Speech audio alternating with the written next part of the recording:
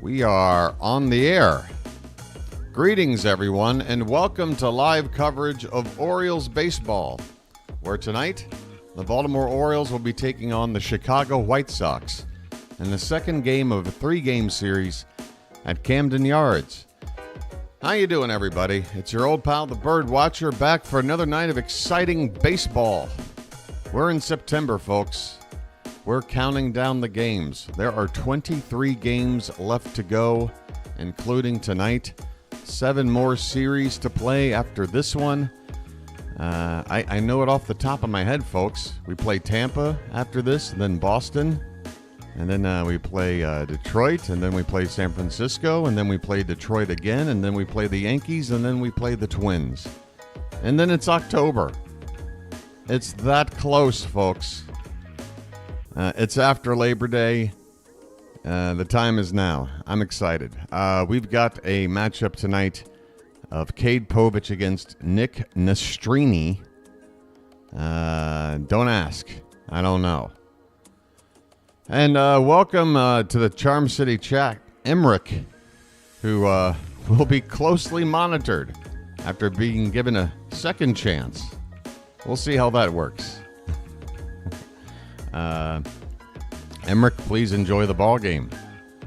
All right, listen up. If you're brand new to the channel, welcome aboard. I'm glad you found this channel. I started it up in time for this 2024 season, and it's been a phenomenal journey, and it is coming now to a conclusion, at least in terms of the regular season. But yes, it started up in time. I've called live play-by-play for every single Orioles game. We're now game 140 going into this thing. And, yeah, quite the journey. Let me hit the old music bed here again. Yeah,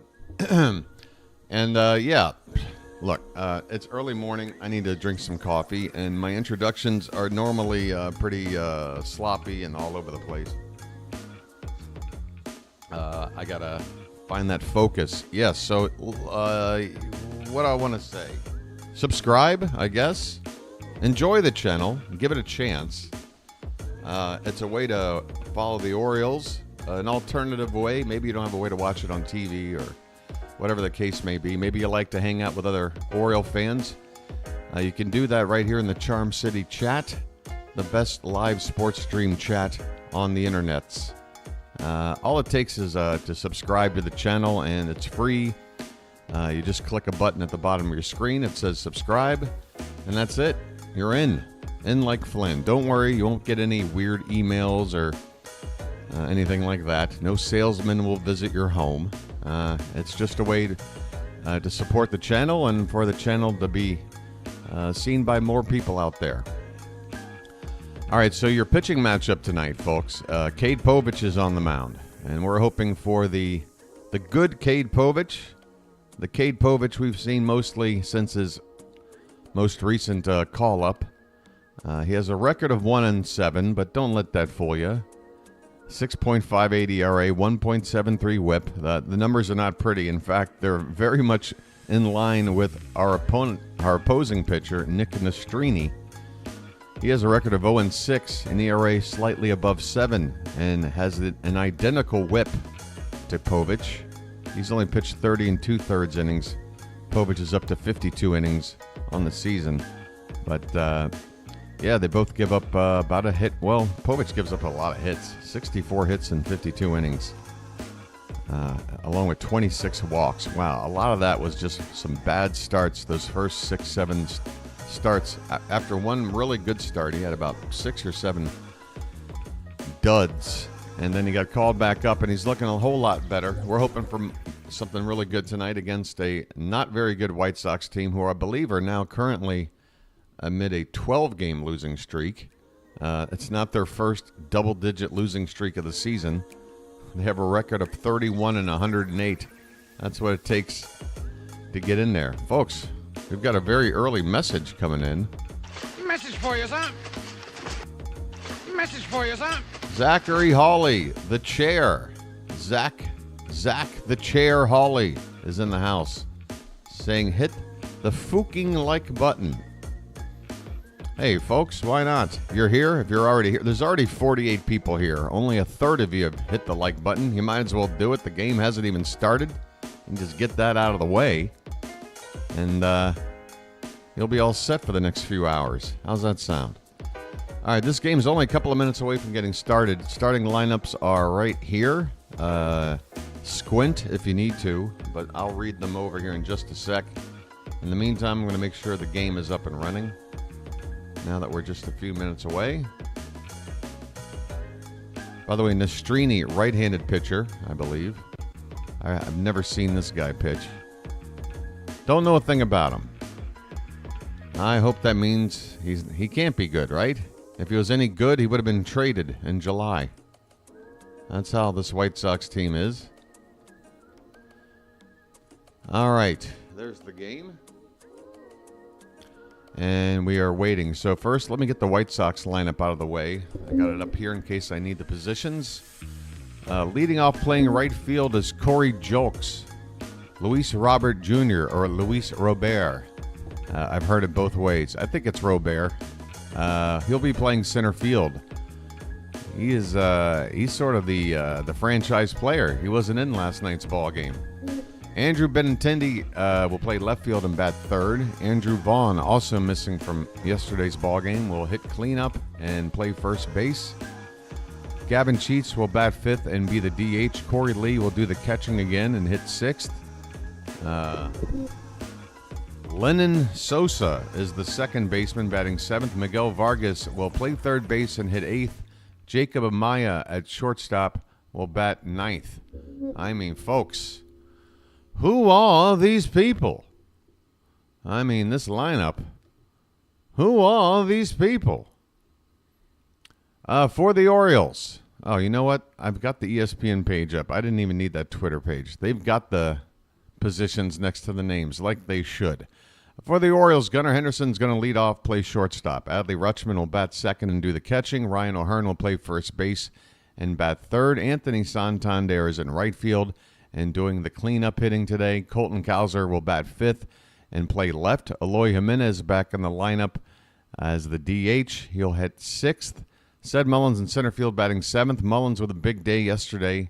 3 hits, 3 runs scored, and 3 runs batted in. Jackson Holliday will bat eighth and play second base. And Emmanuel Rivera will play third base and bat ninth. No Kobe Mayo in this lineup today. Maybe we'll see him in a pinch hitting role. Cade Povich is on the mound taking his warm-up tosses. And, folks, I'm only seeing one segment of the stadium, but boy, is it very, very not full. I guess it's tough to draw a whole lot of folks in a midweek.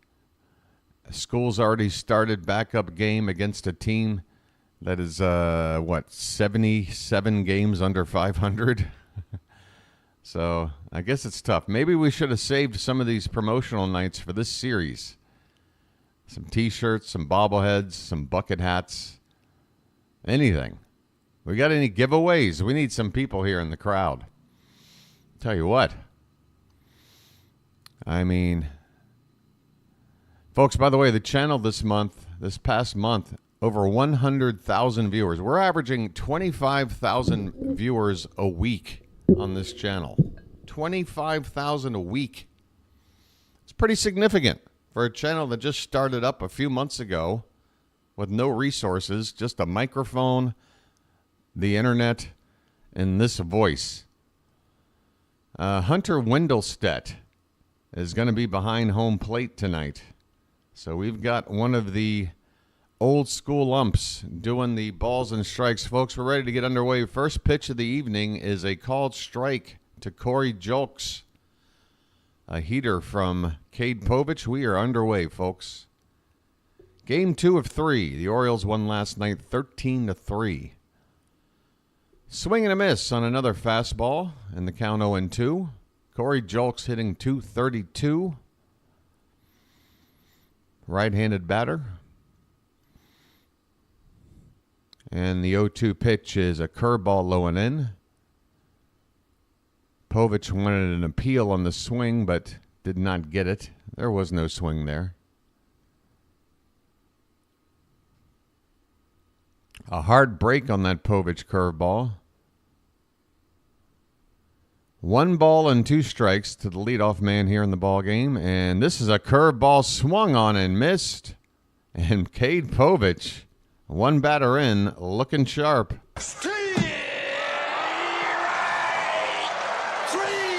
Well, y'all come back now, you hear? That curveball is nasty. Nasty. Nasty curve. Can't hit a thing. Bam, bam, bam, bam. All those nasty curves. Nasty. Hey, that's a pitch for strike 1 to Luis Robert Jr. Folks, the ballpark has scattered seating, and it looks like everybody could fit probably in the lower bowl between the baselines, between first and third. I mean, do we have 10,000 people here? I don't know. It's looking pretty thin. The 0-2 pitch to Robert, whatever. Here's a ground ball to Gunnar Henderson. He'll throw to first in time. 2 down. It's kind of like Stephen Colbert. Apparently, it is pronounced Colbert, but he's like, well, I like Colbert. So I guess I can use either one. Robert, whatevs. Just don't do anything tonight. And I'll call you whatever you want. You can call me Al. All right, Andrew Benintendi at the plate. First pitch to him is high for ball 1. But I pronounced it both ways, Derek. It's Robert, right? You got to give it that little bit of an accent. This pitch is up and in. 2-0 on Benintendi. Robert. Oh, that's interesting, Slater. Neither team has a batter in the lineup that has faced the pitcher on the mound. But, of course, these are a couple of rookie pitchers with not a whole lot of experience. And the last 2 times these teams faced each other, I don't think either one of these pitchers was on the roster. So, not too hard to believe. There's a called strike on a 3-0 pitch at the top of the zone. 3-1 the count now on Benintendi. 2 down, nobody on, top of the first. Hey there, Gerald. How you doing, buddy? Here's a swing and a hard hit ball down the right field corner, and that ball is going to bounce off the wall.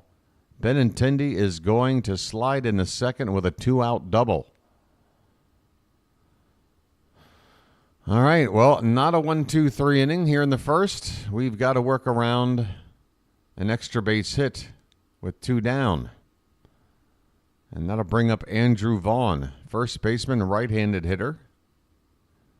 And the thing about him is his splits make him a dangerous hitter in this lineup. Against left-handed pitching, Andrew Vaughn, at least historically, from numbers I've seen, is pretty good. He takes a first pitch strike, a curveball from Povich. Vaughn hitting .235. You're not going to see a whole lot of great averages in this lineup. For Chicago, .235 is the second best average in this lineup. Bested only by the next hitter, Gavin Sheets, hitting .244. Vaughn has 15 homers and 59 driven in. He's got an 0-2 count after fouling this pitch off. Do we have this up here? Okay, let's see if this is working. Well, see, this is already telling me ball 1. Ball 1 high, and there it is. So let's see how quickly we get informed on the next pitch, and that'll tell me whether or not to hang out up here or just look at the box score. 1-2 the count on Vaughn. Here's the next pitch. Curveball hit on the ground. Gunner's got it. Throws to first in time. Inning over. All right. Well, the Cade Povich, he gave up a double, but it was with 2 down, and he gets out of it without a problem. We go to the bottom of the first. White Sox, nothing. The Orioles coming up to hit. How you doing, Charm City chat? Where you from? Baltimore. What? Baltimore. Baltimore? What's that? Look, it doesn't really matter, all right? Ooh, ah. Bruce G, I got to tell you, First of all, no need to scream every time you comment, okay? We can keep the caps lock off, all right? I mean, if you're just screaming yay or something like that, but if you're writing full comments, let's try to keep it, let's not scream. But listen, the White Sox got nothing to lose, but they've had nothing to lose since, I don't know, what, mid-June? I mean, they've been out of it probably since mid-May, to be honest. So what are we talking about? 3.5 months of nothing to lose, but yet they keep losing. So I'm not too worried about it. We just got to go out there and do our job. Hey, Jeffrey, no problem, man. I'm going to try to do better myself. Look, folks, I'm not by any means perfect. I am a flawed individual. I do my best to be aware of those flaws. I try to work on them. I really do. Some of them I do realize it's not screaming. Okay, Bruce, whatever semantics, whatever word you'd like to use, please don't use all caps. Okay? Thanks. So, yeah, I get it, Jeffrey. We all have bad days. Sometimes it sort of pours out into our communications with other people. I get it, dude. It happens to me, too. So it's all good, Jeffrey. Virtual handshake right here. Okay, buddy? Bottom of the first, here we go. Gunnar Henderson's at the plate. His name's Gunnar, and he's dating my mom. And he immediately goes after the first pitch, which was low and in, but he went after it anyway, and he fouls it off. Nick Nastrini. Fastball, slider, changeup. Will very rarely throw a curveball. Mostly fastballs and sliders. Makes up about 80% of his arsenal.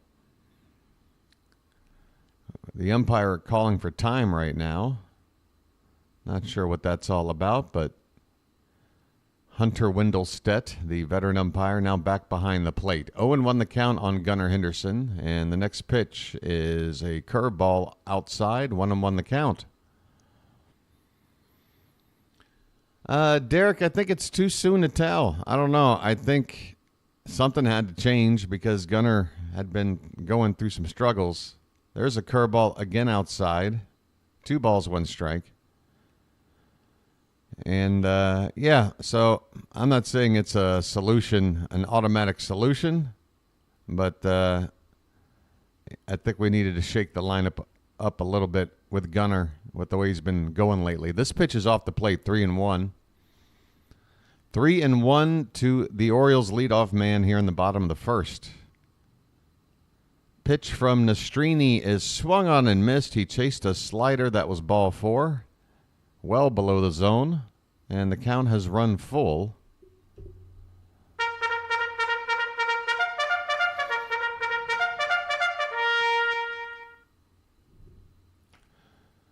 And the full count pitch popped up behind the plate and out of play. Folks, let's go to an old tradition. Gunnar's at the plate.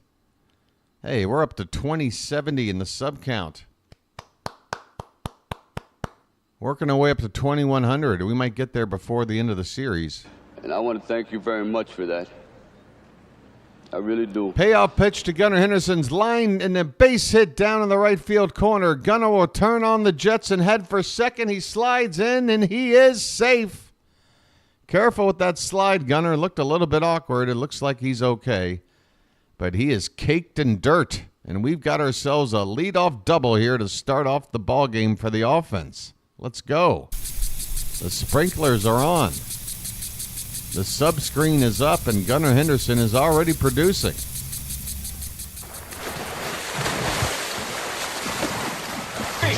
Splish, splash, I was taking a bath.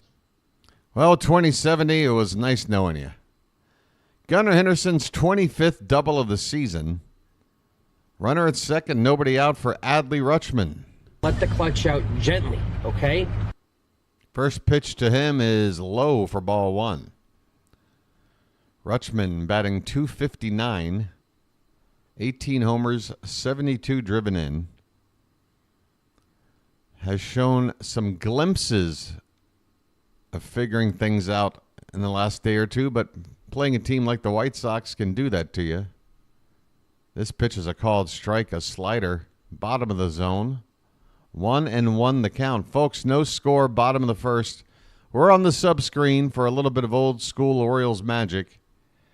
Trying to get a first inning rally and get on the board. 1-1 pitch to Rutschman. He swings at a pitch below the zone and fouls it behind the plate for strike 2. Mike Elias chilling in the stands there, a few rows back behind home plate. Nobody sitting near him. The 1-2, come on, Adley, make contact. That pitch is low. 2 balls and 2 strikes. Come on, buddy.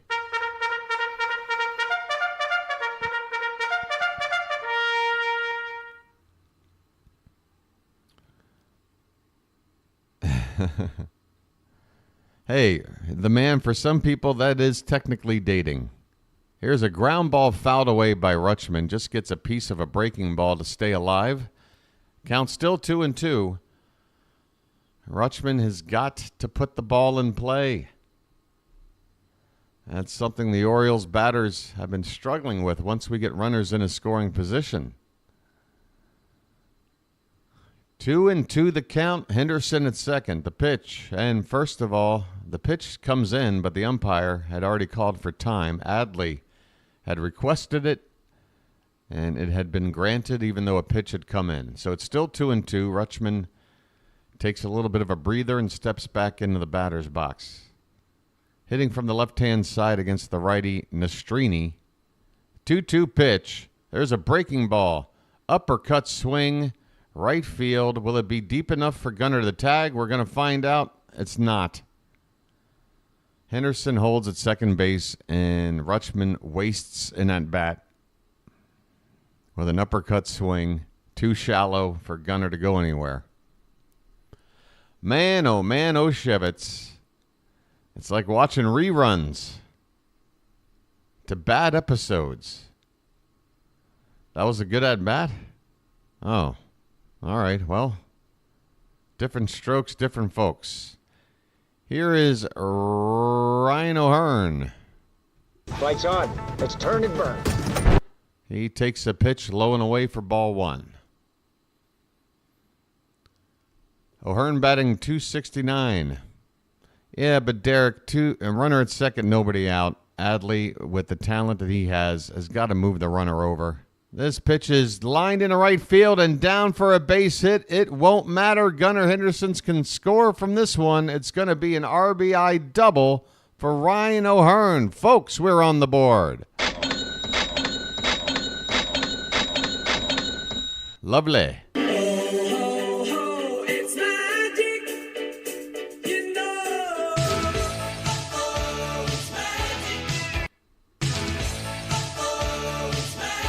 Folks, the Orioles, 3 batters in, are on the board. Let's go. Keep the line moving, folks. It's only Anthony Santander. That's not a tater tot. That's a tater giant. Get them taters up in the chat. First pitch is a called strike, and that was a generous call, about an inch or 2 outside. Tony looking for home run number 40. He's hitting .240 at the moment. Runner at second, 1 down. The pitch is taken off the plate, a changeup for ball 1. 1-1 the count.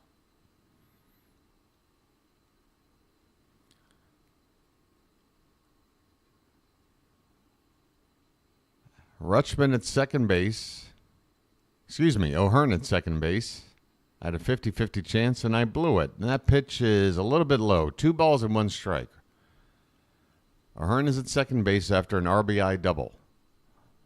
1 out in the inning. Tony Taters at the plate. Nick Nastrini on the mound. 18 pitches so far. He's only gotten 1 out.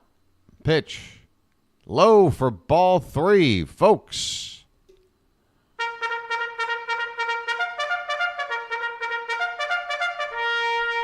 I smell blood in the water. 3-1 count to Santander. Blood in the water.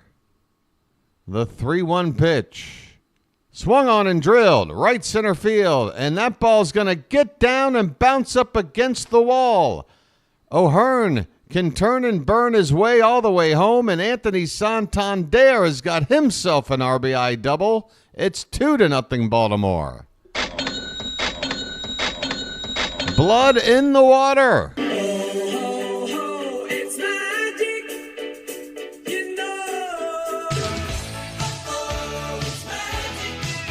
Four batters, 3 doubles. 2-0 Baltimore. Santander at second base.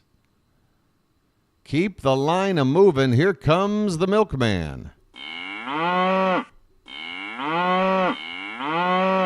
Folks, if you're new to my channel and you're wondering why we've got the sub screen up, it's because it provides good luck. Hopefully some of our old school bird watchers in chat can back me up on that. Folks, if you're in chat right now and you've been around, help out the bird watcher if you don't mind, and just make a statement, a short one if you don't mind, and let everybody else in Charm City know that there's a reason we're here. And right now it's working. Colton Cowser's at the plate. 1 out, runner at second base. First pitch to him is lifted foul behind the plate. Cowser's average at 246. He's been in a funk, but the last 2 at-bats yesterday, he got a pair of hits. So perhaps he can turn a corner here. The 0-1 pitch is way over the head, and it gets not only to the backstop, it goes through the backstop. On a bounce, that ball lands between the brick wall and the screen that covers the camera behind home plate. That ball just wedged in between there, out of play. So that'll move up Santander to third base with only 1 out. Cowser with a chance to drive him in without the benefit of a hit. The 1-1 pitch is in the dirt again. A wild pitch, but this time with Santander at third and the ball kept in front of the catcher. Nobody's moving around.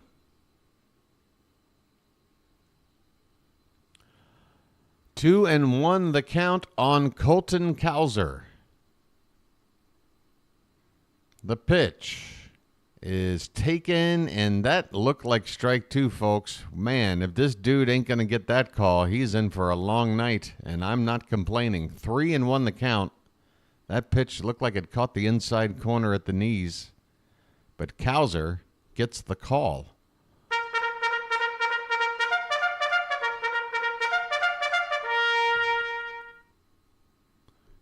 Santander at third base, 2 runs in, 1 out, and the 3-1 pitch to Cowser is swung on and drilled. Right field, and that'll be caught, but Tony should be able to tag. He's going to jog home, and the Orioles... Or is that a hit? No, that's a hit. Holy cow, that ball was laced 109.7 miles an hour off of the bat. I couldn't even see it. Folks, I tell you what, I gotta get new glasses. I gotta get new glasses. It's another base hit, folks. And it's 3-0 Orioles.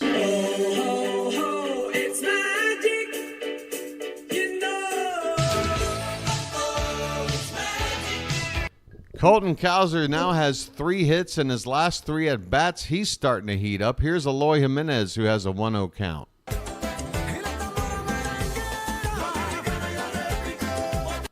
That pitch is low and away. 2-0 the count.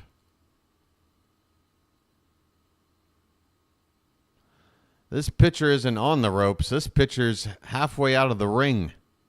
He's got 1 foot hanging onto the bottom rope. There is a not called strike. Wow, he is not getting anything close, Nastrini. And the count is 3-0 on Jimenez. Hunter Wendelstedt. Help us out, my friend. 3-0 on Jimenez. Runner at first. Only 1 out here in the first. That is ball 4, not even close. Come on, Folks, I know we're an East Coast team, but by gum, we got to figure out a way to switch places with. I want to play in the Central. How can I play this White Sox team 13 times a year? Please. Here's Ced Mullins. Well said, now you know what to do. First pitch to him is a called strike. Mullins with a big game last night. Even though, somebody in my chat, just as few as 2-3 days ago, referred to him as a bum. Well, he's got an 0-1 count right here, and he takes off the plate outside, 1 ball and 1 strike. Rich, I'll let the Charm City chat answer that for you. Again, Charm City chat, I'm going to need your help because new people, they don't know. This pitch is low and in. 2 balls and 1 strike on Mullins. First and second, 1 out. And the White Sox have already got activity in their bullpen. A lefty, Jared Schuster, getting loose.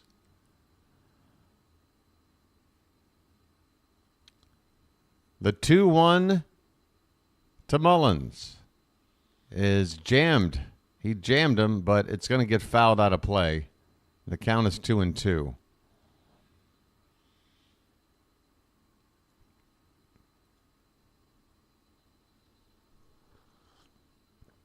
Frank, I agree.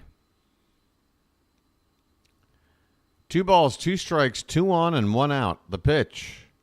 And Ced went after a pitch in the dirt to strike out, which of course will make people who don't like Ced Mullins happy. That's the weird thing about people who hate on players, is that they root for them to do bad just so it can justify their own opinion of them.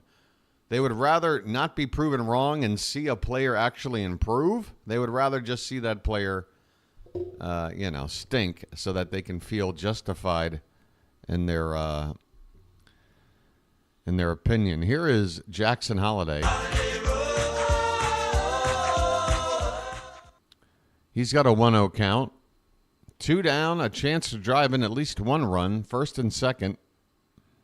And he lifts one into left center field. This should end the inning. But the 2 guys coming in almost collide. My goodness, Benintendi and Robert touch gloves as the catch is made by Benintendi to win the inning. But the Orioles, folks, how's that for our first inning, huh? Cade Povich, he did give up 1 hit, but he got out of it relatively quickly. What was it? How many pitches for Cade? 16? He threw 20 less pitches than Nastrini did. 36 pitches for Nastrini, 4 hits and a walk, 3 earned runs. That's 1 inning. I want more. Let's make this a 20. Well, we only have 8. If we win, we only have 8 innings to bat. So let's make this 24-0 by the end of the game with 32 hits. How's that sound? That's what we're on pace for. 24-0 with 32 hits. No errors. Is that okay with everybody? I hope so. I think that's fair. I think that's reasonable.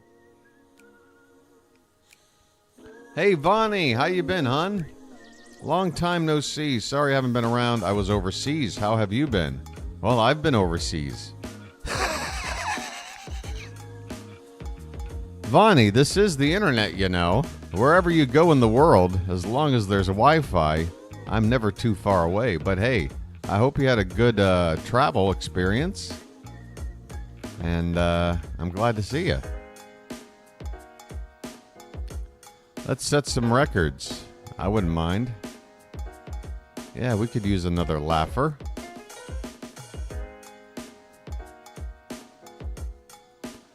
Yeah, that's another thing, folks. If we can get some nice quality innings out of our starters, keep our bullpen fresh. Cole Irvin last night with a 3-inning save. That's right, folks. In the game we won 13-3, Cole Irvin with the save. It's my favorite kind of save, the blowout pitch the last 3 innings save. All right, folks, Gavin Sheets is at the plate. We're starting the top of the second, and he looks at strike 1, a sinker on the lower inner part of the plate.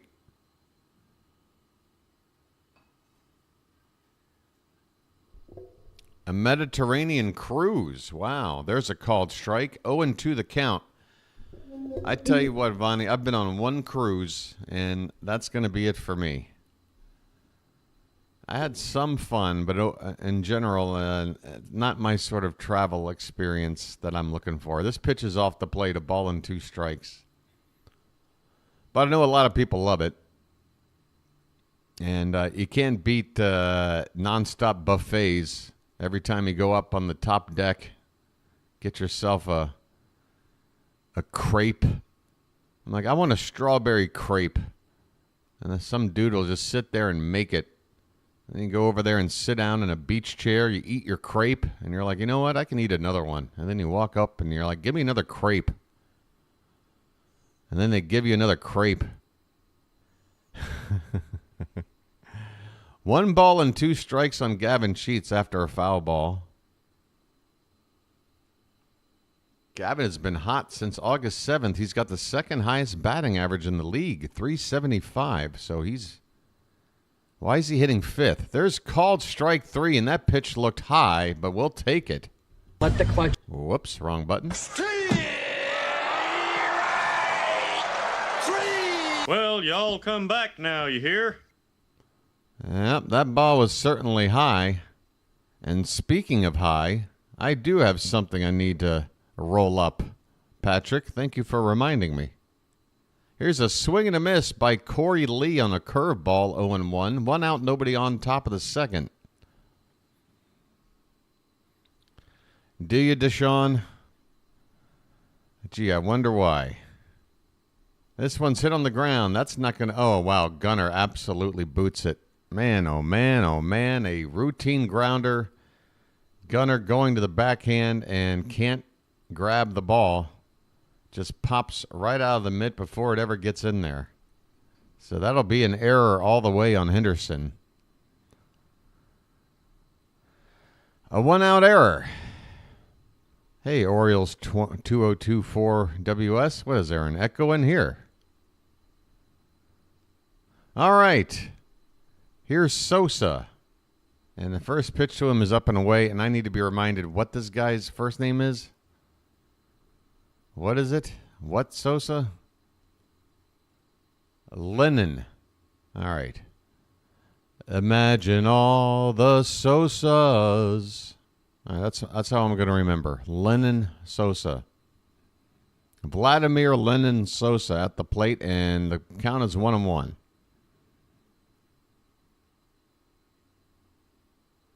Where are we? What happened to the pitch by pitch? It disappeared on me. Here's a foul ball behind the plate. 1 ball, 2 strikes on Lennon Sosa, who's hitting .214. .214. I'm just going to hit refresh, see if the pitch tracker comes back up. There it is. 1-2. First, they check on the runner, and they got him! Cade Povich nails Corey Lee off the base at first. Are you kidding me? Meep, meep.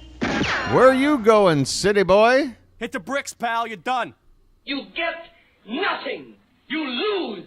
Good day, sir. Folks, I'm not sure. Is that the first successful pickoff by an Orioles pitcher all season long?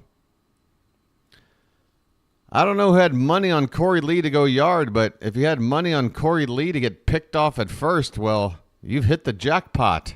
2 down, nobody on. A 2-2 count on Lennon Sosa.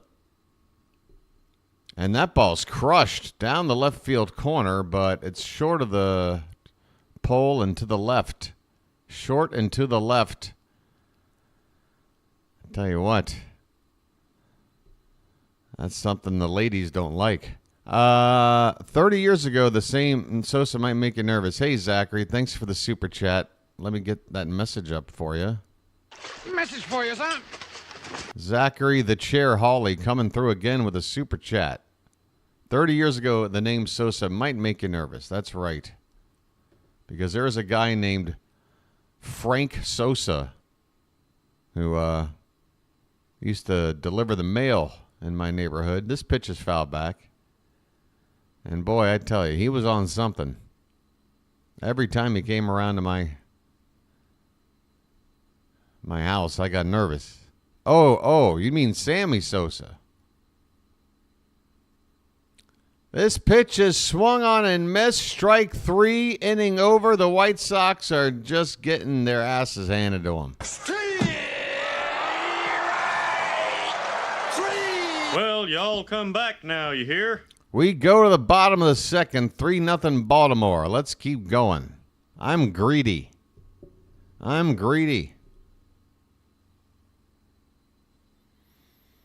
Oh, my. I guess we need to do some scoreboard watching tonight, folks. We got a full slate of action going on out there. So let me pop up that page.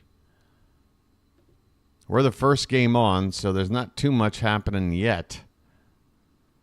3 other games currently on. One of them has a score. Twins 1-0 in the top of the second over the Tampa Bay Rays. Everything else scoreless. Just getting started, Phillies and Blue Jays. And in the bottom of the second, Nats and Marlins also no score. Coming up a little bit later, actually 1 minute away, Mets and Red Sox will get started. And another 10 minutes after that, the Braves will be playing the Rockies. Half hour, 20 minutes after that. Brewers and Cardinals. Cubs playing the Pirates, so a couple of NL Central matchups there.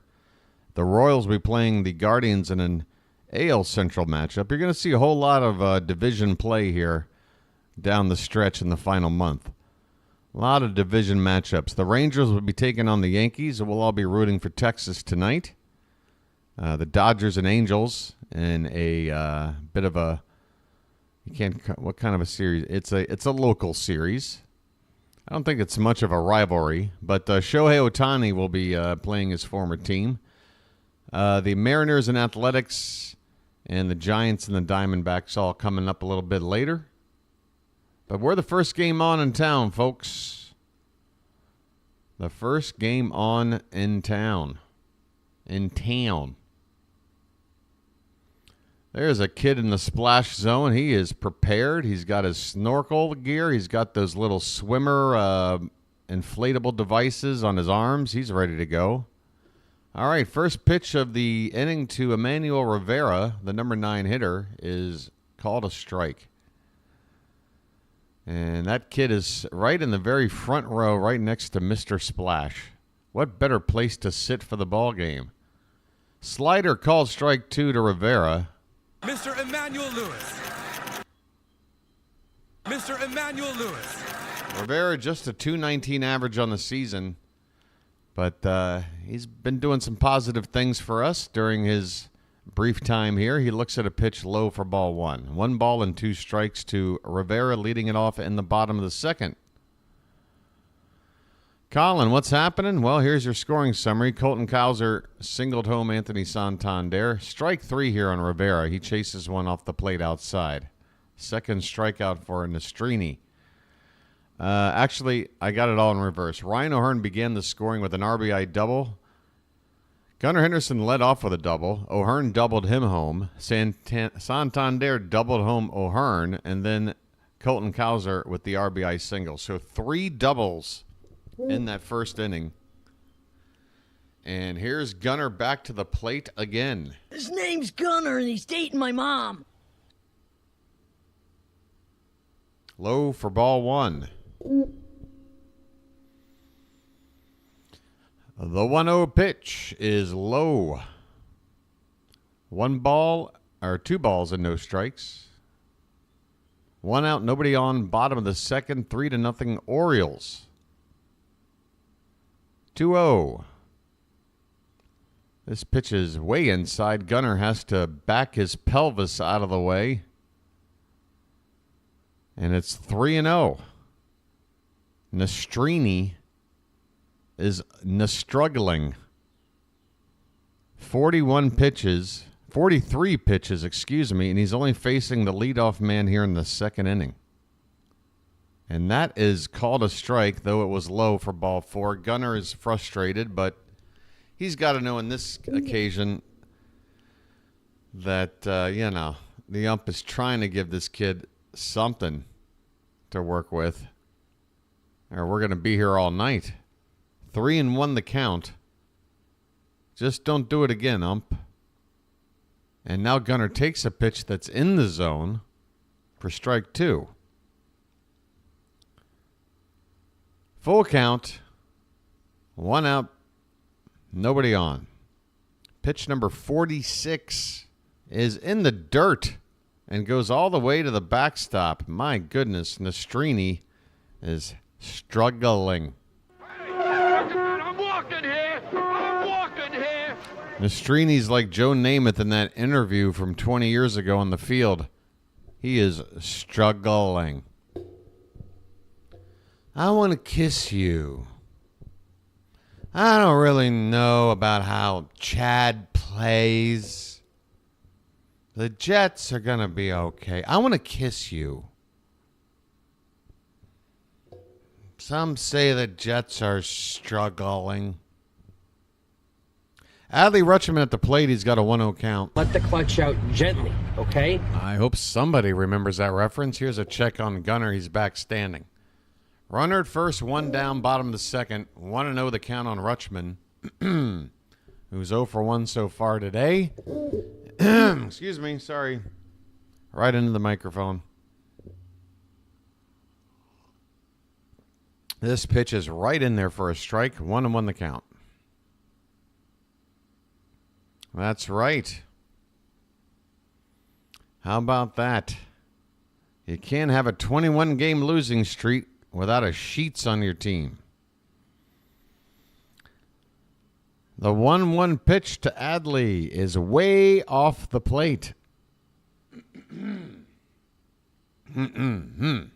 Ah. Man, if I'm getting gravel voice this early, that is not a good sign. Pitch number 50 coming up. Number 50. And this one is uppercut swing on the infield. Are you kidding me, man? It's getting... what are you doing between games, Adley? What are we addressing? It doesn't appear to be anything. Oh, my God. I'm not saying this because... for no other reason, I just want to see Adley get out of this funk. Ryan O'Hearn at the plate. Lights on. Let's turn and burn. I'm rooting for you, Adley. You're the face of the franchise, man. You're the team leader.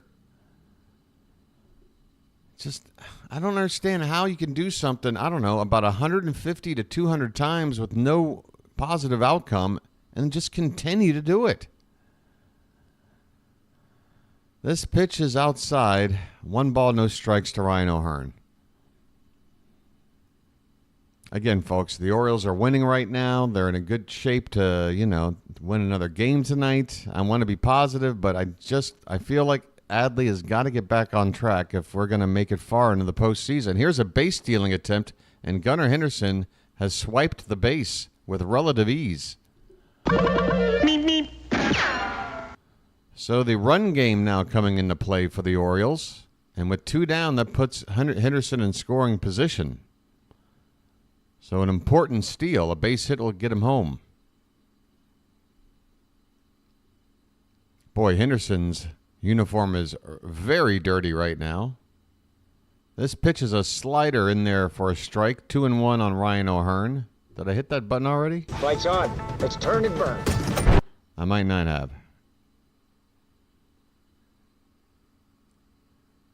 2-1 of the count on Ryan O'Hearn. And the pitch is laid off. Low and away. 3-1, folks.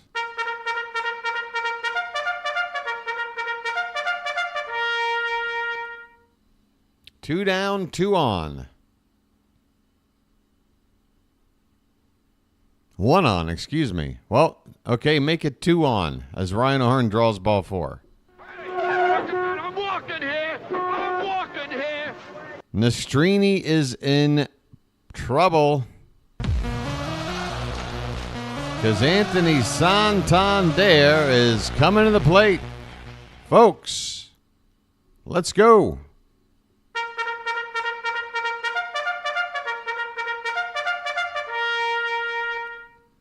First pitch is outside for ball one. That's not a tater tot, that's a tater giant. Get them taters up in the chat. Let's blow this sucker open. One swing can double this lead. 2 on, 2 out. The 1-0 is way over the head of the catcher and gets really, really far away. Both runners advance one base easily. It was only a matter of whether or not they could take 2 bases. That pitch was so wild. 2-0 the count.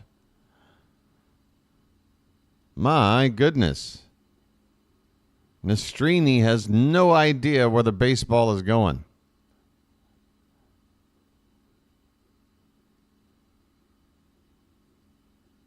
I don't know why fatigue, Jeremiah. I think it's an injury, if anything. Fatigue makes no sense. The dude has been DHing more than any regular catcher could ever possibly ask for. He's done less crouching behind the plate as an everyday catcher than anyone else. He's had plenty of time to rest. He's probably not catching 3 games a week. This pitch is low. 3 balls and no strikes.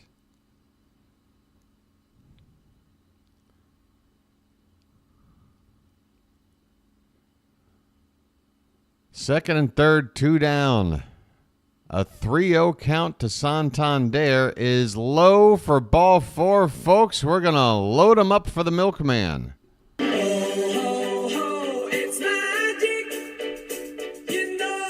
Not sure why I played that one. I'm walking here. I'm walking here. Yeah, we all hope he's not hurt, Jeremiah, but what I'm really hoping is that the Orioles aren't trying to cover up something and trying to make him play through something that might be detrimental down the road, rather than letting him get some time off and get fully fit. Here's a check swing by Cowser, and he went around. Full count, 2 down, folks.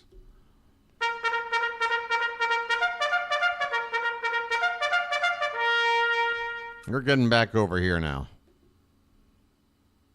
We're over here now. Welcome in, new subscribers. The Orioles with another huge threat in the second inning. They've already scored 3 in the first. They've got the bases loaded here with 2 down. Colton Cowser with a 1-1 count. And the pitch is taken low, 2-1. Nastrini at 62 pitches in the second inning. This guy's not going to make it through 3 at this rate. The 2-1 to Cowser is low, ball 3. Folks.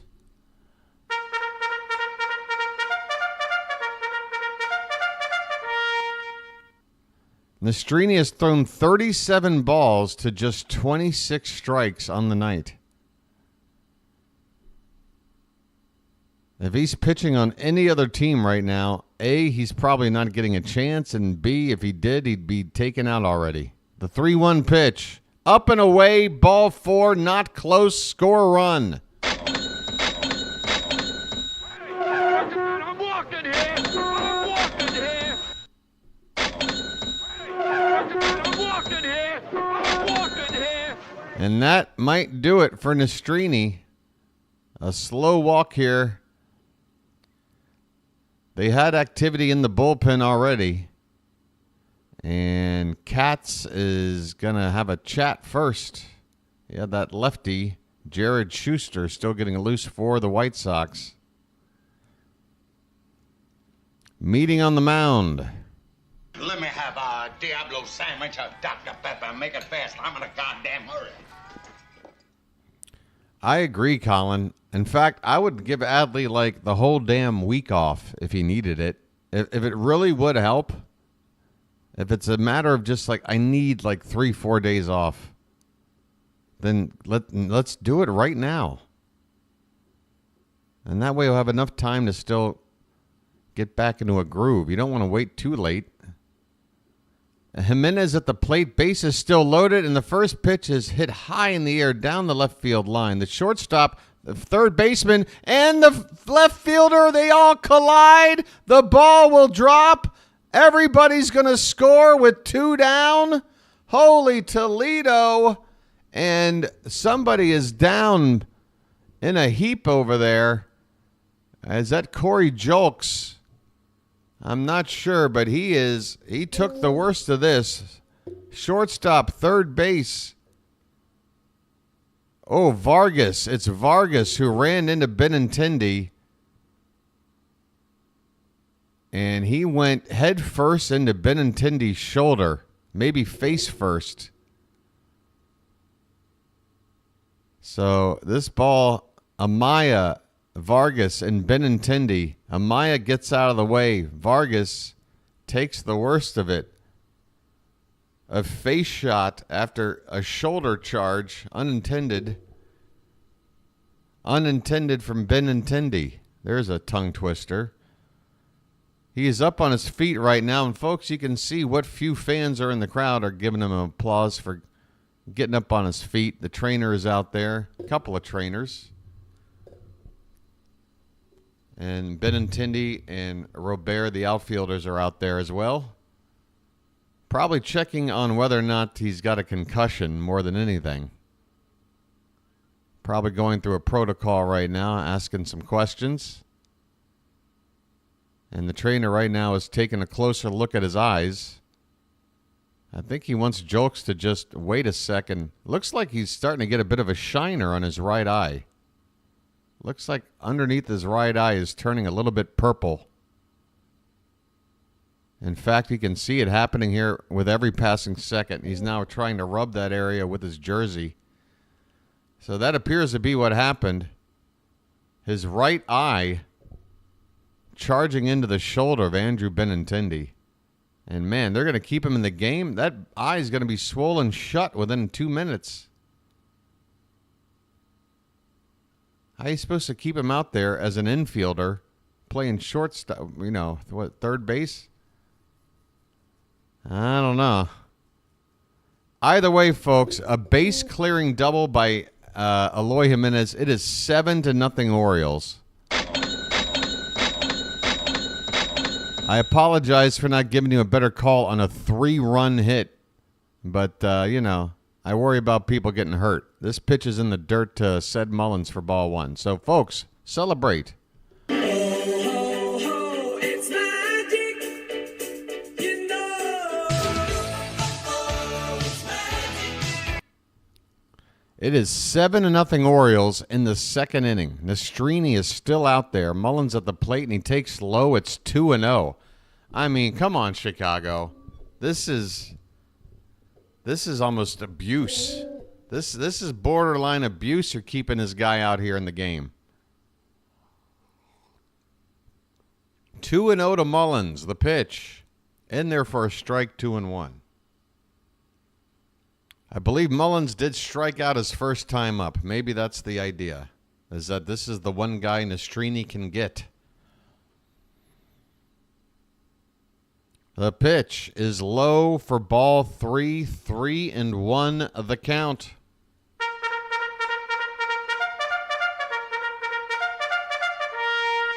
It is 7-0 Baltimore. We're only in the bottom of the second. Runner at second base. 3-1 count, 2 down. The pitch is a called strike. Bit of a backdoor slider there from Nastrini.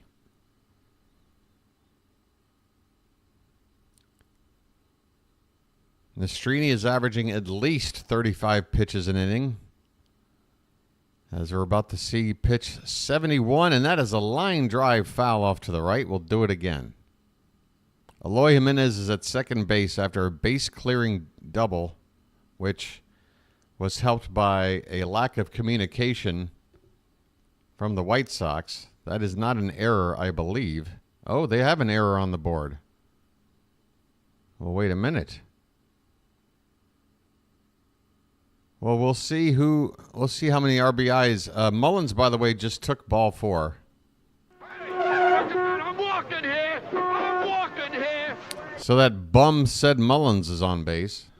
I'm walking here. I'm walking here. Jimenez does not get an RBI? Wow. So they're calling that an error all the way? They're calling that an error all the way? Jimenez doesn't even get 1 RBI out of that? That is harsh. They got to change the scoring on that. They got to change the scoring on that. It's got to be an error. It's not a routine play, Mr. Hyde. Anytime there's a ball hit down the line like that where you got 3 fielders converging like that, that's never a routine play. You give the benefit of the... I'm not saying, half the guys out there wouldn't have made the... a lot of guys do make the play. A lot of teams know how to communicate and get that play made, but that is not a routine play. I think it's really harsh. There's a way to give him an error without taking away an RBI from Jimenez. You can say, well, Jimenez got to second base because of the error. He would have been at first. But you can't tell me, I don't know, whatever. I think he got robbed. Either way, it's 7-0 Orioles as we go.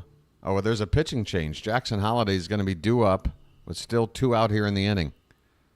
My goodness, this game's been on for how long? An hour? We're in the 2nd inning. My goodness, I better get a lucky. The sun is already up.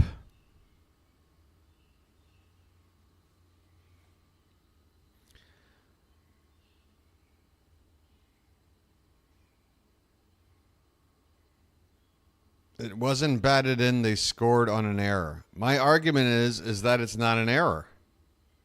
That's my argument.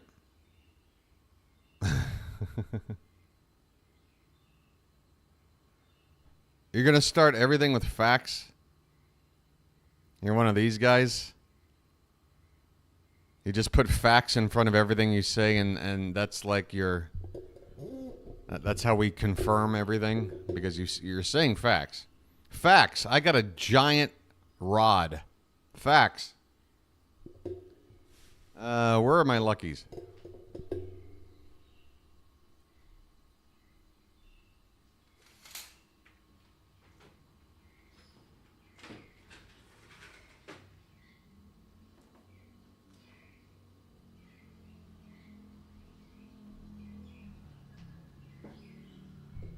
We've had a defensive change.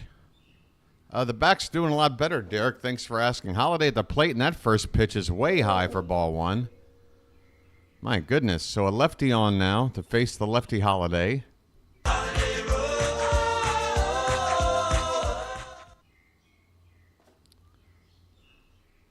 Yeah, I think we have different definitions of what an error is. Facts.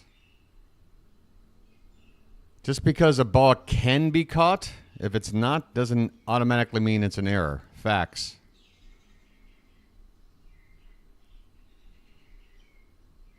Two-0 pitch to Jackson is swung on and popped up. Right center field. Robert is under it. He makes the catch. The inning is over, but the Orioles, my goodness, 3 in the first, 4 more in the second, 7 runs on 4 hits. And we've got a touchdown after 2 innings. We go to the third, 7-0 Baltimore. My goodness. Running into one another in error facts. You really are going to stick with the facts thing every time you say something? Okay. I'm going to smoke a cigarette now. Facts.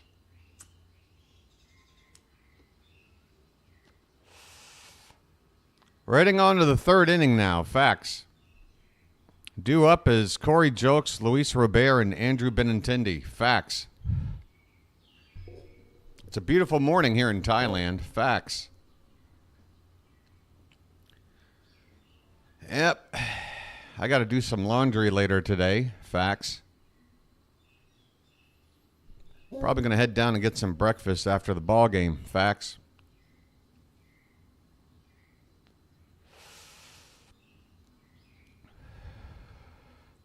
Facts, I got a really good sleep last night. No tossing and turning. I don't even remember getting up to drain the bladder. Facts.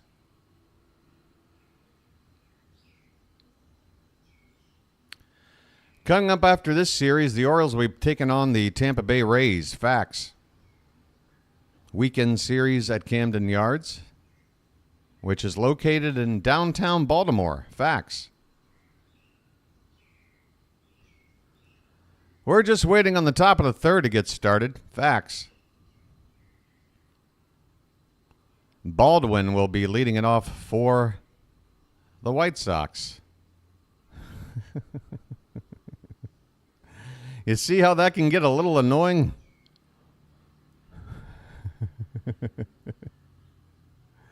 I know, Slater. That's sort of the whole point of it. Here's a comebacker to the pitcher. Was that in the air? That ball was somehow hit in the air softly to the pitcher. That was like a wiffle ball out. One away on one pitch to Baldwin. Oh, he bunted it. No wonder. Okay. Missed that part of it. Yeah, that's a good idea. Bunt when you're down 7-zip. Baldwin is in the game now, replacing Vargas, who took that shot to the eyeball. And the next batter is Amaya at the plate. Number 9 hitter Jacob Amaya hitting just 167. I want to know the count. Next pitch is fouled back 1-1.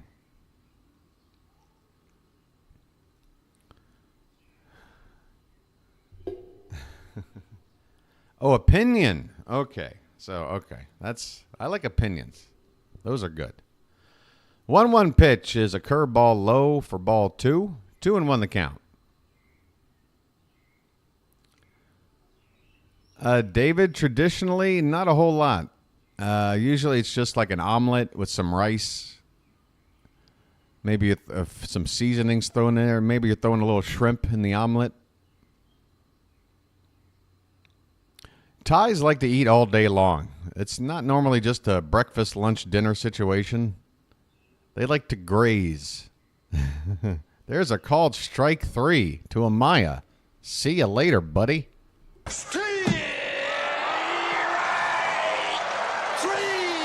Well, y'all come back now, you hear? I mean... Well, I say when you gotta go, you gotta go. Hit the bricks, pal. You're done. 2 down here in the third. Corey Julks back to the top of the order. Povich has only faced one batter over the minimum so far, and that was that double in the first. There's a breaking ball right in there for a called strike 1. Yeah, you would hope so, Michael, right? There's another, well, that was a sweeper. That was up and away. 1 ball and 1 strike.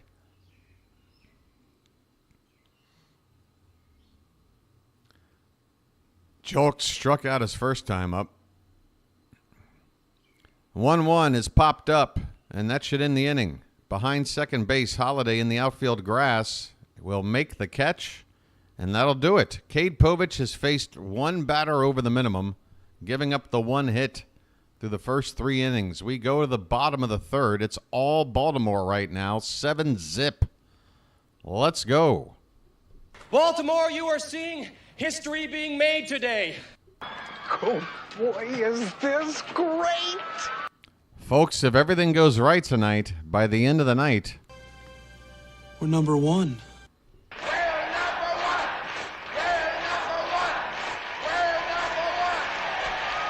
This is great iced tea. it sure is. This iced tea is great.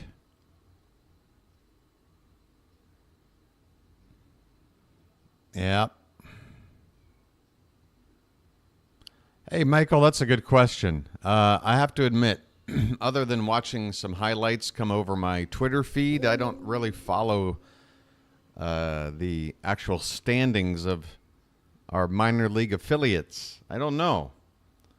Is Norfolk in a playoff? You would think so. I mean, they put out a murderer's row of a lineup there for the first couple of months. What about Bowie? What's Bowie up to? About Aberdeen. Hey, Jonathan, no need to apologize. You're under no obligation to be here until you are ready to be here. Cheers to you.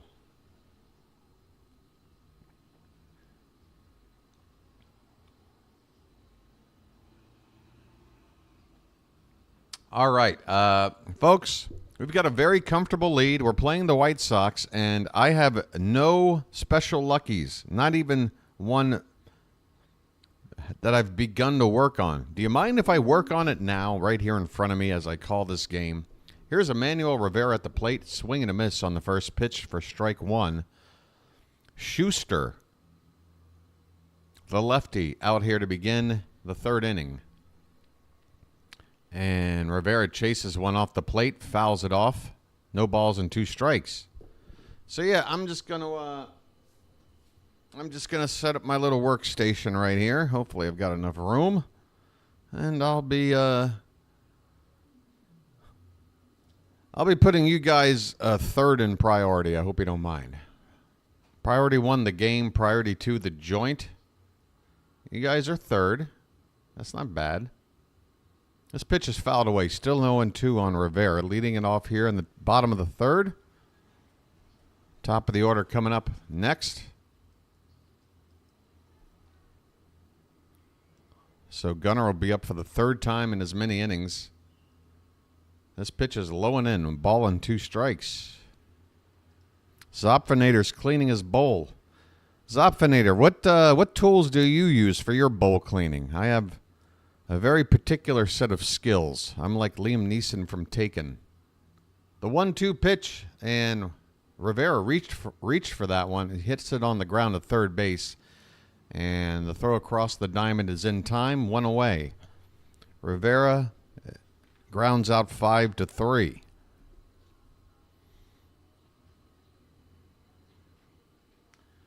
Derek is scraping up some of that resin. Oh my, I've been there. Folks, when you're down to smoking nothing but straight resin, those are tough times. But hey, it just shows you're committed. Want to know the count on Gunnar Henderson, folks? His name's Gunnar, and he's dating my mom. And the next pitch is low and outside, not even close, 2-0.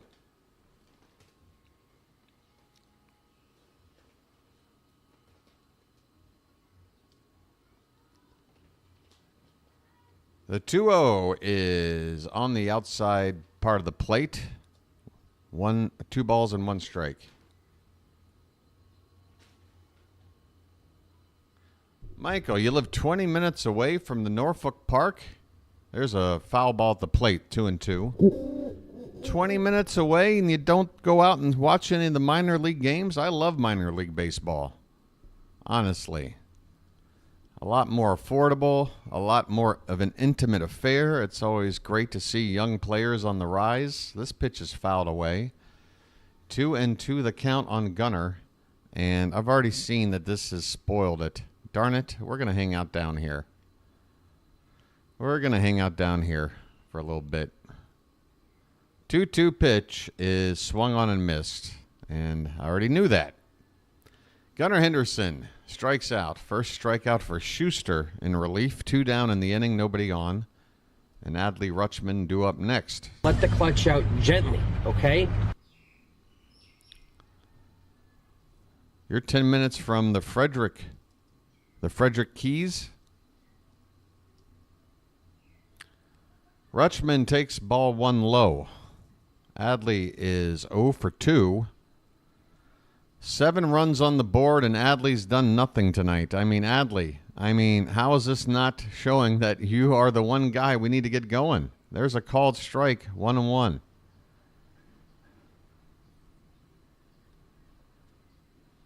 Everybody else. Gunnar's had a hit. O'Hearn's had a hit. Santander's had a hit. Cowser's had a hit. Jimenez should have an RBI hit, but he doesn't. The bottom of the order, okay, I get it. The bottom of the order hasn't done much. 2-1 the count on Rutschman. And he swings and misses. It's 2-2. Oh, the Keys are no more. Who plays in Frederick?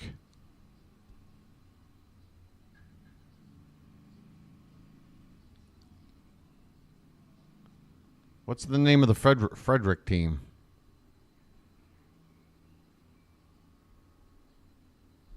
This pitch is fouled behind the plate, 3-2. You talking to me, David?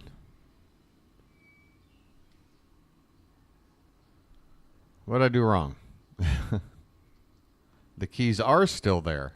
Well, now I'm getting conflicting reports. Here's a swing and a miss by Rutschman. And the inning is over. Adley is struggling. 0 for 3 so far tonight. We go to the fourth inning. It's 7-0 Baltimore.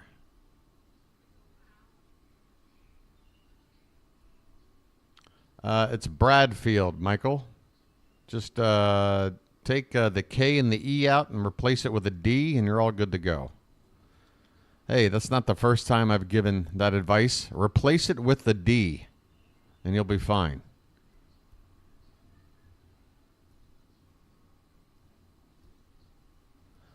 Still there, but not affiliated with the O's. Gotcha. Because Frederick used to be the AAA team, right? Back in the day? Gotcha. Sorry, David. Bowie's only 8th out of 12 teams, 25 and 32. Yeah, that happened when I moved out. That must have happened about, what, 10 years ago? Because I remember at first I was like, wait a minute. Norfolk is AAA? I thought it was Frederick. What was the reason for all that? You guys can educate me on something, because whenever that transition took place, I was not at all following what was happening. So why did it turn out that was it just a contract thing, a stadium deal? What caused the shakeup?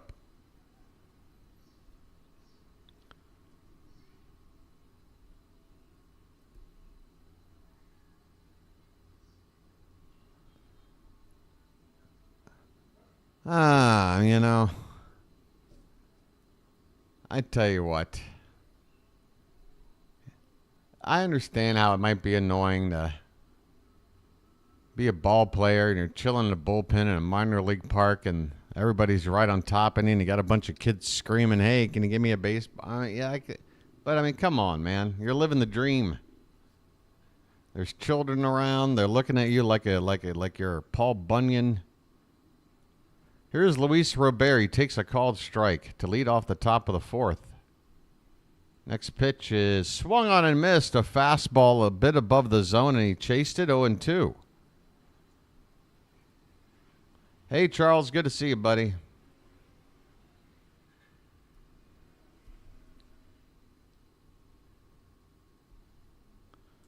And that is strike 3. Are you kidding me?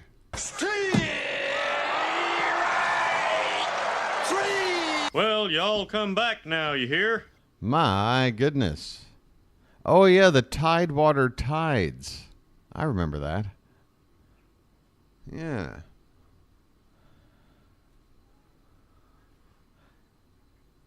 All right, Andrew Benintendi looks at a sweeper that's high for ball 1. 1 out, nobody on in the top of the fourth.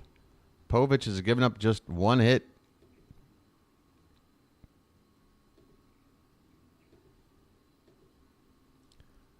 The 1-0 is popped up behind the plate. 1 ball, 1 strike. 1 hit and no walks with 5 strikeouts for Cade Povich.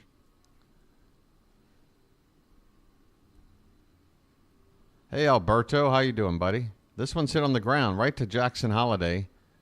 And he'll stand up, throw out the runner. 2 down in the inning. Cade Povich is cruising, folks. Excuse me, 46 pitches with 2 down in the fourth. I think Nastrini, the White Sox pitcher, was up to 46 pitchers, 1 batter into the second inning. No walks yet, Rob. No walks with 5 strikeouts and just 1 hit. Here's Andrew Vaughn, and he lifts a pitch foul behind the plate, strike 1. Povich is having a good night here, folks. Man, if Burns can get back on track, if Eflin's doing this, if Povich can be that rookie arm that blows people away in the playoffs. There's a line drive base hit right there by Vaughn. As soon as I start having dreams of a dominant pitching staff, there's a line drive hit. But Povich is still doing just fine right now. 2 down in the inning, runner at first base. It's possible, Matt. It's possible. I would project him as a solid 2. I don't know about ace, but I think I'm not going to rule out ace, because I think if you project somebody to be a solid 2, then there should be some wiggle room on either side. Here's a ground ball to Henderson. He charges it, throws to first in time, and the inning is over. Gavin Sheets grounds out to Gunnar Henderson. We go to the bottom of the 4th. Cade Povich with 4 innings of shutout ball on 1 hit. Let's go. So, yeah, if I'm going to sit here and say I think Povich could be a legit, like, second guy on a good team, then that means there's room to be an ace.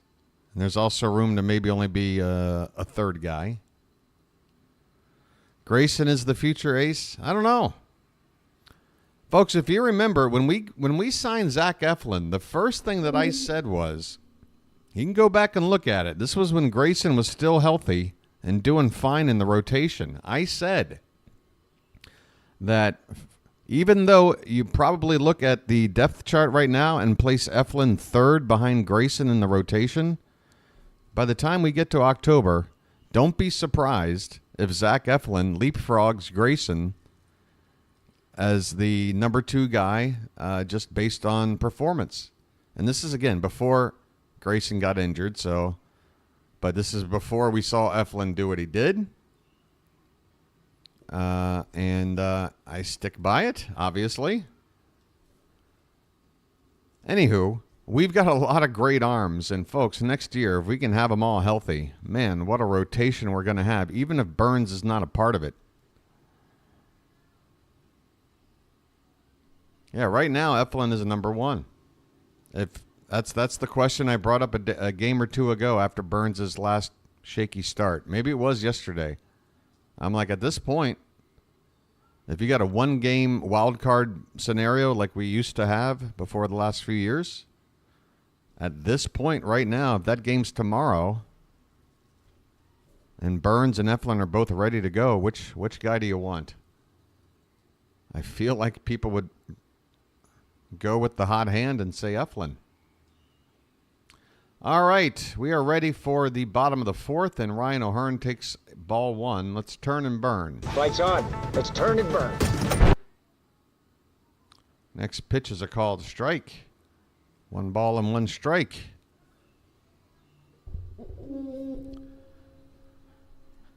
Povich, Timothus. I guess Povich. If he can pitch like this, that's your number 5. I think Suarez can be a good long man for us.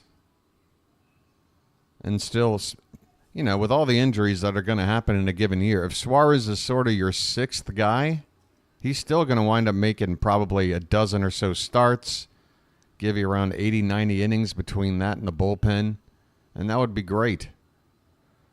This pitch is fouled away by O'Hearn, and the count is 2-2. Oh, Chilo. You don't have to shower me with a compliment like that. I'll take it, though. This pitch is swung on a miss. A 2-2 changeup. And O'Hearn looked like he was a bit out in front, so he strikes out. 3rd strikeout for Schuster since coming into the ballgame. He's trying to quiet these Oriole bats down after scoring 7 runs in the first 2 innings. Schuster has gotten through the 3rd inning unscathed, and 1 out here in the 4th for Anthony Santander. Folks, get them taters up. That's not a tater tot, that's a tater giant. Anthony Santander will turn around and bat right-handed here against the lefty Schuster. He's got a double today. That one is swung on and missed, and the count is 0-2. 1 out, nobody on, bottom of the 4th. The Orioles ahead 7-0. Tony with a double, a walk, couple of RBI, a run scored. All that coming in the first couple of innings. 1-2 the count here. Next pitch from Schuster, swing and a miss. heater at the top of the zone, 94 miles an hour. And Santander strikes out. So Schuster is racking up some Ks here since coming on. So now it's time for the Orioles to adjust. Yeah, we had it easy against Nastrini. He had nothing. And we beat him up.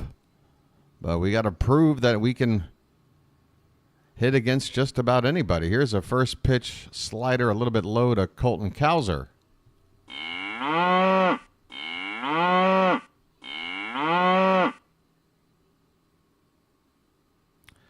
Jonathan, I think that's a pretty good rotation, although I don't think John Means is going to be a part of our plans. I wouldn't expect John Means to be a part of things. He's not. He's going to be out all of next year, and then that's the end of his contract, so it's not looking good for Means. This is a swing and a miss on a 2-0 count. 2-1 now on Colton Cowser.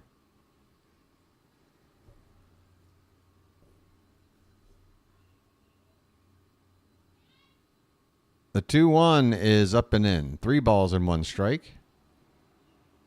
2 down, nobody on.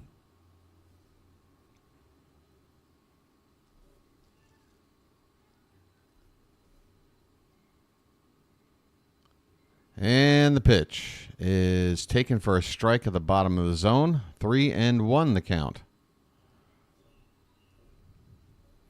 For right now, yes. And then there will be a decision that has to be made if Grayson is ready to come back, who drops out.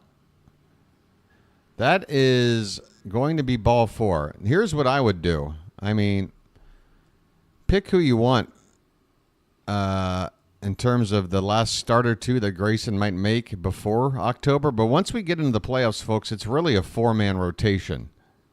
And if Grayson is fit, that 4-man rotation for me is Burns, Eflin, Grayson, and then I would probably just look at whoever we're playing and say, well, if I want a lefty, I'll go Povich, and if I want a righty, I'll go Suarez. But there's a good chance Suarez can help us out from the bullpen in some games during the postseason, as well as maybe make a spot start. Eloy Jimenez is at the plate. 1-0 pitch is tapped in front of the plate. The pitcher will pick it up, go to first, and the first baseman drops the ball. Add another error. No, Bradish is completely out of the picture, Snipes. Oh, Eloy Jimenez is down, holding his head. What happened here? I completely missed what happened. Jimenez was just running down the line on a comebacker to the pitcher who fielded it near the third baseline. Oh, and that ball bounced right off his helmet. That's what happened. The ball was not dropped. The glove of Vaughn right up against the helmet of Jimenez, and that ball hits off just above the ear flap. Jimenez should be okay, though. I mean, that ball's coming in, what, about 55 miles an hour or something? I mean, with the helmet on. I'm not saying it feels good, but I would hope Jimenez should be okay. A little kick to the noggin. He's smiling right now out there with the trainer talking to him. Maybe Eloy's just looking for a reason to take a break and have a laugh. Are they taking him out of the ballgame? Concussion protocol? No, he's staying in. All right, he's going to stay in. I didn't think that would be enough to take him out. Yeah, David, exactly. Eloy is on the DL due to fatigue from running the first. Said Mullins at the plate with 2 on, 2 out. First pitch is fouled back. Well said, now you know what to do. All right, this pot is all broken up, and I think it's ready to roll. Got all the seeds out of the way, no stems. Nothing's going to poke out. Fouled away again by Mullins, 0-2 the count. Mullins 0 for 1 with a walk.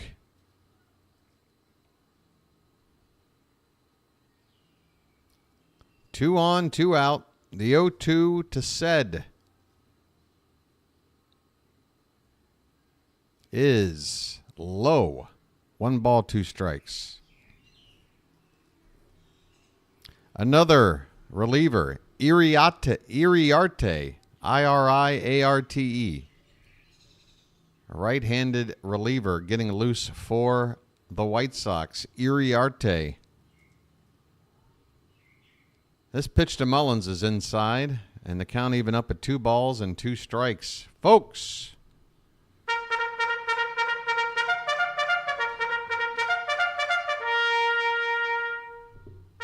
Whoops. 2-2 count.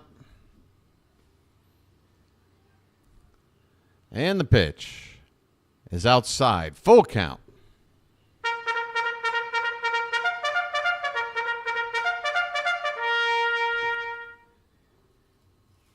Both runners will be moving as soon as the pitch comes in. With 2 down and a full count. The payoff. Swung on, hit on the ground, and up the middle, a base hit. A run will score. It's Cowser, and the Orioles now lead it 8-0, first and third. Folks, it's that bum, said Mullins, driving in another run, his 4th RBI in the last 24 hours. How about that for a bum?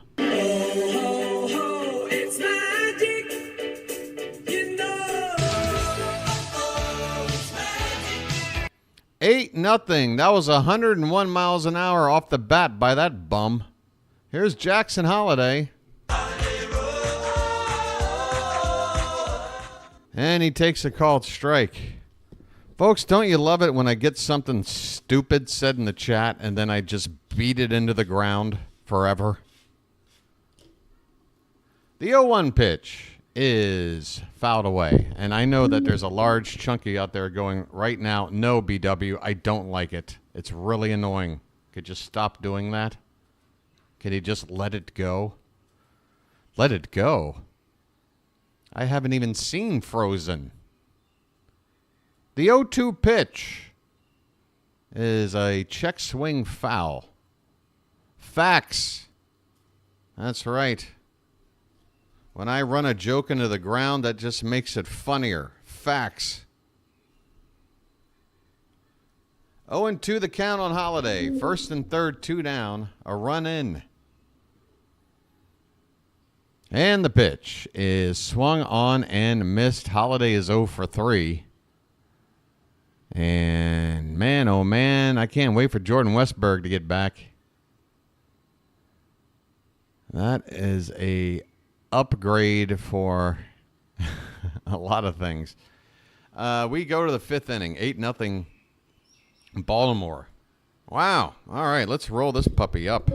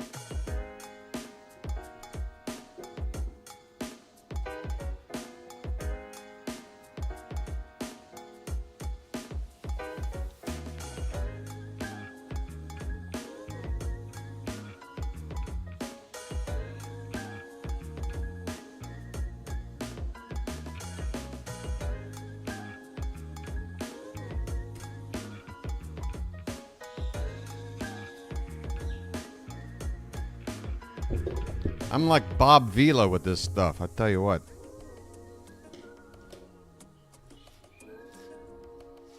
Extreme joint makeover.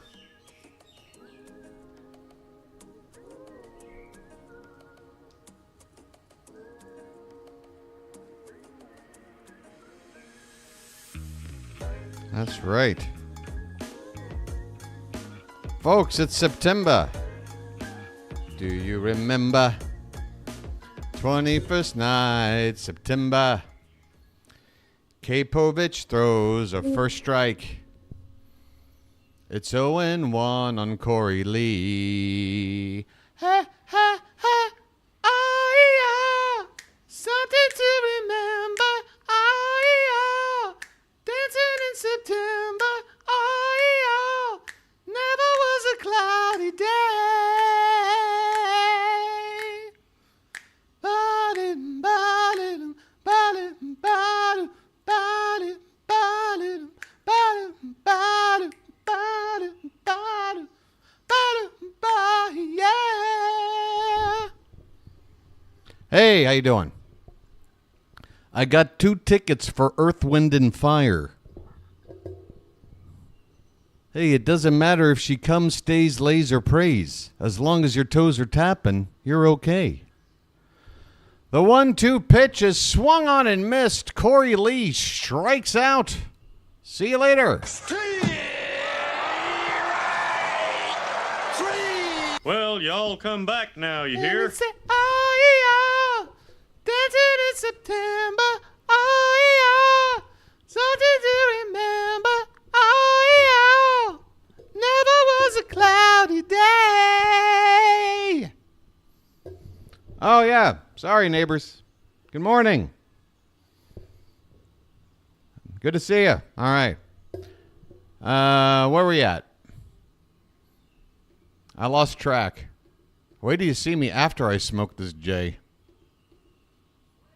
I had an ad pop up on me.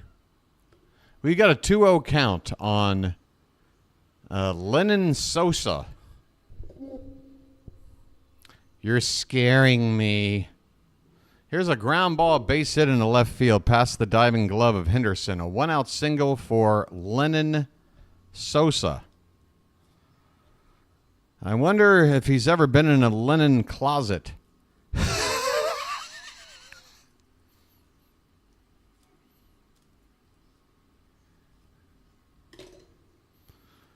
I don't like it when this guy does weird things. I don't like it when he just seemingly has fun with himself and just embraces his own personality and just...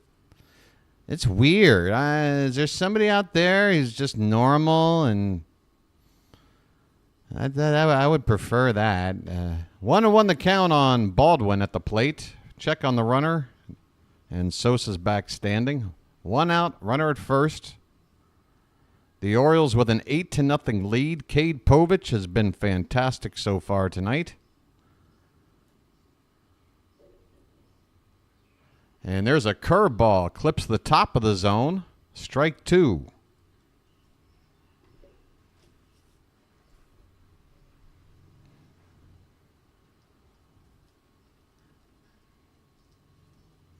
I love it.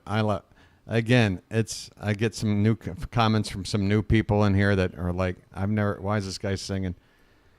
Again, folks, one of the things I love about living out here or just traveling around the world, for whatever reason, America is so uptight about just regular people when they sing. Whereas everywhere else in the world, people do it all the time. And you know what? It just makes your surroundings better. When just random people break out in song, when people sing, it's a nice thing. For whatever reason in America, there's this stigma where it's like, unless you're on a stage and I'm paying to see you in a concert, you have no right to sing. What are you doing? Here's a payoff pitch to Baldwin, hit into left center field, and it's going to be Mullins out there to make the catch, 2 down. So it's just a weird mentality that I've never understood, especially like in bars, folks. You ever go to a bar in Europe? There's strangers in there singing songs all night long, you know. They're waving their mugs of beer in the air. There's a lot of camaraderie. There's nothing wrong with making a social connection through song, folks. But for whatever reason, when people attempt to do it in America, everybody wants to immediately go, oh, God, what are you, God, what are you doing singing?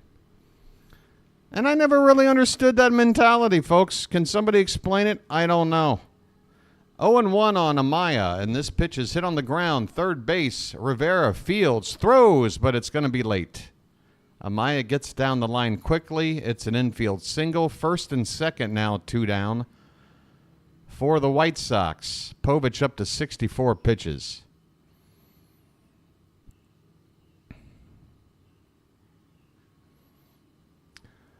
To be fair, Europeans are uptight until they drink. And that might be true. And in America, as soon as you get drunk, everybody can sing Journey songs. Apparently Journey is okay. That's allowed. Just keep it to Journey songs, maybe a little bit of Queen, and we'll be fine. This pitch is low and away to Corey Julks. 2 down, runner at first and second.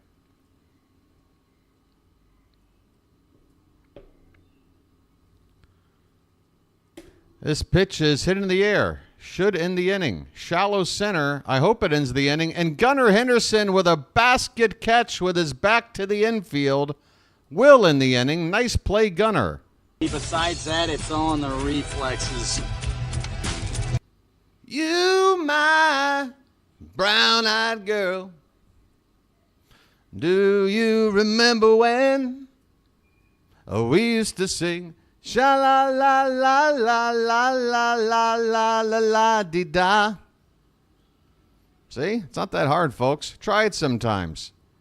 Throw open your window. Throw open the sash. Stick your head out the window and sing a song. Give it a try. I recommend it. It's therapeutic. All right. We're going to the bottom of the 5th. The Orioles up 8-zip. La-dee-da.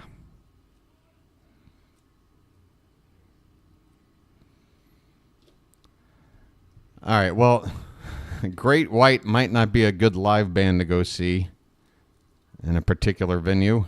What, too soon? All right, this joint is about done, but I need a little extra in here. It only took about an inning.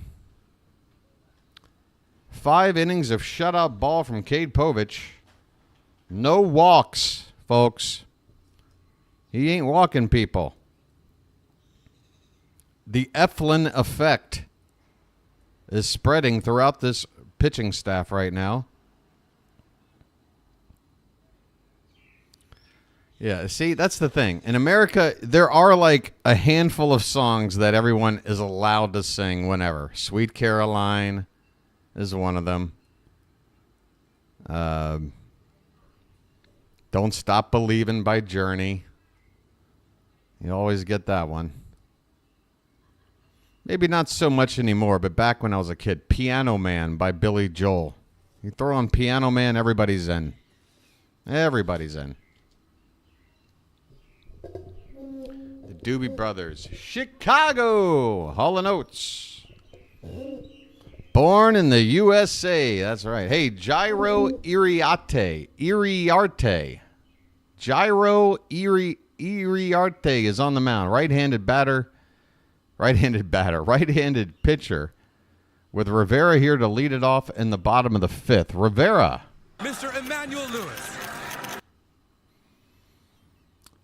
The 0-1 is off the plate outside. 1 ball, 1 strike. Hey, Melanie, I love to hear it.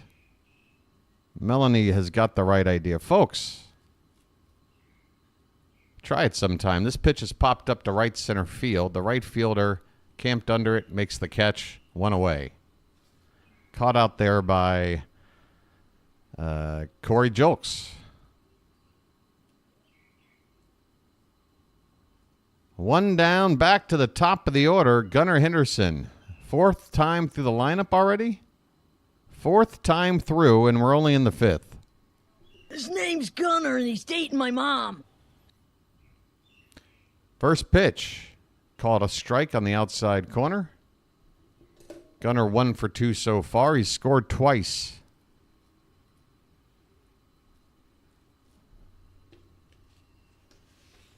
And this pitch is taken low. 1-1 the count. Bohemian Rhapsody is a song.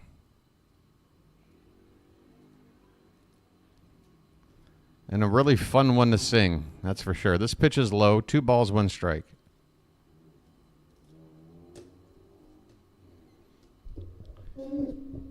All right, I just need my scissors and I'm ready to go. 2-1 pitch is, well, he went after it, and whether he fouled it or not, it's strike 2 as the ball goes to the backstop. Uh-oh. 2-2 the count on Gunnar Henderson. 1 out here in the bottom of the 5th. And I made a mess. And that pitch is off the plate, 3-2.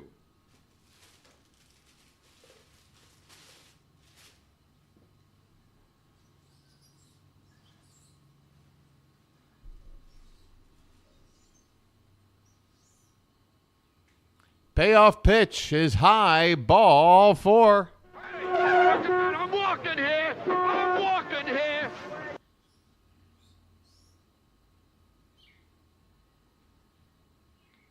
Pardon me, folks, a little bit of housekeeping.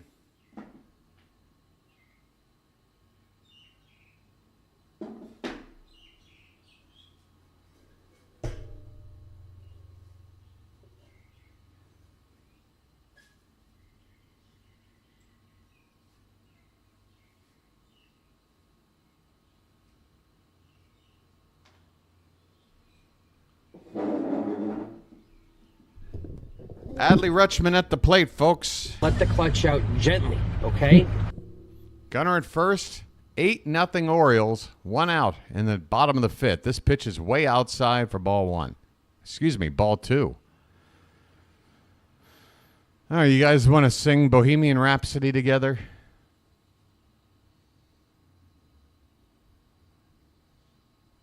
Who's going to do guitar? Who's going to do piano? I mean, we need a full accompaniment. Hey, Adley hits this one in the right, and it's going to dunk down for a base hit. Going first to third is Gunner. And we've got first and third with 1 out. Folks.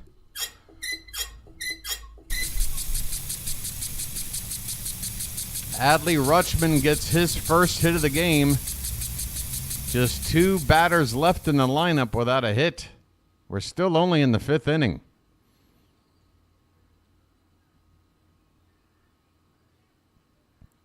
How many walks today? Well, I'll take a look for you. Right now, it's Ryan O'Hearn at the plate, and he looks at a called strike. Lights on. Let's turn and burn.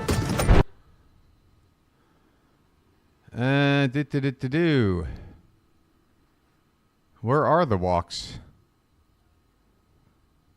There they go. This pitch is low. 1 ball, 1 strike. 2 for Gunner, 2 for Cowser. 5, 6, 7, 8 walks for the Orioles, and we're only in the 5th. The 1-1 Ryan O'Hearn is just a bit inside. 2 balls and 1 strike. You say he's coming alive slowly, Base. It is pretty slow, though, don't you admit? I mean, the hits he's gotten, they've sort of been bloops. He hasn't really squared up just like a really good line drive, like gap shot. Oh, that's hit hard. Folks, clear the decks. Down the right field line. That ball is foul. God damn it. I thought that was gone. Oh, Ryan O'Hearn. That ball had plenty of distance. Oh, my goodness. The crowd is giving him applause. Oh, I can't believe that didn't stay fair. 2-2 the count. This one's hit to left. This one's going to be trouble, but it's foul again as it slices down in the corner. O'Hearn's so close.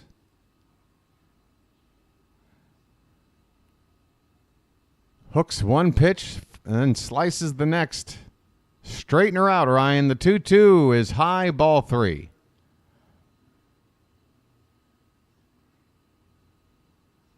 No GD on an 8-0 lead BW. What GD? What, goddamn? What? I love how people want to give me rules every day. This pitch is hit on the ground. All right, well, Derek, if it slipped, oops. That's nothing I'm really going to be able to track, Derek. But I understand what you're saying.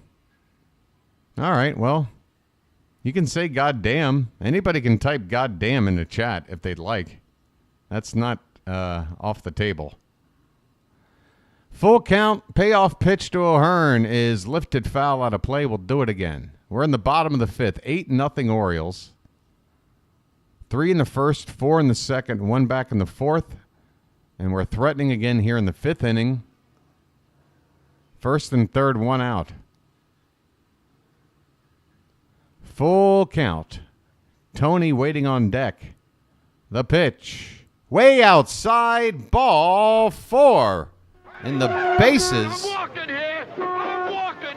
are loaded again for Tony. Folks, let's get a 40th home run salami right now. Give me that 40th home run salami. Come on, folks. You know you want it.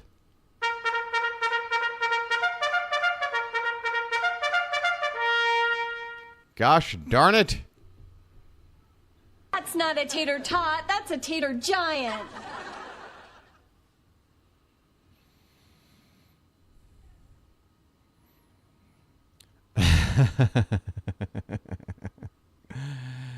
Ah, boy.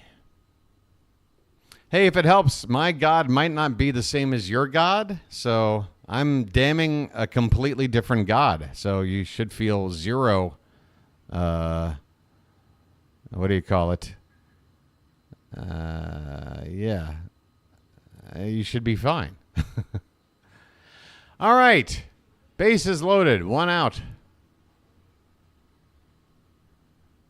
Yeah, you should not be offended. That's what I'm looking for. What's the offense? First pitch. Swung on and hit in the air. Left center field. That ball's going to be deep enough to score a run. It's caught out there. Gunnar Henderson comes home. It'll be a long sacrifice fly out to deep left field by Anthony Santander. Folks, it is now 9-0. Santander drives in a run. It's 2 down, first and third. The runner at second moves up to third base.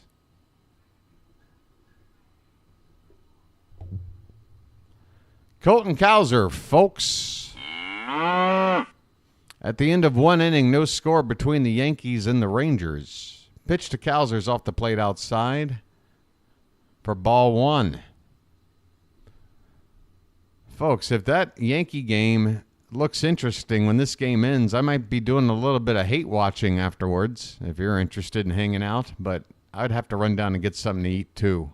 There's a called strike, top of the zone. 1-1 on Cowser. First and third, 2 down. A right-hander for the White Sox, Matt Foster, is getting loose. How many? Already 3 pitchers today for Chicago. The 1-1 is way outside. 2-1 on Cowser.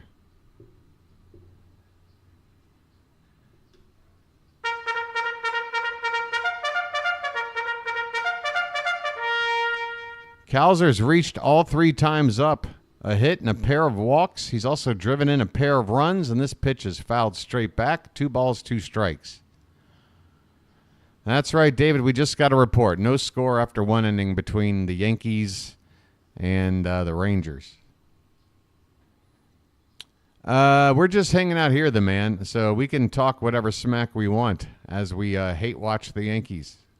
But it's gonna be like a 10, 15-minute break because I got to run down and get something to eat. Bring it back, and then watch. So I have no idea if that'll work. If I just keep my stream on and keep a Be Right Back sign up after this ball game, I will. Well, it depends. I mean, if it's a blowout one way or the other, maybe not. We'll just have to play by ear. Here's a 3-2 pitch swung on and missed by Cowser on a fastball at the top of the zone. He strikes out. And the inning is over. We head to the 6th. The Orioles are comfortably ahead by 3 field goals. It's 9-zip.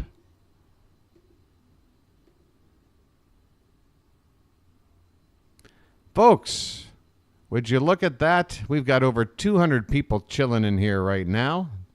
How's everybody doing? Yet only about half of you have hit the like button. So we're gonna try to do something right here, right now.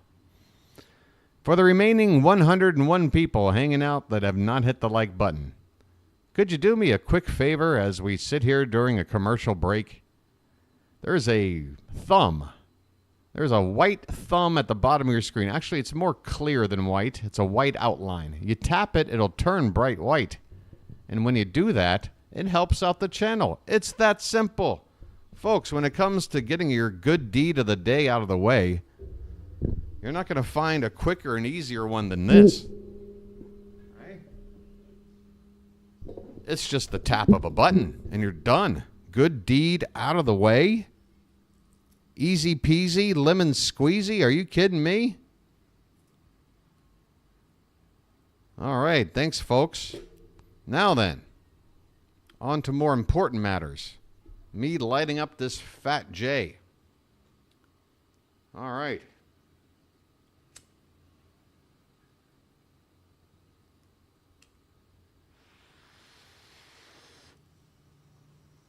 Lovely. Derek would like to see 150 likes. Well, we're cruising right now, 126. I think we can get to 130 before the game gets back on, and then after that, we've got time. Look at that. We're hitting 130 here in just a moment. You guys are the best.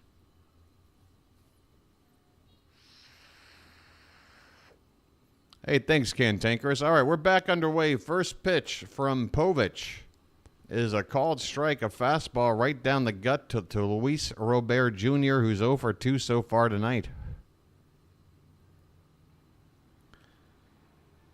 The 0-1. Fastball outside, 1 ball, 1 strike. One toke over the line, sweet Jesus, one toke over the line. Sitting downtown in a railway station, one toke over the line. Don't you know? Waiting for the train to come home, sweet Mary, hoping that the train is on time. Sitting downtown in a railway station, one toke over the line.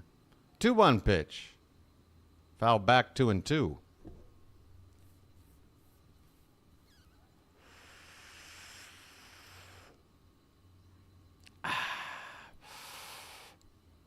Is American news discussed in Thailand? Spooky? Not that much, which is why the mental health over here is a whole lot better. Hey, why not? That sounds like Johnny Cash, doesn't it, Fox? Swing and a miss, strike 3. Well, y'all come back now, you hear? No, folks, you listen right here. If you want to compare me to the likes of Johnny Cash, well, you just go right ahead. I'll go from goddamn to gospel music on the turn of a dime. Hey, that is a called strike to Andrew Benintendi.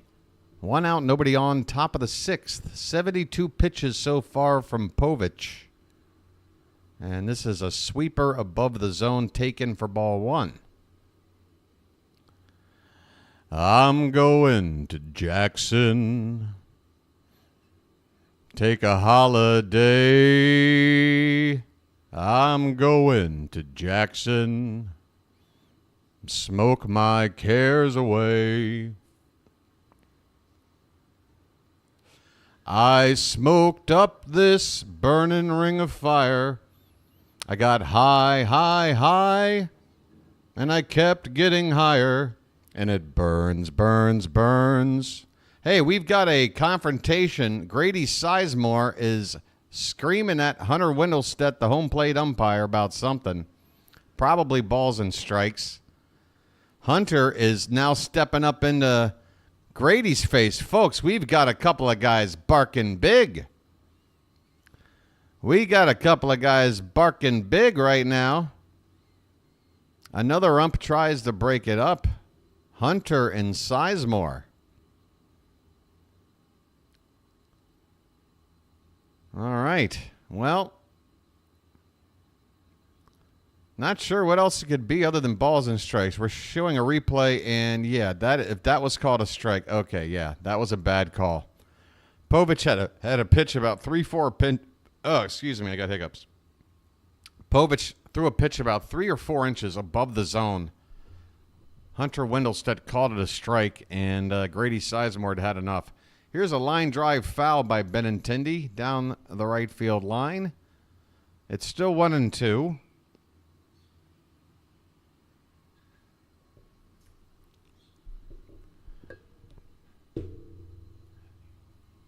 Nobody on, 1 out. The 1-2 to Benintendi is called strike 3. That is off the plate, and now Benintendi's ready to get tossed. He's up in the ear of Hunter Wendelstedt. And Hunter is ready to argue his case. Hunter has been around. He's seen enough. 2 down, nobody on. That was a strike 3, by the way. Well, y'all come back now, you hear? David doing a little John Boy work. Apparently an FU out of the ump. 2 down. Here is Andrew Vaughn. He takes a called strike. So Benintendi with 2 strikes caught on him in that at-bat. Both of them were off the plate. 1 high and 1 outside. And he is rightfully angry. This pitch is fouled away. It's 0-2. I mean, folks, let's face it. If we're on the other side of that equation, we are fuming right now. Benintendi is indeed out of the ball game. The 0-2 pitch is off the plate. 1 ball and 2 strikes.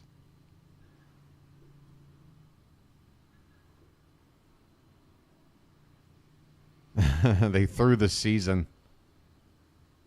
I don't know how much they're getting paid for that, though, Cantankerous. The 1-2 is a curveball hit on the ground to Gunner. He's got it. Over to first and plenty of time to win the inning. We go to the bottom of the 6th. 6 shutout innings from Cade Povich. A little bit of help from the home plate umpire, Hunter Wendelstedt. We're going to the bottom of the 6th. It's all Baltimore. Folks, Chomp City's in the house. This is great iced tea. Hey, Chilo. Oh, you just reminded me, Chilo. Thank you for the reminder. Chilo, did you just sign up? Folks, hang in there right now. I'm telling you right now, hang in there. Your boy BW has got a little something to give you. Other than, obnoxious, ignorant coverage of Orioles baseball, I've got something else to give you. Beyond that. And that would be not a commercial in Thai. No, that's not what it would be. What are these notifications all about? Skip the ad, please. Thank you very much. Hey, look, that's me on the screen. I'm famous.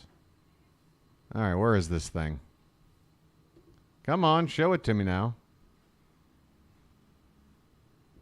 Suddenly, the one thing I want to open up and look at is taking forever. Okay, here we go. Ladies and gentlemen, boys and girls, 5 of you just got hooked up.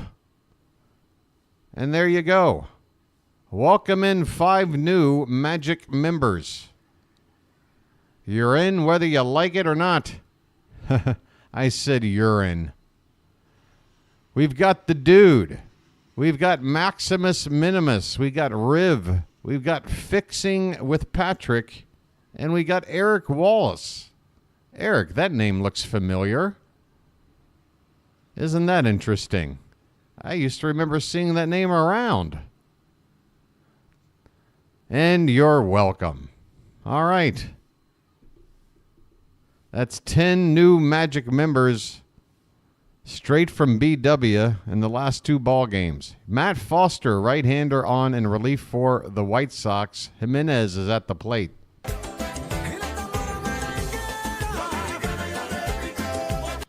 We're in the bottom of the 6th. First pitch is outside, ball 1. Zach DeLoach is now playing in left field in place of the tossed out of the ball game, ejected Andrew Benintendi. Called strike on a slider that looked a little bit low. 1 ball, 1 strike on Jimenez, who's 1 for 2. He also had a walk. Oh, no, it's the 2-hour mark. I should have guessed. Folks, hang in there. The Eloy Jimenez at bat is going to mitch a pitch or two. It's a nightly occurrence. It's one of the many traditions we have. All right. Here we go. Where are we? Povich back for the 7th, Michael asks. On 80 pitches, I'd say better than 50-50 chance. I'd say better than 50-50 chance. Ced Mullins is at the plate. He's got a 1-0 count. 1 for 2, single, RBI, and a walk. This pitch is popped straight up. Shallow center, long run, but Robert's got time to get under it and make the catch. Runner's still at first base now with 1 down in the bottom of the 6th. I only took like 2 puffs off this thing. What am I doing? Here's Jackson Holiday.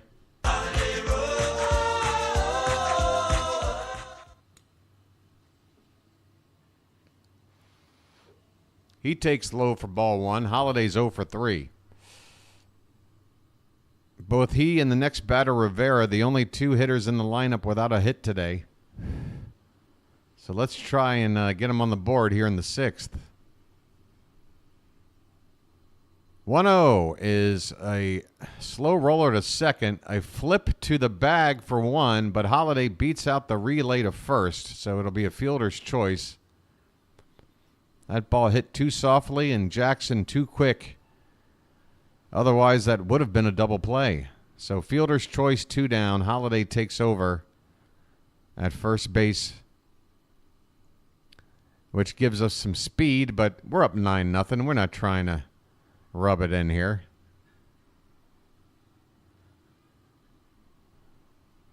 All right, Emmanuel Rivera. 0 for 3 so far today. By the way, folks, another name that hasn't been mentioned, Ryan Mountcastle. Mountie is with the team, and it's looking like it's going to be a minimum stint for him on the DL as well. So, folks, we're going to play this team, hopefully against Tampa. We're going to take at least 2 out of 3. Then we play Boston, and we've had their number this season. Going back to Fenway, that's the series early in the year where Colton Cowser just went absolutely bananas. There's a called strike, 1 ball, 2 strikes to Rivera. So, folks, when you think about it,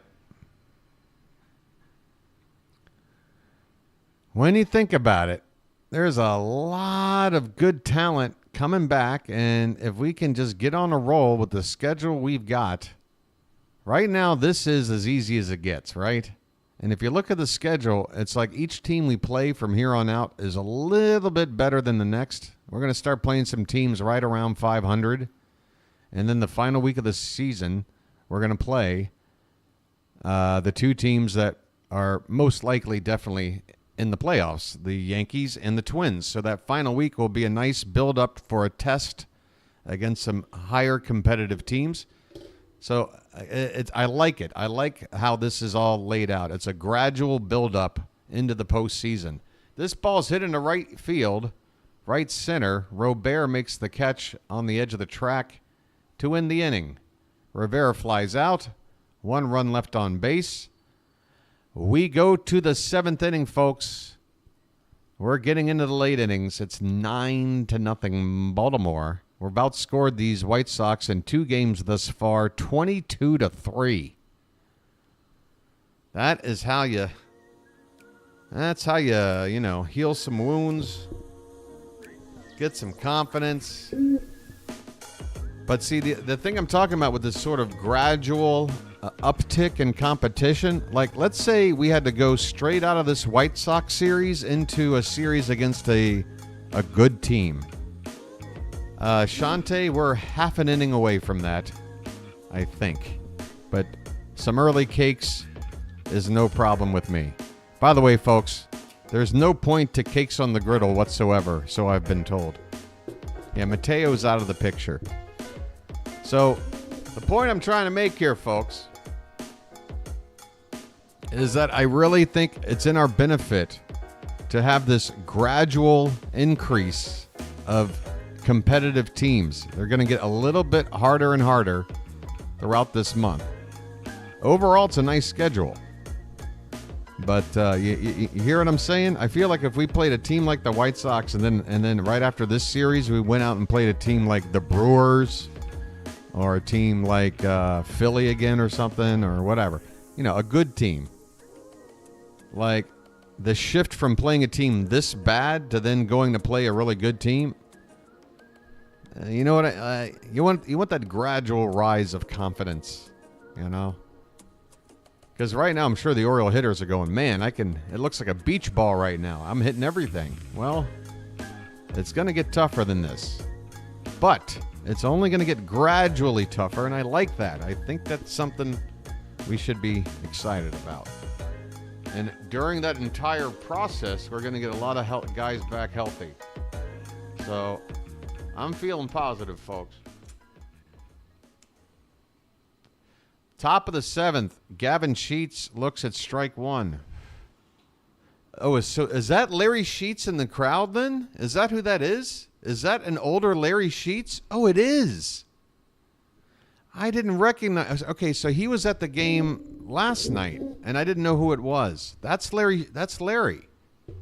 This pitch has popped up to left center field, and Mullins is going to call off Cowser to make the catch.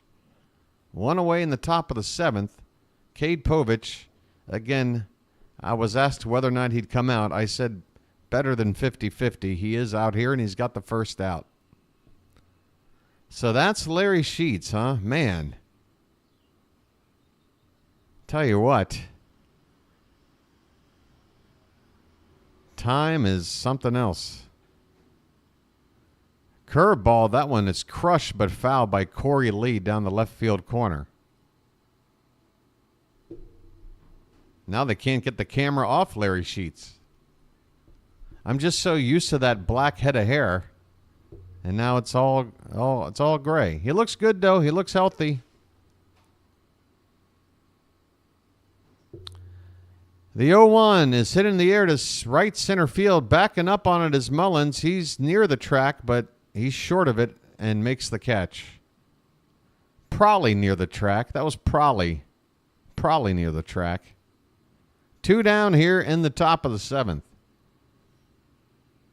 Hey, folks, stay tuned. 1 more out, and I'm going to do this thing where I yell cakes on the griddle. It makes absolutely no sense.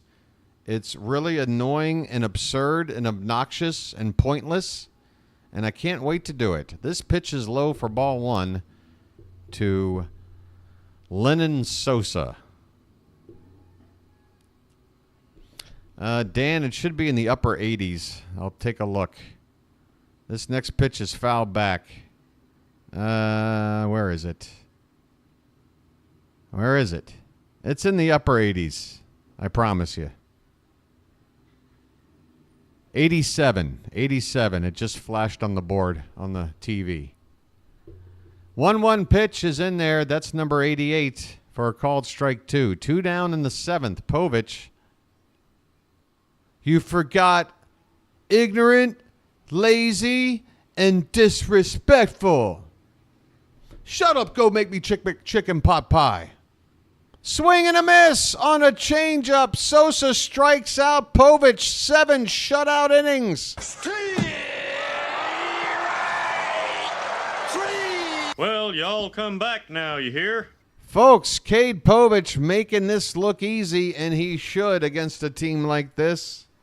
He's doing what he should be doing, which is a good sign, because how often has somebody not done what they should? This rookie pitcher is doing it. A shutout through 7 innings, preserving our bullpen. And I say we go to our 2 lowest leverage guys to finish it out. Get Craig Kimbrell into the ballgame. Folks, I never wanted Kimbrell in a game more than I wanted him in today. Let's go. Hey, everybody, we're all going to get laid. Hell, let Kimmy pitch the last 2 innings. Give him some work. Make him feel like a contributor to the team. All right.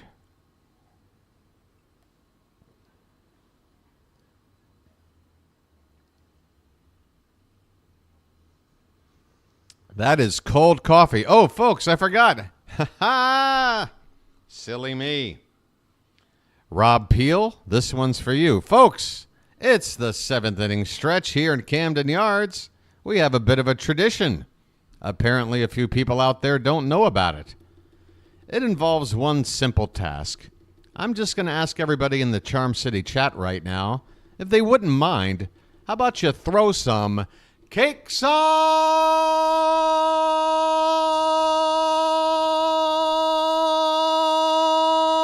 the griddle? Get them cakes up in chat, folks. It's the 7th inning stretch time.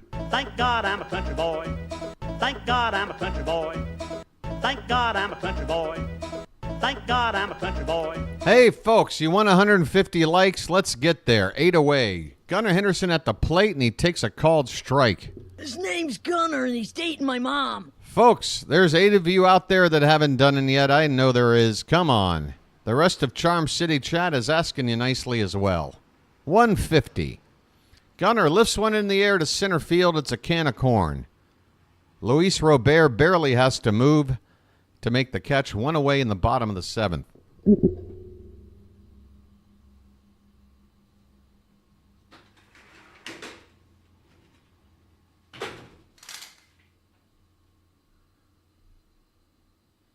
Let me put my little blankie up.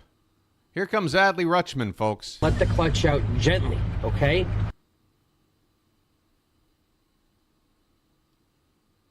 First pitch is a called strike.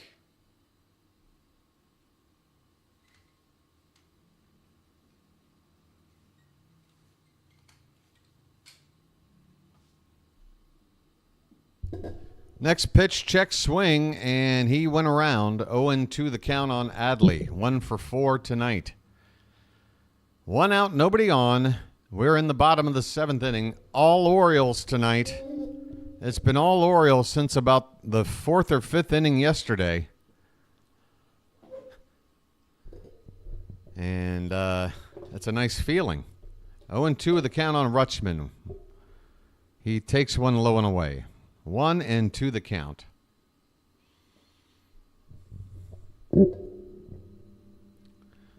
Oh, the BK hat? Why not? This thing's so beat up already. The 1-2 is hit on the ground softly to second, and Rutschman is out. He is now just 1 for 5 today. 1 for 5 for Adley. It's still a problem, even against this White Sox pitching staff that is seemingly getting everybody else's bats awake.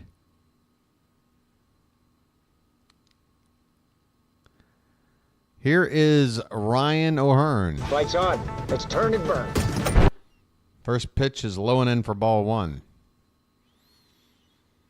O'Hearn 1 for 2. He's walked twice. He's also doubled. This pitch is fouled away. 1 ball, 1 strike. Is there BK hat music? What's the appropriate music for the BK hat there, Matt? And where the hell is my Burger King money? All this advertising.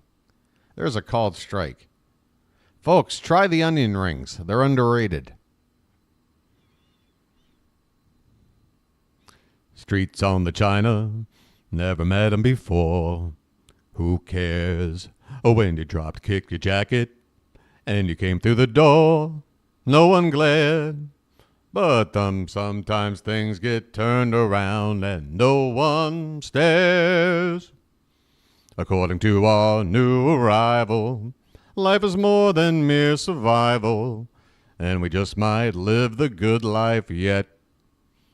This is a ground ball to first, flip to the pitcher covering to win the inning. O'Hearn grounds out. We go to the eighth. 9-0 Orioles. That's right.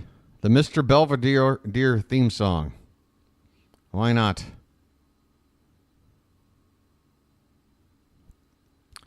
Eighth inning coming up. How about one more check on the out-of-town scores? What's going on with those damn Yankees? No score in the bottom of the third, apparently. Right, so nothing has gone final yet. Nationals 5-2 over the Marlins. Rays with a 2-1 lead in the seventh over the Twins. Blue Jays up on the Phillies 6-4, bottom of the fifth. Mets and Red Sox 2-1 New York in that one in the sixth. Braves up 2-0 on the Rockies. 3-2 Cardinals over the Brewers at the end of four. Pirates have a 2-0 lead on the Cubs going into the bottom of the third. Guardians have a 1-0 lead in the fifth. Scoreless again between the Rangers and Yankees. Coming up in a little less than an hour, Angels against the Dodgers, Athletics against the Mariners, and a little bit over, about an hour from now, Giants and Diamondbacks. That's all the stuff. I better see Craig Kimbrell out there, Jeffrey. Again, I want the lowest leverage arms we've got. Let's get them out there. Let's get them some innings. Folks, we're into the 2080s. How about that? Well, we're moving on up to 2100 to a deluxe YouTube channel on the internet. Well, we're moving on up. Thanks, everybody. And I want to thank you very much for that. I really do. And to anyone else who has yet to subscribe, hey, think about it. I offer you the opportunity to join me in glorious battle. This is one of the better play-by-play YouTube channels on the internet. Facts. If you love the Orioles, you're not going to find a person more dedicated and passionate about giving you the coverage than me. Facts. Baldwin at the plate, an 0-1 count. And this pitch is high, 1-1, as Cade Povich is out here for an eighth inning of work. Unbelievable. I don't know how I feel about it. There's a curveball that clips the top of the outside corner for strike two. Birch Smith is the man getting up for Baltimore. Facts. And there's a called strike three, and Cade Povich is dealing facts.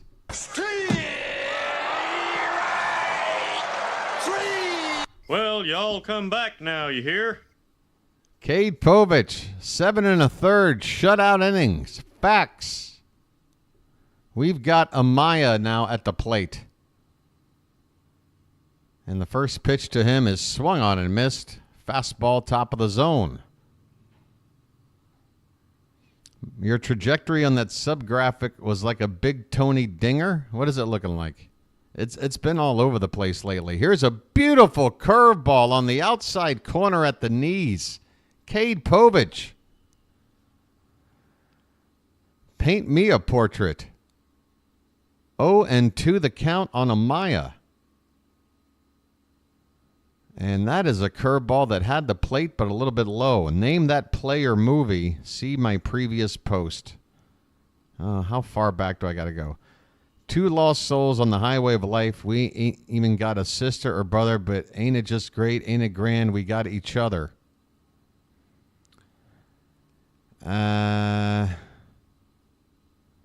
I don't know, David Lynch's Wild at Heart. Is that it? 2-2 the count. Thelma and Louise. I don't know. Help me out.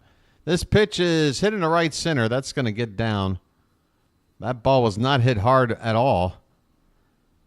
But it finds some real estate. A little blooper to the opposite field for Amaya. 1-out single. And that might be it for Povich. We'll see. Top of the order coming up. Couple of righties. Could be it here for Povich. We'll see. Might be one of those. We'll let you out here until, yep, he's coming out. He is indeed coming out. That was probably the deal the whole time. He probably knew it in the dugout in the previous half inning while the Orioles are up there hitting, that he'd be able to go out there, start the eighth, and he could finish it if he wants, but if he lets one guy on, we're going to go to the bullpen. So that's the case, and Cade Povich is going to walk off to a well-deserved standing ovation. Folks, we're going to the bullpen now. Folks, how you feeling about Cade Povich? I know it's the White Sox, but you got to be feeling pretty good about this, man. I mean, he has upgraded this rotation. He has given us an upgrade. Why the hell did we trade Trevor or Connor Norby and Kyle Stowers for Trevor Rogers, man? Talk about a pointless trade. Oh, that was a bad one. You know. Again, if you look at it to where if we would have gotten Zach Eflin back for that, then I think we're feeling just fine. But my goodness, we already had Eflin on the team. It's the last day. We make a couple of more moves. Oh, yeah, props to Cade Povich. Props to Cade Povich. Best start by far, Shante? I don't know. I mean, he had that start against... Didn't he have that one start against the Yankees? He was ridiculous. Wasn't he like throwing a no-no through like 4 and change at another one? Either way, it's fantastic. It's fantastic. Birch Smith is out to pitch. 1 out in the inning, a runner on first base. Top of the order now coming up for the White Sox. 10 Ks and no walks. All right, you got me. It is a hell of a stat line, isn't it? Yeah, buddy. Look at that. Under 100 pitches, 7 1/3, 5 scattered hits, 10 strikeouts, no walks. Lovely. Lovely. But again, it's the White Sox. What I'm saying is like, it's just great to see him doing what he's doing, because apply this to a much better team. Maybe he's not putting up stats like this, but he's putting up good stats. He might give up 1 or 2 runs. He might give up one walk. He might have 2 less strikeouts, but that's still a really good stat line. The 0-1 to Julks is foul back 0-2. Still no score going into the 4th inning between the Yankees and the Rangers.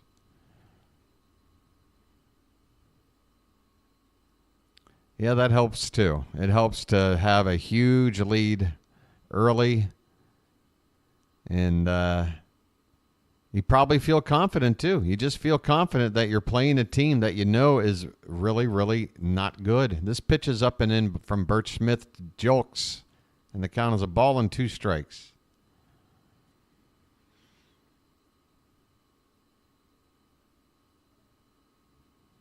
I can see some guys sitting alone in an otherwise empty section just looking at his phone. What are you doing looking at your phone in the middle of a ball game? This pitch is hit to second base, thrown to first, and that's the only out they'll get here with the runner at first going up to second, 2 down.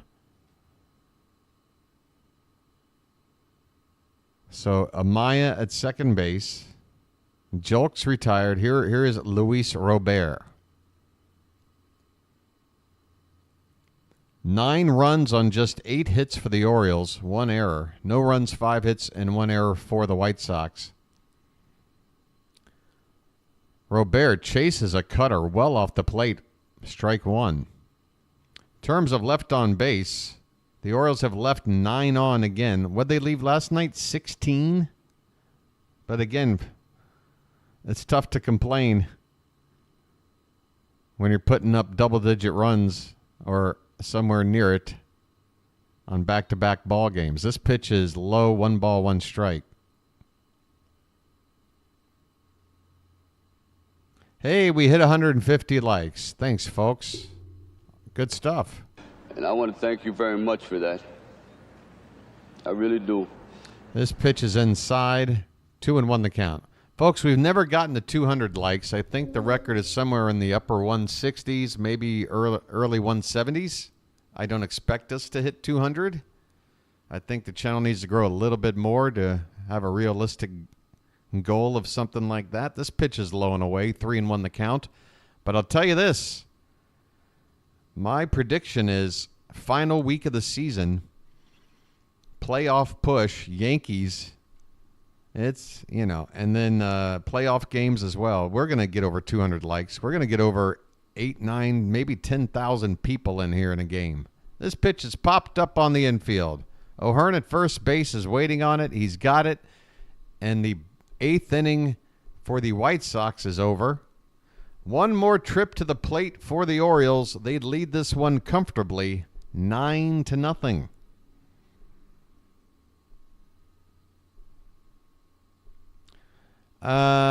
Bowie? The Double-A team? No. No, I don't think so. It depends. Are they in the Central? Do they get to play the White Sox? If they're playing in the National League and they can only play the White Sox 3 times a year, definitely no. If they're playing in the AL Central and play the White Sox 13 times, well, I'll think about it.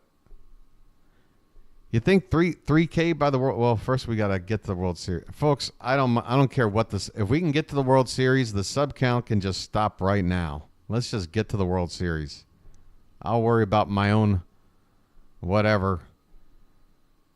I'll be too busy celebrating something that hasn't happened since I was 6 years old, and I was too young to even know what the hell it was. Which basically means I've never had it. I've never had the experience of watching my team take a pennant. It's killing me.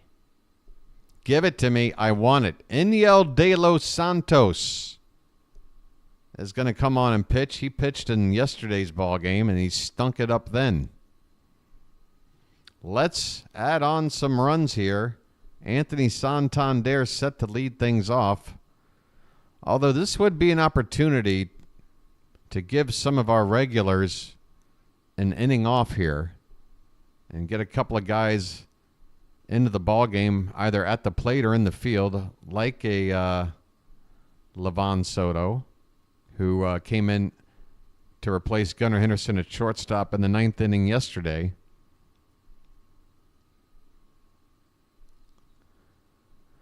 Eniel De Los Santos, 54 games, 51 innings. Tony is going to say, let me hit. I want home run number 40. Folks, I think it's coming. That's not a tater tot. That's a tater giant. Yeah, I think 2,500 is a decent goal. But there could be a big push come playoff time because non-Oriole fans and people who only really follow baseball just for the playoffs, that's a whole segment of audience that's going to start looking around for content that haven't been looking yet.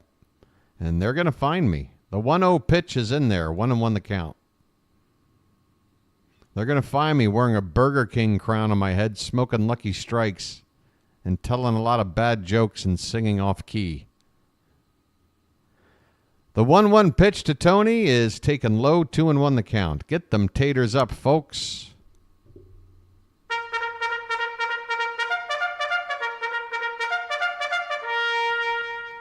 Yeah, BirdWatchers, be sure you Magic members use those special emojis. This pitch is grounded foul. Tony's somehow able to pull a changeup that was maybe 6 inches outside. Hey, look, it's Craig Kimbrell getting loose to come in for the 9th. for the lowest of low leverage situations, just as your boy was hoping for. The 2-2 pitch. Swung on, foul back, will do it again. Off key with heart. Oh, the man. It's okay to be jealous of my vocal skills. It's okay. The White Sox are going to head to Fenway after this with a day off in between tomorrow. Then they play the Guardians. Man, oh man. Will they ever win again? This pitch is foul back. Still 2-2. Oh, that's right. There was a poll in the chat maybe about a month ago. According to Charm City Chat, they want me to start Game 2 of the playoffs. So, hope you guys enjoy my eephus pitch. This one is fouled down the right field corner. Still 2-2 on Santander. 7 pitches already in this at-bat, leading off the bottom of the 8th. The Rangers are on the board. It's 1-0 to Texas. The Yankees are losing. I might have to hate watch. This pitch is inside the Tony, and the count has gone full.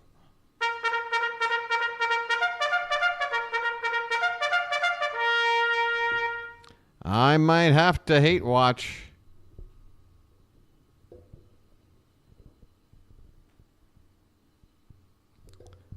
What happened here? We got a full count right now, and the catcher is coming out to have a word with the pitcher. De Los Santos. You know what? I'm taking this off. It feels uncomfortable. I'm going with the old tried and true right now.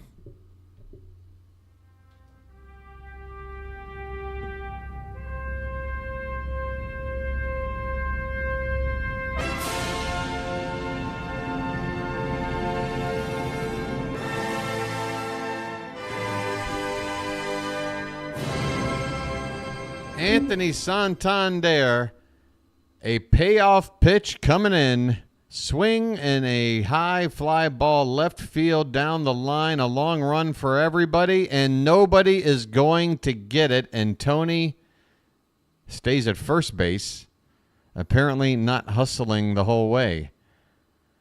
Second time tonight, a ball down the line. And folks, if they score this a hit, then tell me why this is a hit and the other one is an error. Because it's the same damn play. Tell me why this is a hit and the other's an error. It's the same damn play. There's 3 dudes there and nobody can catch it. Let's see how they score it. Runner at first, nobody out. Colton Cowser at the plate.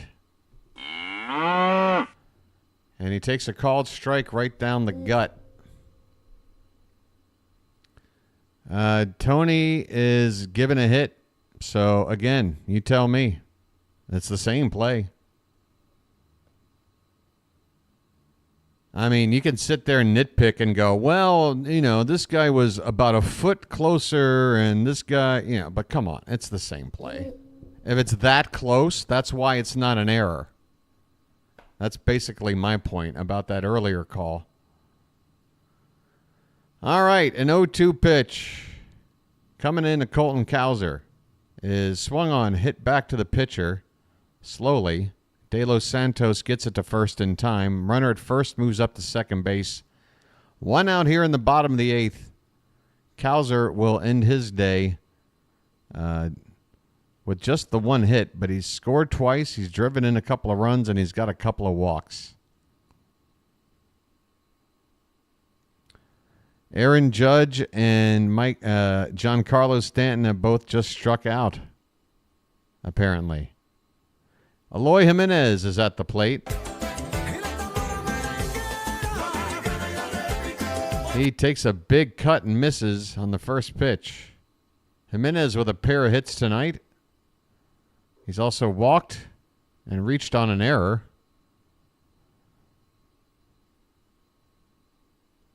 0-1 is fouled behind the plate, 0-2. Folks, we're in the bottom of the 8th. The Orioles trying to wrap this thing up. I mean, at this point, I just want to keep everybody healthy. Again, I would let Gunnar sit out defensively for the final inning. And maybe throw Slater into the game somewhere. Maybe let Cowser take a breather. Or Tony. This one is hit on the ground. Third baseman's got it over to first. And that's the second out. The runner now moves up to third base. Who moved up there? Oh, it's Slater. Slater is on anyway. So there you go. Slater came in to pinch run for Tony. Austin Slater now at third base. 4 innings in the books with the Rangers ahead 1-0. So here's the plan, folks. If this game ends in about 10 minutes, I'm going to need about another 15 after that to run down, get something desperately needed to eat. I can keep this stream just running, keep the Yankee Ranger scoreboard up on the screen, which will confuse anybody that's trying to click to watch an Orioles game, but the game will be over. Ced Mullins is at the plate, and a changeup is outside. 2-0 the count. Runner at third, and 2 down. So that's the plan, folks. If you want to stick around for a little bonus coverage, I'm down for it. I am down. Let me know in the Charm City chat if you're down, because if there's little to no response, then no problem. I'll hate watch on my own and take my time getting the breakfast. 2-1 the count on Ced Mullins. And the pitch is lifted in the air to right. If it's fair, it's trouble, but that's going to hook foul. See, Mullins has the Adley uppercut swing, but it works. Mullins is able to just sort of, I think, God, I don't know. Adley needs to figure out what Ced does, because Ced hits homers the way the way Rutschman's trying to hit homers. This ball's lifted into shallow left center, going to be caught out there by Benintendi on the run. Inning over, folks. We're heading to the 9th. No delivery in Thailand. Well, Mr. Hyde, I live on the 5th floor of a building without an elevator, and I got to go down. I got to meet the person. It's got to get timed up. Sometimes I got to wait a couple of minutes. It's just as quick for me to run to the 7-Eleven, which is like 2 shops down, grab some stuff, and come on back upstairs. Plus, it's cheaper. So I got that going for me. And plus, they make a good iced cappuccino, which is my beverage of choice in the morning. Plus, I can buy some more Luckies. There is every reason to do it. Hate watching is fun and even better when chatting with the Charm City chat. You know what's funny, Jen, is that the people that hate watch me are now about to hate watch me, hate watching the Yankees. So we've got some sort of human centipede of hate watch going on right now. It's very interesting. I just hope I'm in the front of that centipede and not in the back. You know? That whole human centipede thing, I mean, honestly, if you're in the front, you can't really complain much. You know? Thank your lucky stars. Anyway.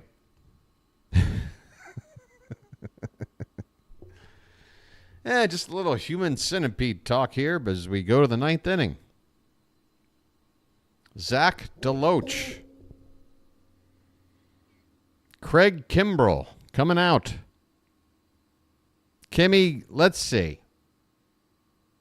Do whatever you want to do.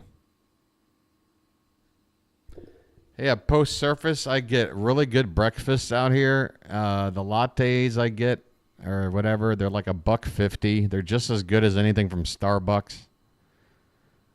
You know? It's just better. Folks. Although I bought something really bad the other day. There's always interesting new things to try. And yesterday, or maybe 2-3 days ago, I tried something that I knew was probably a bad idea, but it was so interesting to me, I had to get it. It was in a canister, a drink, like maybe a 12-ounce can, and it was cold coffee with honey and lemon in it. Honey lemon cold coffee. And I said to myself, well, I like all of those things. I've never thought about adding all those things into one. Seems like tea for honey and lemon, not coffee. 0-1 pitch here to DeLoach is off the plate outside. 1 ball, 1 strike. So I bought it, and it was the worst thing I've ever tasted in my life as far as a canned beverage goes. Here's a tapper in front of the plate, and picked up by Rutschman, goes to first in time, 1 down. 1 out in the 9th, 2 outs to get for the shutout. The Orioles ahead 9-0. Yeah, it was worth the gamble, Jeremiah, and sometimes, I hit big. I'll try some weird-ass thing, and I'm like, whoa, this is good. Now I'm buying it all the time. Here's Andrew Vaughn at the plate. 1 out. Takes a knuckle curve inside for ball 1.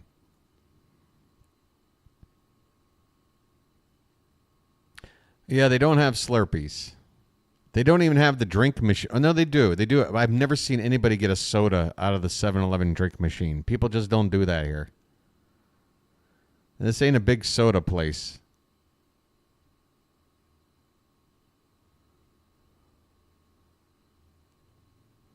Two balls and no strikes.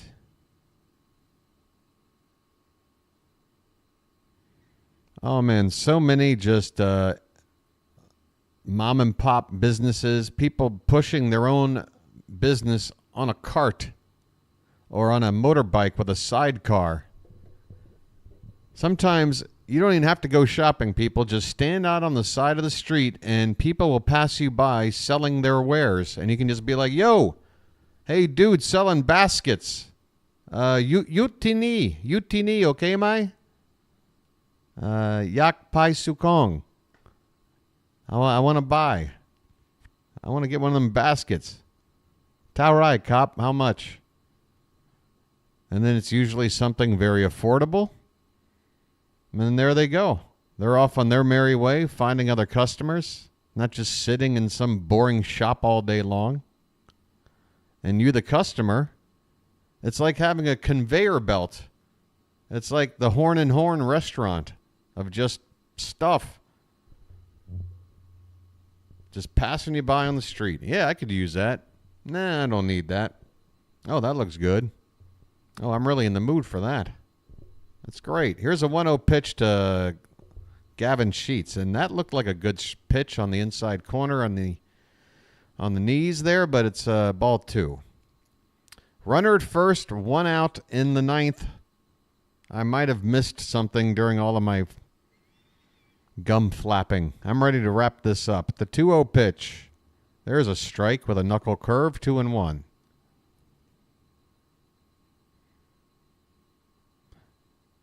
The Orioles were up 7-0 in the 2nd inning. And since then, it's pretty much been on cruise control. They've added 2 more runs to make it 9-0. This ball's hit toward left field, but it's slicing out of, well, it stays in the park, but bounces up against the sidewall, out of reach there of Colton Cowser. 2-2 the count on Sheets.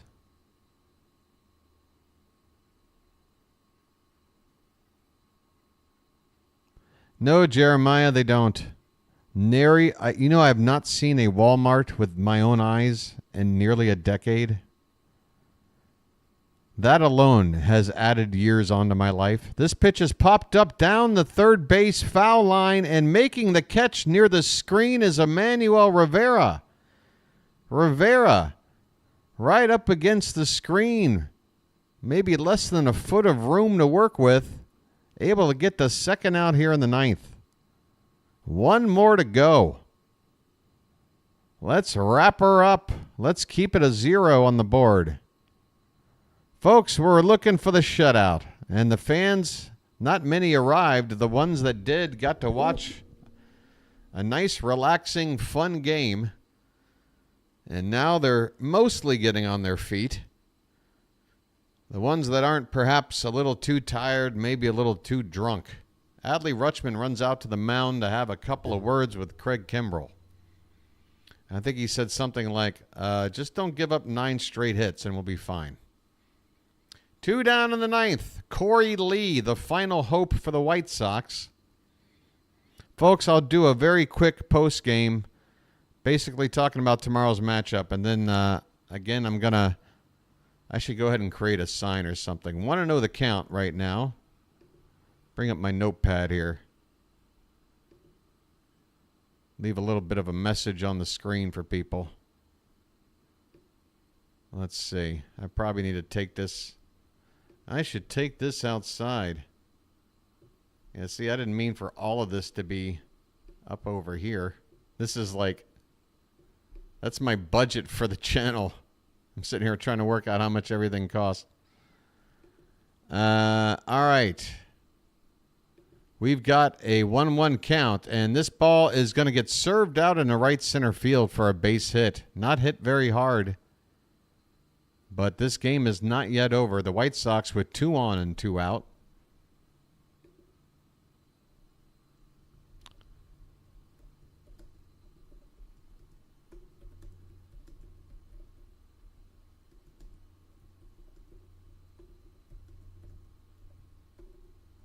Boy, I hope the Yankees don't take the lead while I'm gone.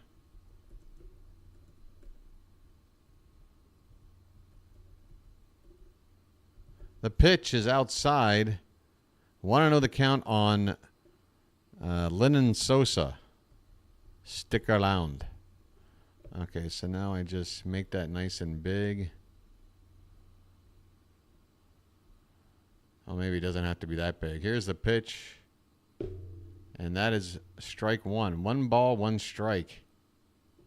I don't need this to be this large, do I? Let's take that down a notch. Okay. All right. 1-1 pitch is off the plate. 2-1 now on Sosa.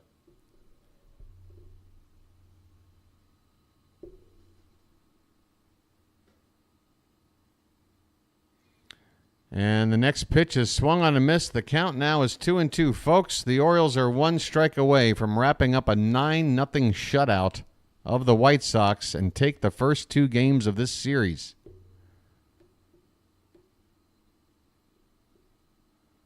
Kimbrell leans in for the sign. The 2-2 pitch is swung on. That one's hit to right, and it's going to be a diving catch. Did Slater make the catch? He did.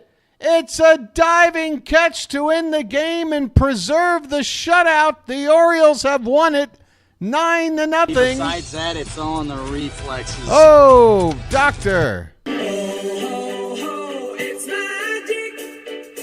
You know. It's magic. Austin Slater in defensively to replace Anthony Santander. And boy, did he come up with one big play for the one play he had to make. A diving catch, preserving the shutout. The Orioles win it 9-0. They now improve to 81-59. The first team in the American League to 81 wins is us. We're back to 22 games over 500. And now we are going to see what the hell the Yankees are up to. But first of all, let me talk about the game coming up tomorrow. Charm City chat, it's been a great game. Cade Povich was absolutely fantastic. The offense, for the most part, getting her done. Kept the line moving in a couple of big rallies. And, what really counts is we've faced a lot of mediocre pitching this season, and we've allowed a lot of those mediocre pitchers to make our offense look rather inconsistent and poor. But today, We faced a bad pitcher who is now 0-7, by the way. Or maybe it's I don't know, because Povich, that's not his first win. That's his second win. Povich gets the win. That should be number 2. And he was outstanding. 9 runs, 9 hits, no errors, and no runs, 6 hits. Both teams had 1 error. All right, so let me get to the next game here. It's going to look like this. Then I'm going to run downstairs. You folks, you can go out there and maybe run an errand or two, use the bathroom, get a snack, get a drink, walk the dog. Whatever you got to do, it's going to be about 15 minutes, okay, folks? Albert Suarez against Jonathan Cannon tomorrow, folks. Same start time as tonight, 6:35 p.m. Eastern. I'll be on the air at 6:25 p.m. And the pitching matchup is Albert Suarez, folk hero, against Jonathan Cannon. His record, 2-9. Another awful record for the final starting pitcher of this 3-game series. Boy, I hate to see the White Sox go. We're playing them tomorrow. We're going for the sweep. Okay? Now I'm going to take it to right now. We've got a Texas lead in the bottom of the 5th. And I'm going to leave up the game cast. And I am going to step away. And I'm going to leave up a note, which looks something like this. Just covering up. Oh, that won't work. We'll leave it there, but then we'll move that right. Should it be right there? Right about there. That helps. All right. Oh, wait. Maybe if I do it like that. Do it like that, and then, yeah, put that there. And then I can move that down a little bit more. And then have it more like that. Okay, that'll work. Hey, I'll be back. Oh, wait a minute. That's off the screen still a little bit. All right. Can you read that? Okay, I'll be right back. Thanks.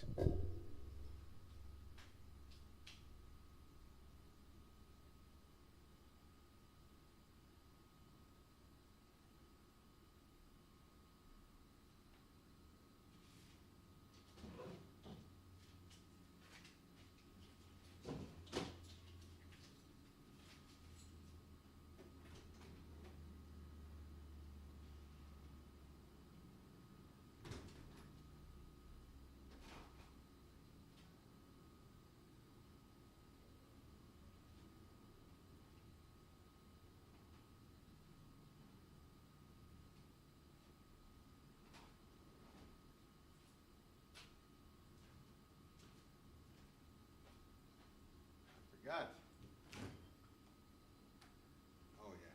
We got to...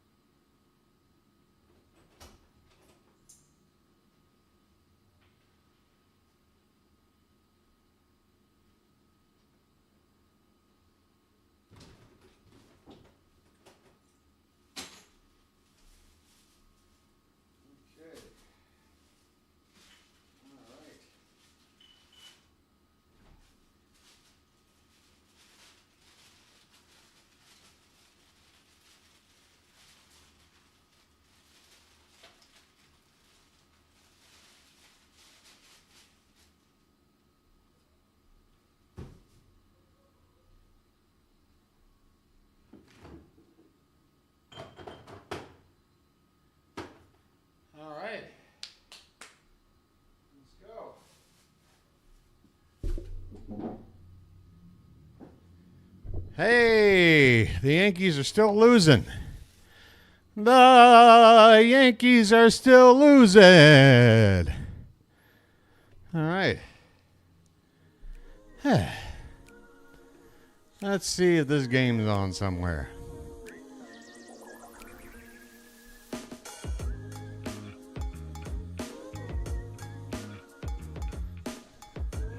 How many people are still here?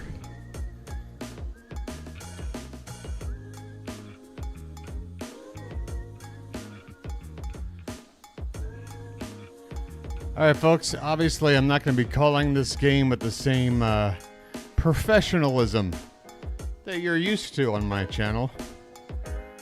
This is a chill-out affair. Apparently, we're going into the bottom of the 6th. Rangers are coming up to hit. They got a 1-0 lead. Why isn't this game coming on? I'll try another way.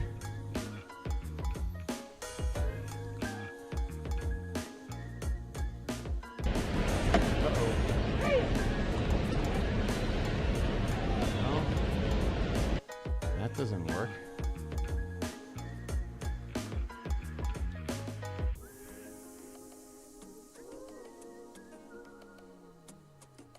Okay, I think the game will be ready to go. I can get rid of that. How you doing, Charm City chat? Soto reached, Judge got Cade, and then strike him out, throw him out. Oh my God, I love it. I love it. Yes. What's like a... I never played this one. Game over. That's how I want the game to end tonight for the Yankees. I want it to end like Saw, the movie Saw. Game over.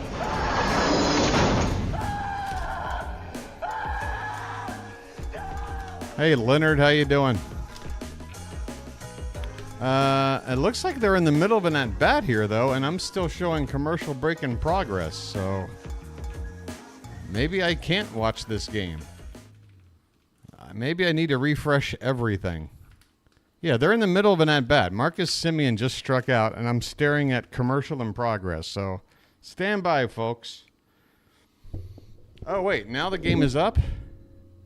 How far behind is it? If Semien's just coming up to hit, wow, this thing is a full batter behind. I'm just now seeing Semien take off the plate for ball 1. So how do we do this? If I'm a full batter behind, this one is a called strike. 0-2 on Semien. I don't know, folks. When things get interesting, I'll, for now, we're chilling. Talks amongst yourselves. Let me chow down a little bit here. By the way, I was talking about a simple Thai breakfast. It looks something like that. An omelet and some rice. And then a little special sauce to make it all nice and tangy. Semien strikes out, but I already knew that. 1 away. Wyatt Langford coming up. Yes, folks, it's the Yankees Haters Club. What's not to hate? Ugh. Cousins getting loose for the Yankees and their bullpen. It's Carlos Rodon out there in his 6th inning of work, trailing 1-0. How did the 1-run score, you ask? I don't know. You tell me. Catch me up. Langford is about to ground out to the shortstop.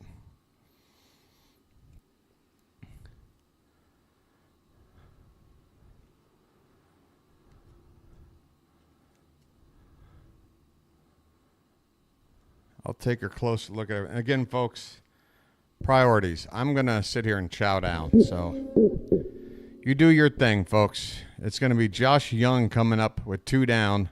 He's already got strike 1 on him. Although right now on the screen, I'm still staring at a 2-1 count on Wyatt Langford.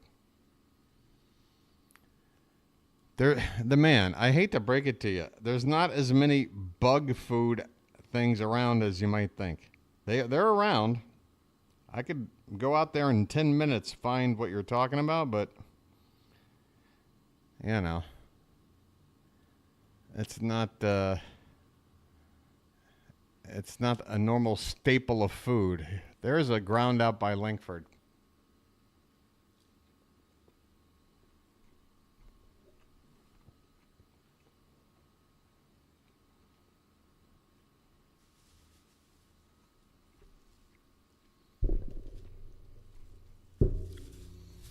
Yeah, Jeremiah, the food here, you know, for the most part is very good for your digestive system. And the one thing you're probably going to want to do is avoid putting too many chilies in whatever you're eating. Just ask for it to be not so spicy, and you should be fine. Young hit a homer. Is that how the one run in the game is scored? Oh, they're showing a replay of it right now. Okay, so there it is. Josh Young responsible for the one run in the game, a solo shot. He's up there right now with a 1-1 count, although I already know he's going to reach base. So how should we do this, people? Do you want me to... I can't call it. Right now I got to eat. Just stare at the screen. I'm not calling anything for like 4 or 5 minutes, okay? Thanks.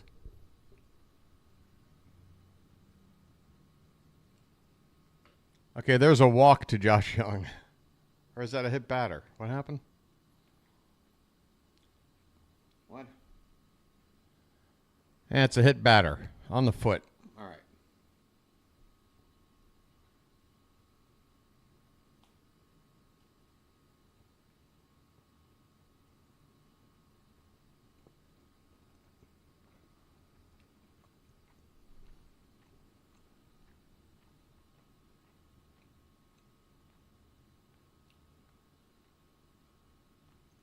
Nah, Mark, it's just a simple shrimp omelet. You got shrimp in there. Aaron Boone doesn't look happy about something.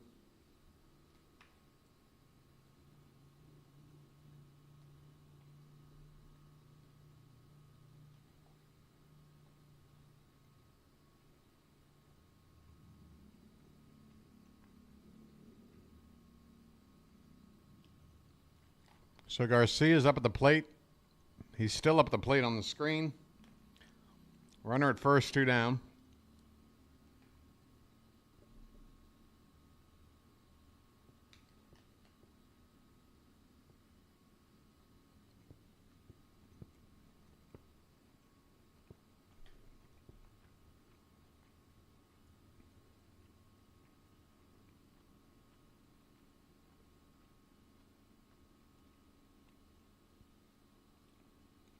One and 2 now, and it looks like this inning's about to end.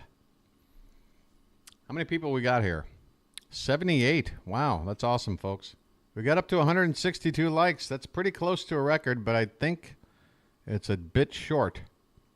So if anybody is still here that hasn't hit the like button, which probably not many, I'm sure you guys still hanging out here have all done that, but 1 or 2 more might be the record. I don't know.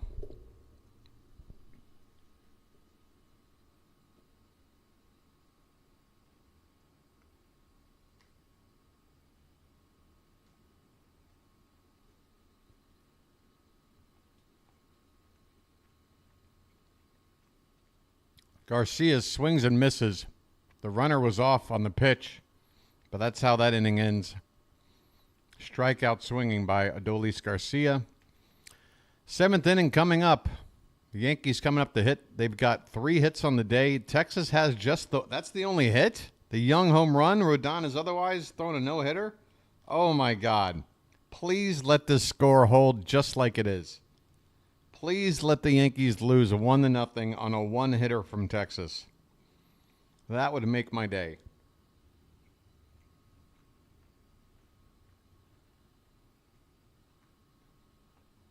Yeah, you got shrimp in there.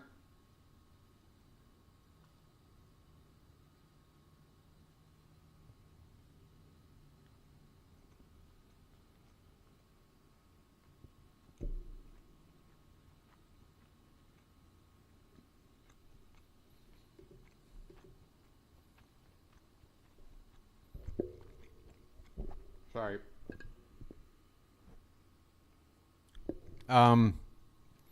Folks, I didn't think it would be possible, but I think it might be. We had a nice spike tonight from 67 to 82. That's 15 new subs. If we can get 18 tomorrow, 2,100. That's what we're going for, folks. 2,100. The Mets have now defeated the Red Sox 7-2. That's gone final. So where's Fitz? Where's PAS? Did they drop in while I was out getting some food? What happened while I was gone? What were you people up to? Do I need to do an audit? Is this where you guys all secretively talked about me? Do. Hey, thanks, big cuz. Yeah, I'm thinking, I don't know if it's in bad taste or if it would be fun to do. But what if I started my own The Streak as a little graphic in the corner of the camera of the video? How many consecutive games I can call without missing one game? Folks, this is crazy. 22 games to go. Do you realize I've called 140 consecutive games from start to finish? Rain delays, every time of crazy hours of the night. I mean, that in itself, I don't know if a lot of people can do it. I don't know if a lot of people can even do it if they tried. Never mind do it kind of decently. Oh, I got the hiccups. I knew I was sitting in a bad position. Now I've got the hiccups. Oh, jeez.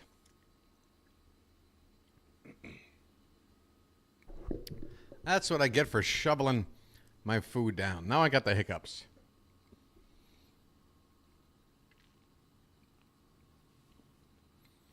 So the Yankees have the leadoff man on.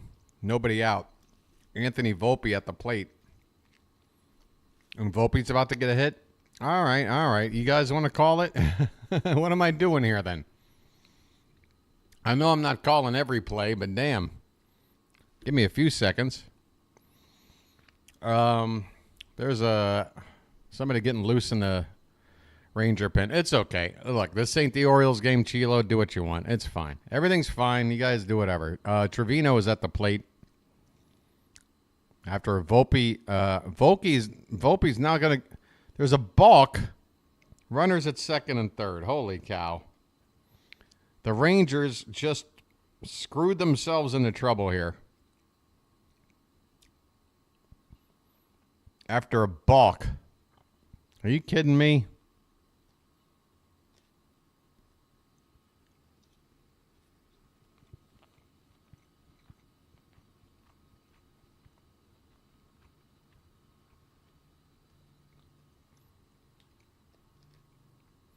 Ah, but calling and drinking the man, that is a requirement.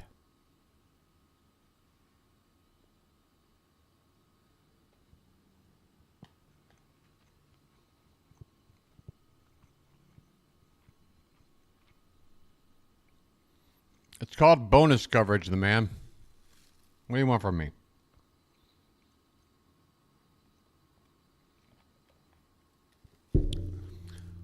So there's the balk. I guess what happened was it was a double steal attempt. And that's kind of messed up because the pitcher stepped off during the double steal. It probably would have just been a couple of stolen bases, but neither person will get credit for a steal because it's a balk. And the Yankees have just tied it up. On your screen, you can see it for yourself. Why is everybody typing it in? Either I'm saying it or it's right there on the screen. Oh, my. All right. Again, what am I'm not even following my own advice. BW said already. Just say and do whatever. Let me eat breakfast. We're just chilling. Here's a ground ball to short. That scores the run, the first run. Hopefully the only run.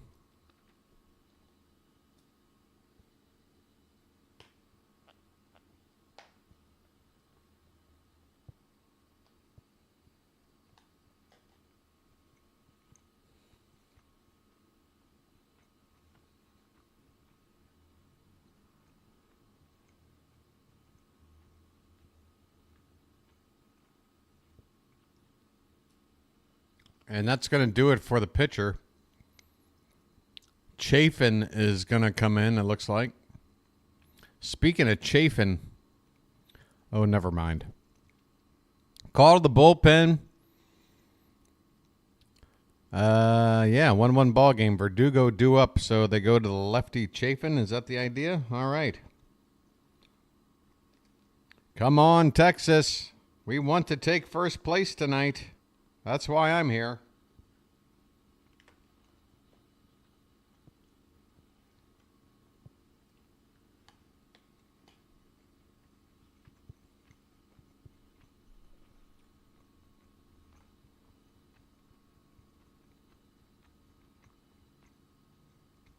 Audio Audio clips.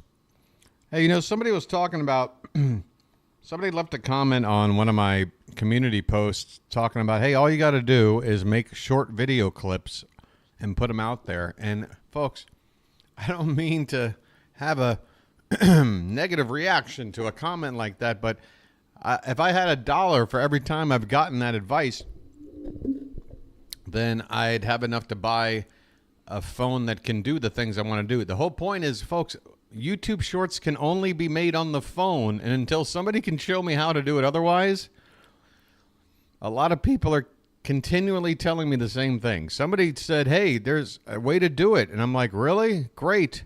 Here's the link to the Discord. I put the link in the chat. They posted a video, and I watched the video, and my whole point was I can't do it on a phone. I have to do it with my laptop because my laptop is at least a decent computer. My phone is a bottom-of-the-line piece of junk that can barely handle what apps it has, what few apps. So making shorts and editing them, particularly on the phone, is completely impossible. So a guy uploads a video of how to do it, and I watch it, and it's all about how to do it on your phone. I just keep getting people telling me the same stuff. And I'm like, no, I can't do it on the phone, though. Another guy tell me, just make shorts. I'd love to, but I can't do it. Here's a base hit. The Yankees have taken the lead. Boy. Do I watch the Ravens? Not much, Rob, but I haven't watched a whole lot of NFL for a long time. Again, based on the fact that I had a job covering the English Premier League, which was very active on Sundays. So it conflicted with the schedule and just when would I sleep? Because the Premier League being earlier in the day, my days would start, or at least over here, my evenings would start like at 5 o'clock, covering the Premier League to about midnight. And then I'd have to be up from midnight all the way to like 8 in the morning watching the NFL because that's the hours they're on for me.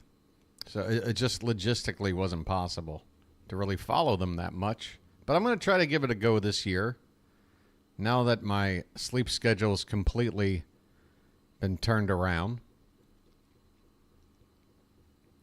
I'm going to give it a follow, and if I follow it close enough, I might even get back into playing some fantasy football next year. Which, by the way, don't get into a league with me because I will crush you.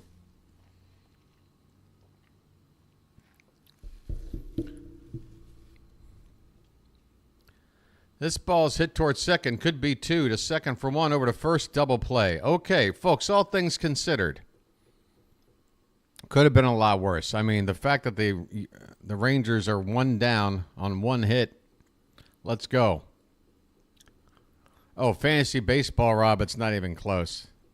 If I could log into my Yahoo account, I'd love to show you all the stats going back to 1999 on Yahoo. I used to play fantasy before it was called fantasy. It was just called rotisserie baseball. And you had to keep up with stats in the paper and all this.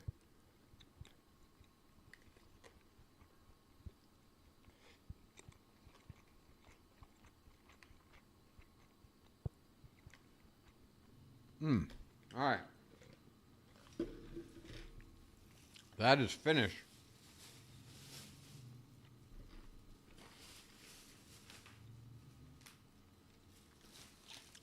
That is a tasty breakfast. But yeah, if I can pull up my Yahoo account and go to the fantasy page where it's got like your history of all the years and teams you've run and what place you finished. Quite impressive, I must say.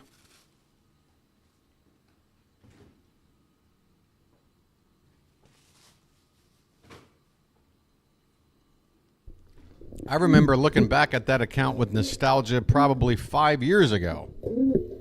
Looking back at like a 2000 fantasy team that had like Barry Bonds and Ichiro on the same team.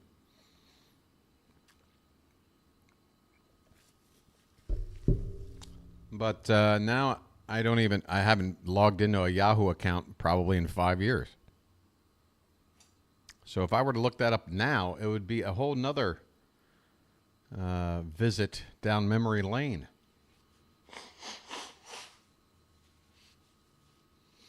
Sorry, folks. Bonus coverage means I'll just blow my nose into the microphone. What am I going to do?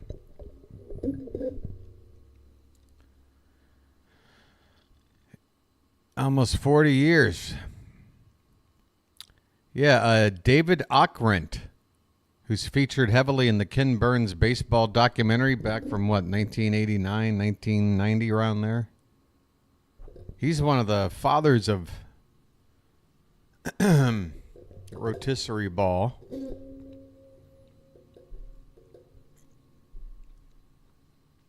All right, there's already one down apparently for the Rangers. With Nathaniel Lowe, that first out, I'm still watching him at the plate. He gets a 1-0 pitch inside, 2-0. How does he blow this AB with a 2-0 count? Tommy Canley is pitching for the Yanks. Come on, Texas. Why am I watching a game that the Yankees are winning? This ball's hit on the ground, and that's your first out. Second base to first base. NBA Jam Arcade is what you want. As an arcade game, or... He's on fire!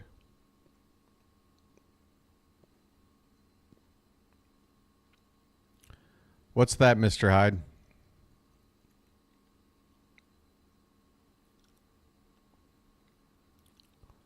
What's named after a restaurant? This ball is hit foul by Justin Foscue. Oh, Foscue is at the plate. You know what? He's 0 for 2 tonight. Foscue. I mean... Oh, and Foscue. You gotta strike him out.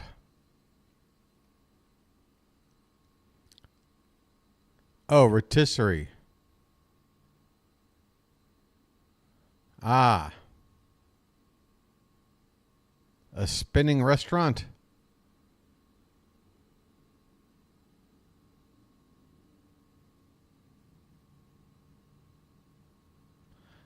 But restaurants have chickens. What came first, the chicken or the restaurant? Here's a line drive by Foscue, who's going to eventually strike out here in a sec.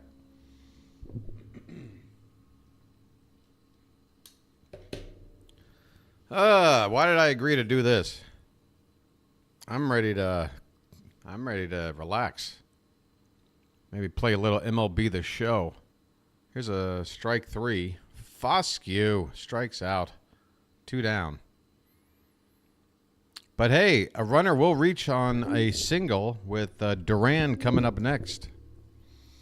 This is fun. I'm calling a game with results that are already on screen a minute earlier.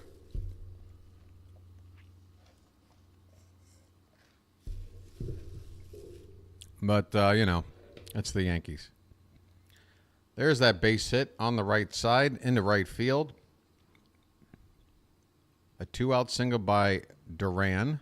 Not Jarren Duran, another Duran. Not Duran. Ezekiel Duran, correct?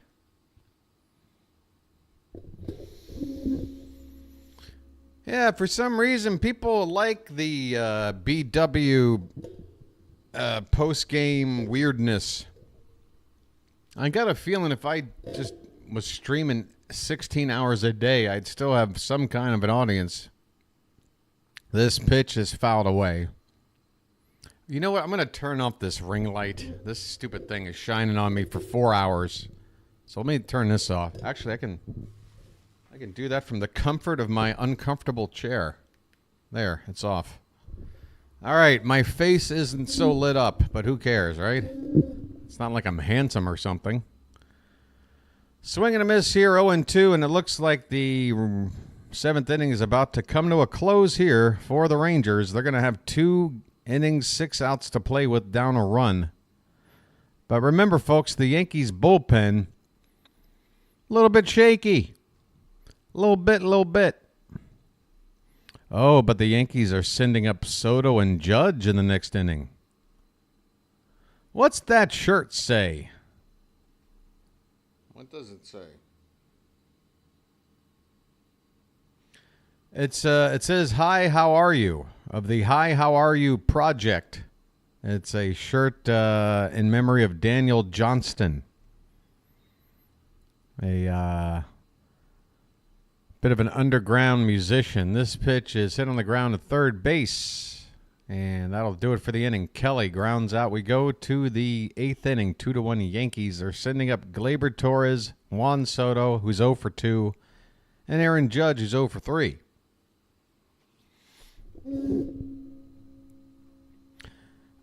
He's already over 40-40, right, Rob? If he's already over 40, then I would say, yeah, I'd say the chances are pretty damn good. This didn't turn all the way off, did it? Okay, there it goes. I would think so, unless he got injured or something.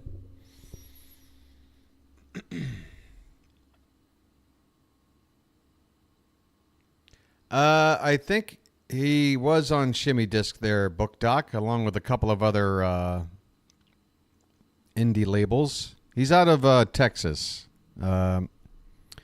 A lot of people, household name type of musicians out there talk very highly about Daniel Johnston and his influence that they had on them as musicians. He was just a guy, a very troubled man, a little bit awkward socially, a little bit on the spectrum, what have you. And he lived a tough life, mostly lonely, sitting around creating little songs on some like Fisher-Price type equipment. And he would just create these beautiful little songs. It'd all be lo-fi, recorded on a 4-track. Or maybe sometimes actually you were just recorded straight onto a cassette tape, just the most broken down, bare bones stuff, and he created some of the most beautiful little snippets of music you've ever heard. Is that Pat Sajak over there again? No, it's just another guy that looks like a grumpy Pat Sajak. All right. Here we go. Torres takes low and in for ball 1. And he's going to have a 3-1 count eventually. Time for a post-breakfast lucky. Oh, they walked Gleyber. Great. Maybe this wasn't such a good idea. What are we looking like on people here? 67. Okay.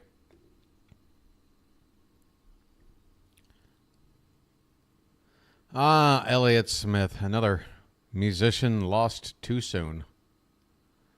Man, oh Shevitz. What is it? What is it about being a creative person and being able to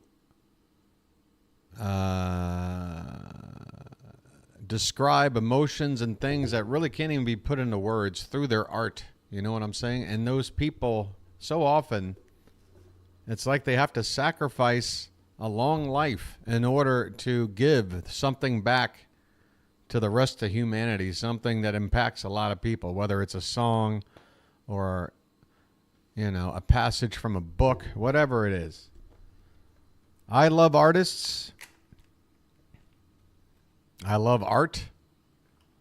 If we didn't have it, what the hell would we be? Pretty boring species, I'll tell you that. Here's Juan Soto at the plate.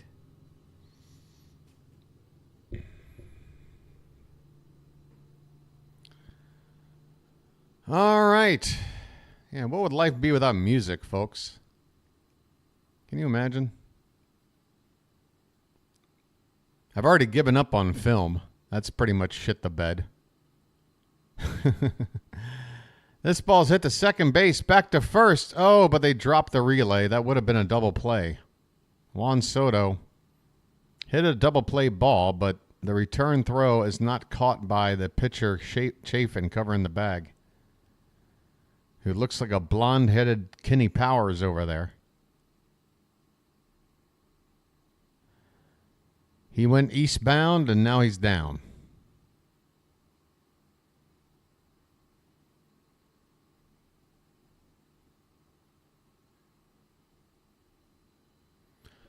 Oh, yeah. You want to talk about, what's his face from Boston? Recording that entire album, pretty much. What's his name? Help me out. I'm sleeping on it.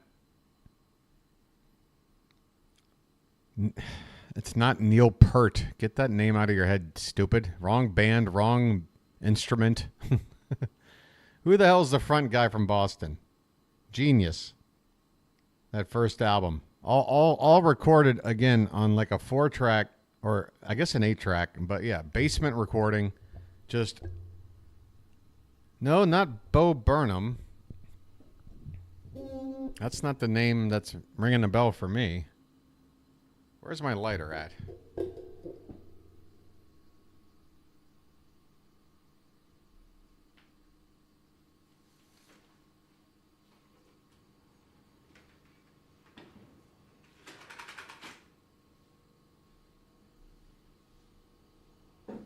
Oh, come on, folks. Who does vocals on More Than a Feeling, for Christ's sake? I can't think of his damn name. But this happens all the time. And I can't find a lighter. I used to have 2. Okay, wait a minute. This might be it.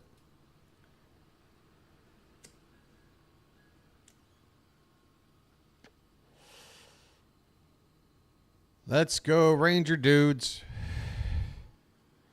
What's going on, folks?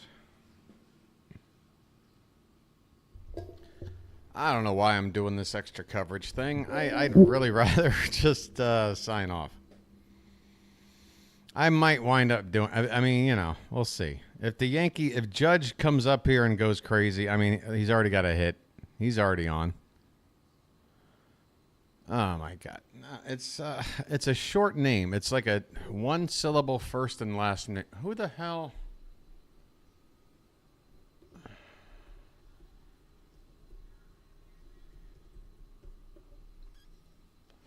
Brad Delp. Jesus Christ. Nobody could help me out. I told you. A couple of 1-syllable names. Brad Delp. That's the guy. That's the man with the falsetto voice.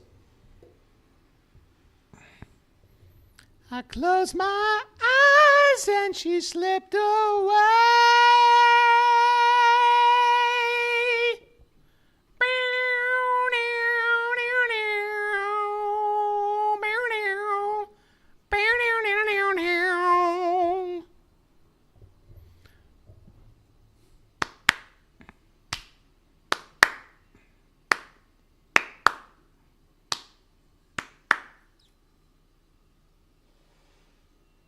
Yeah, Brad Delp. Coheed? Better than Cabrera. I don't know. How's that?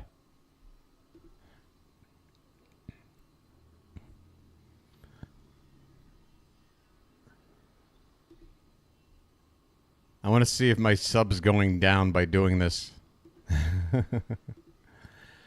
Where are we at? Giancarlo Stanton at the plate, 1 out, first and second.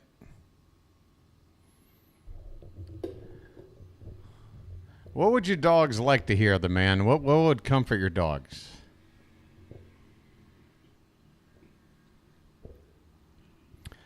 How about this? 99 bottles of beer on the wall, 99 bottles of beer. You take one down, you pass it around. 98 bottles of beer on the wall, 98 bottles of beer on the wall. I could keep going, but I won't. I can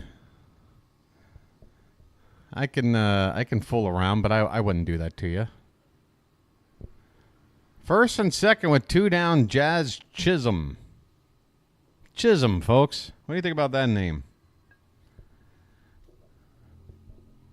Jazz Chisholm. What if his name was Jizz Chasm? I've had a Jizz Chasm in my life. I've had a few Jizz Chasms. They were glorious. Hey, this why did my game go my game paused?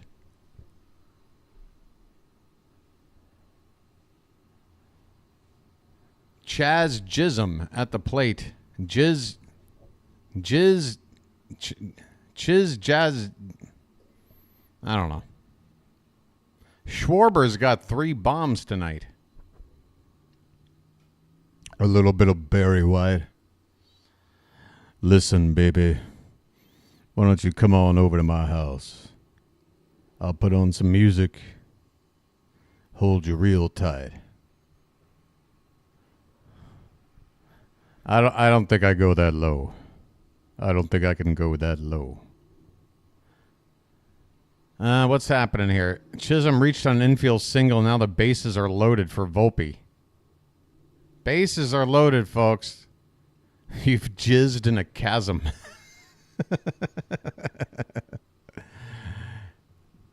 That sounds like a great opening line to a song.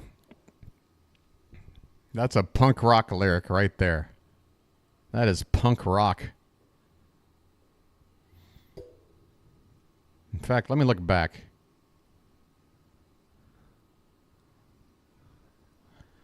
All right, folks, Volpe up there. And my game I'm watching, I might as well not even be looking at this because A, it's far behind, and B, it's starting to freeze all the time. Let me go back and see if that other link is working. Because this ain't doing a damn thing. Oh, feel free to curse and stuff, by the way. BW late night with the devil. So say whatever shit you want.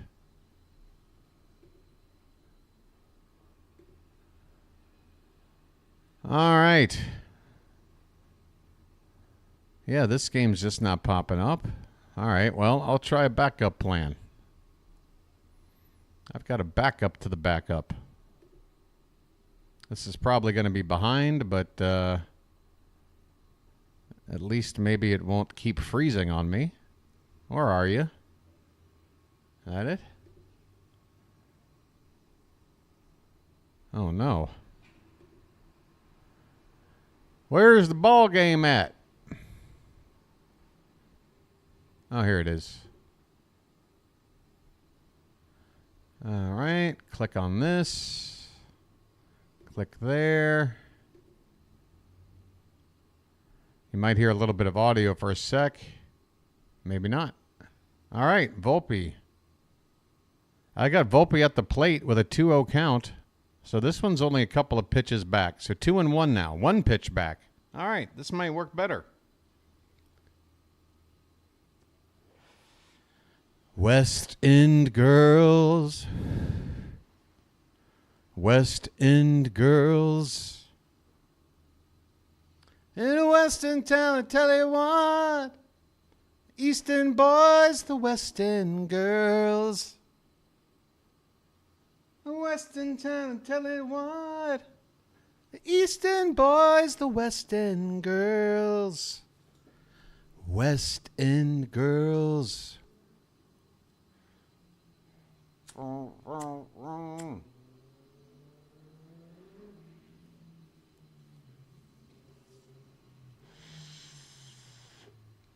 Hey, it's 9:16 a.m. Ugly Casanova. Doesn't ring a bell, Jeremiah. Are they contemporary or from the past?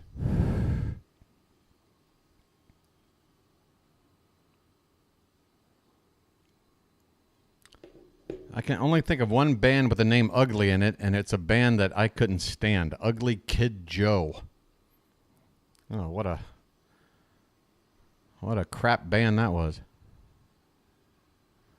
When Westy comes back, who will be the backup, Mayo or Urias? Well, I think for September, they'll both still be on the team. I think they'll probably send down Levon Soto to make room for Westy and still keep Mayo and Urias on the team.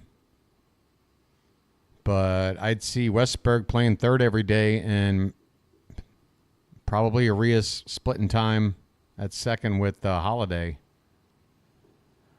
I don't see Mayo playing a whole lot of third base in the field with these games counting more and more. Maybe they'll find a spot or two, and once we've figured out things are wrapped up or where our spot is going to be, I don't know. But as long as there's still something in the air, up in the air for grabs, I don't think we're going to trust Mayo at third base too often in the field. Probably DH him. Here's a ball hit up the middle, and that's going to score a pair of runs. It's 4-1 Yankees. God damn, why did I do this? This was stupid. This isn't the hate watch experience I was looking for. I wanted us to be in first place. I wanted us to be in first place, and instead of enjoying a 9-0 win for the past hour, I've been watching this crap. What the hell was I thinking? Oh, anybody got any other 80s songs? I'll belt out a few bars and I'll get the hell out of here. What's your favorite 80s one-hit wonder? I'll count it if they're a two-hit band, because there are a lot of two-hit bands from the 80s. One or two-hit wonders, folks. You got any?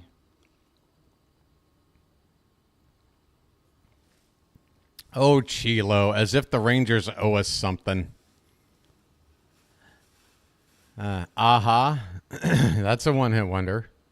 Wow, you're going to make me go with that voice? Oh, wow. Hold on. I'm going to have to drink this whole thing.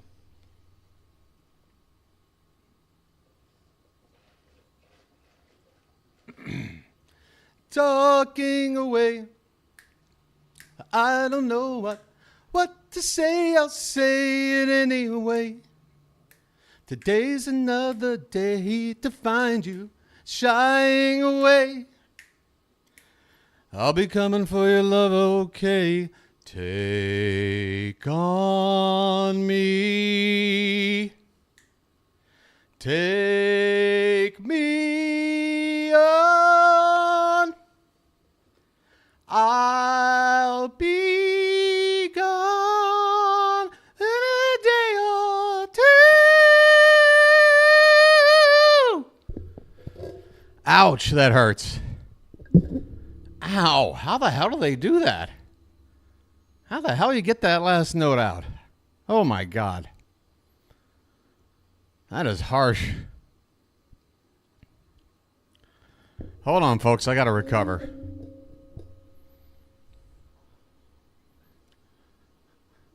Alright, I'm okay. Joy Division definitely had more than one hit. Although none of them were total hits. Pixies had more than one hit.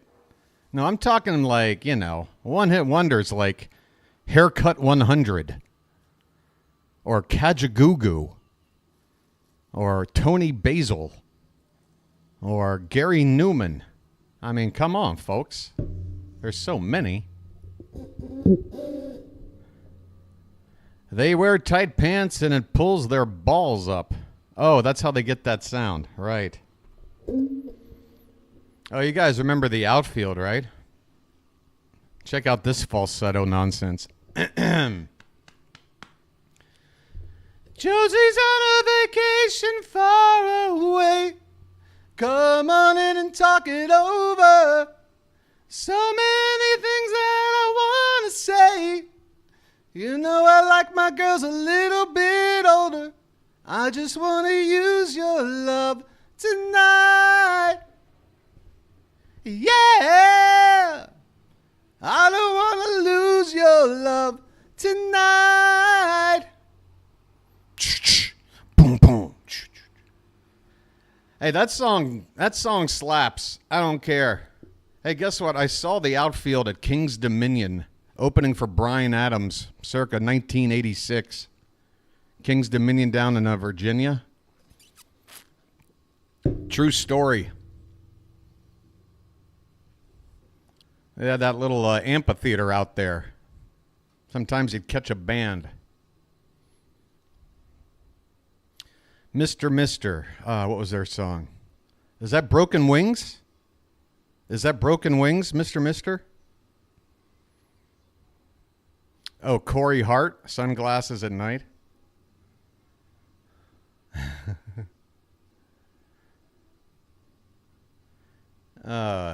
She's got control of me. I haven't heard that song in too long. I'm going to butcher the lyrics to that. Broken Wings. God, everything was so falsetto back then. So take these broken wings and learn to fly again. Learn to live so free. When we hear the voices sing. That song kind of sucks. Oh, Tears for Fears, definitely beyond a one-hit wonder. I wander down the avenue. I never thought I'd meet a girl like you. Meet a girl like you.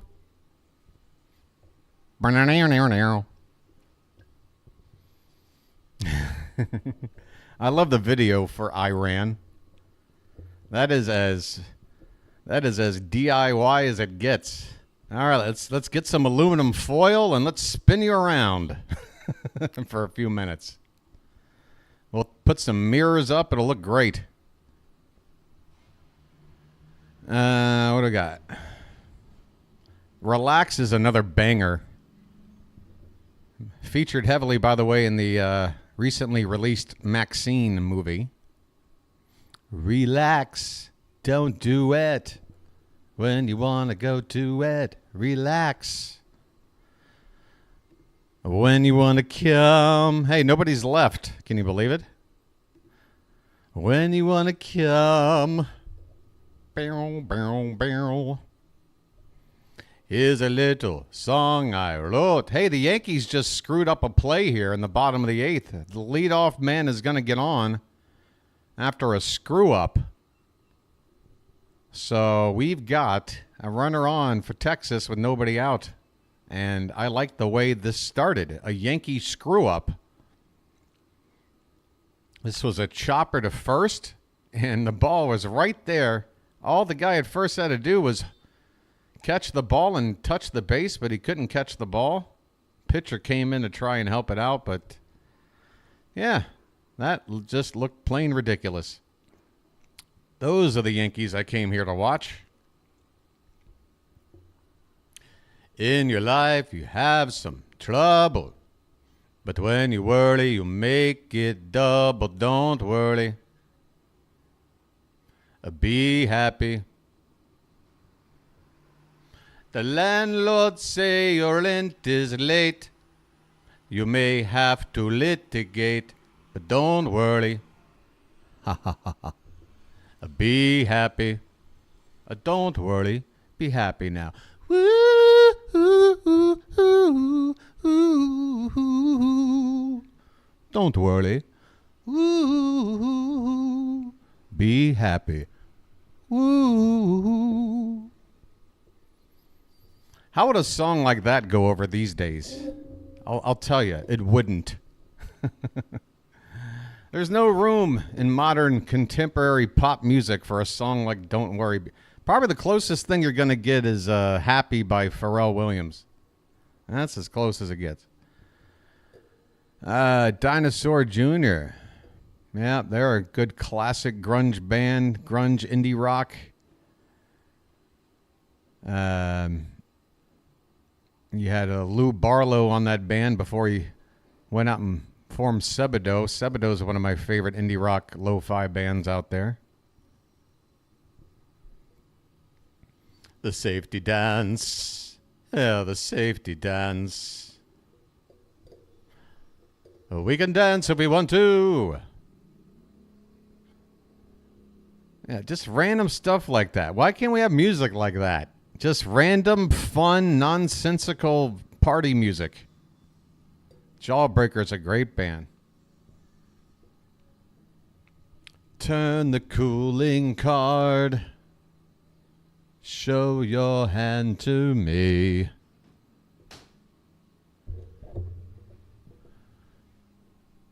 Or am I thinking of Jawbox? I get Jawbox and Jawbreaker mixed up. I might have been singing Jawbox just then. It's been a long time.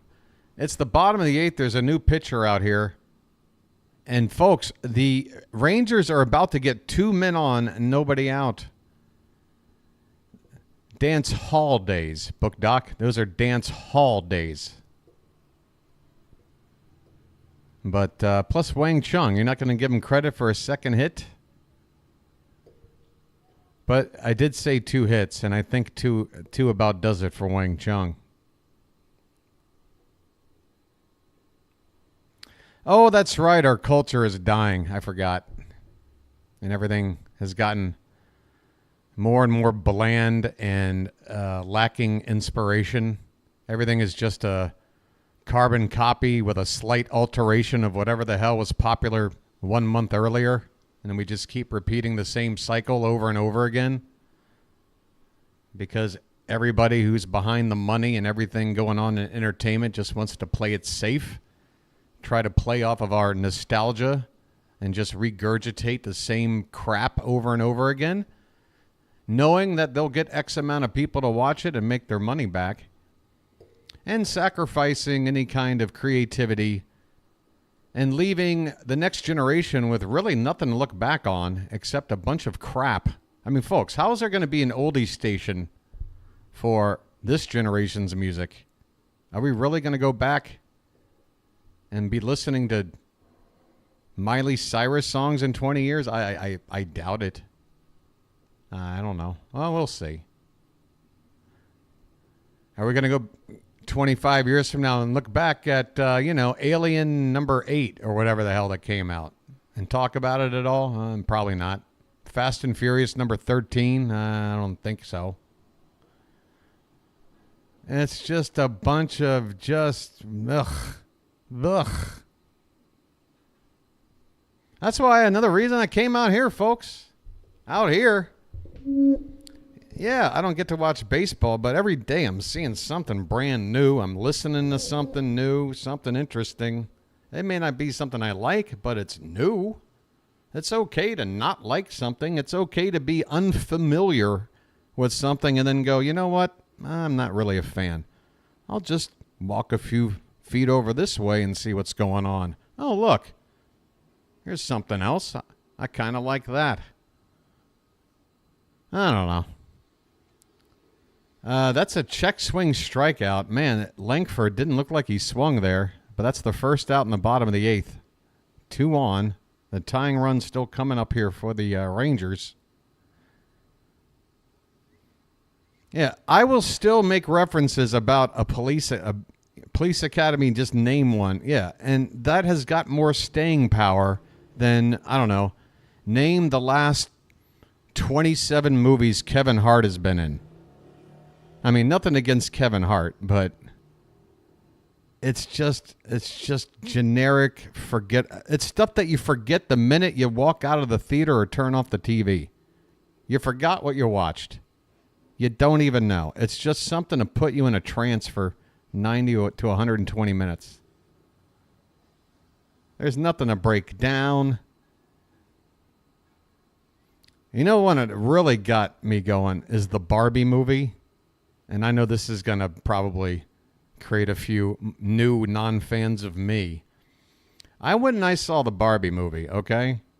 And I was actually enjoying it for about the first hour and 20 minutes. I'm like, I'm enjoying this. Particularly the art design. I enjoyed Ryan Gosling's Ken character. I thought he was pretty funny. And I just enjoyed just sort of this world that they created. It was fun to look at, you know. But eventually they had to do something with the plot, right? And Barbie has to go into the real world. And if you've seen this movie, folks, this pitch is hit up the middle. That's a base hit. Folks, the Rangers are going to put a run on. It's 4-2. Still only one out. Runners at first and third. Hang on to your hats. So here's the deal with the Barbie movie, folks. I mean, it's fine until you spend the last 45 minutes basically giving me a TED Talk about, stuff that is coming to me from Mattel. And like Mattel wants the best of both worlds. This toy company wants to convince you that Barbie is like embedded as part of our culture and it's got all this positive things. But they tip their cap and they go, yeah, maybe this did kind of give an unrealistic expectation for young girls out there. Maybe it did give them body shaming issues, and maybe it's they want to have their cake and eat it too. At the end of the day, it's just a giant marketing gimmick for Mattel, and I'm sitting here listening to the last 45 minutes with Rhea Perlman giving me a lecture. I had the entire movie explained to me. That's what I don't like. I don't like when a movie has a point, and instead of relaying that point through natural dialogue or action or scenery that tells a story, this movie basically stopped to a halt to just start talking at me for 45 minutes to explain to me why I was sitting here watching this movie. And it insulted me. I'm like, what are you doing? This is no longer a movie. This is a TED Talk. And it just sucked the way the movie just went down that way. I don't know. I figured I'd talk about that movie because there was a lot of polarizing opinions about it, and I'm right in the middle. I didn't think it was a fantastic movie. I'm actually crossing my fingers we're not going to get more movies based on toys just because that movie was so darn successful. But you know how Hollywood is. If anything is as big as that Barbie movie is, get ready, folks. Get ready for, every other toy you ever remember getting a shot at being a movie for the next 20 years. So that's something I'm not looking forward to. I just want original ideas, people. That's all I'm saying. Have I talked too much? This is what happens. All I know is I've been yapping my gums for like 15 straight minutes, and so far the Rangers have been doing pretty well at getting back into the ball game. Adolis Garcia is at the plate as the tying run.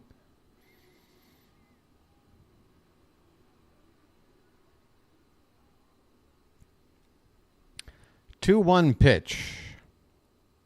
Swung on a miss, 2-2.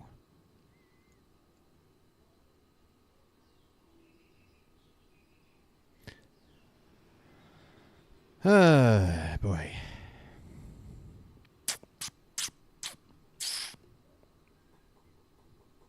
There's only a handful of directors even left anymore that are able to somehow walk the Hollywood tightrope, make the movies they want to make, and they're all original, like Christopher Nolan. Yeah, he did Batman movies. That's a pre-established intellectual property. Hey, second and third now, after a steal of second base. Folks, hang in there. These Rangers are knocking on the door here. Full count on Adolis Garcia. And that is ball 4. Folks, the bases are loaded. A base hit will tie the ball game. More than that, the Rangers could take the lead here. It's the bottom of the 8th. Aaron Boone is out. And they're probably going to bring in a new pitcher here. Boone seems to be chirping about something. He's just shaking his head. Keeps staring at the umpire without actually trying to do anything to get tossed. I mean, what do you want? That pitch was off the plate outside. They just showed a replay of the last pitch. It's off the plate. What do you want? And this is the yes team. This is the Yankee broadcast team showing me a replay of a pitch that apparently Aaron Boone wasn't happy with. Pitching change going on. You're writing up job proposals. What's that all about, Janet? You spin me right round, baby, right round, like a record, baby, right round, round, round. All I know is that to me, you look like you're lots of fun. Open up them loving arms. Watch out, here I come. That's right. You're writing up a proposal. Now, what does that mean? You're the boss or you're the person looking for work? I don't even know. This is how stupid I am. I don't even know what that is. How does that work, Janet? I don't need a detailed explanation, just the basics. I'm an idiot over here. That's still streaming. What are we, like 5 hours into this? I'm an idiot. 4 hours, 10 minutes. Hi, everybody. We're down to 37. I gotta sign off, people. What am I doing here? Look, if the Rangers can tie or take the lead in this inning, we'll move on. But if the Rangers fall short here, I'm going to sign off for the ninth, okay? I think that's the best plan. Oh, I just want to see the Yankees lose. I want the Orioles to be in first place. And I want us to stay there until the end. Hubby and I have a contractor business. I do the office stuff. He does the work. All right. Another great show. Hey, we got another really big show. Hey, Tim Hill is on the mound for the Yankees to face the lefty Nathaniel Lowe at the plate. Bases loaded, 1 out. And I don't want this spoiled over here because I'm watching it and it's kind of exciting. So I know I'm way behind, but here we go. 0-1 the count on Lowe, and he fouls one away. It's 0-2. 4-2 Yankees, bottom of the 8th. The Rangers with the bases loaded. A base hit could tie it. An extra base hit could give them the lead.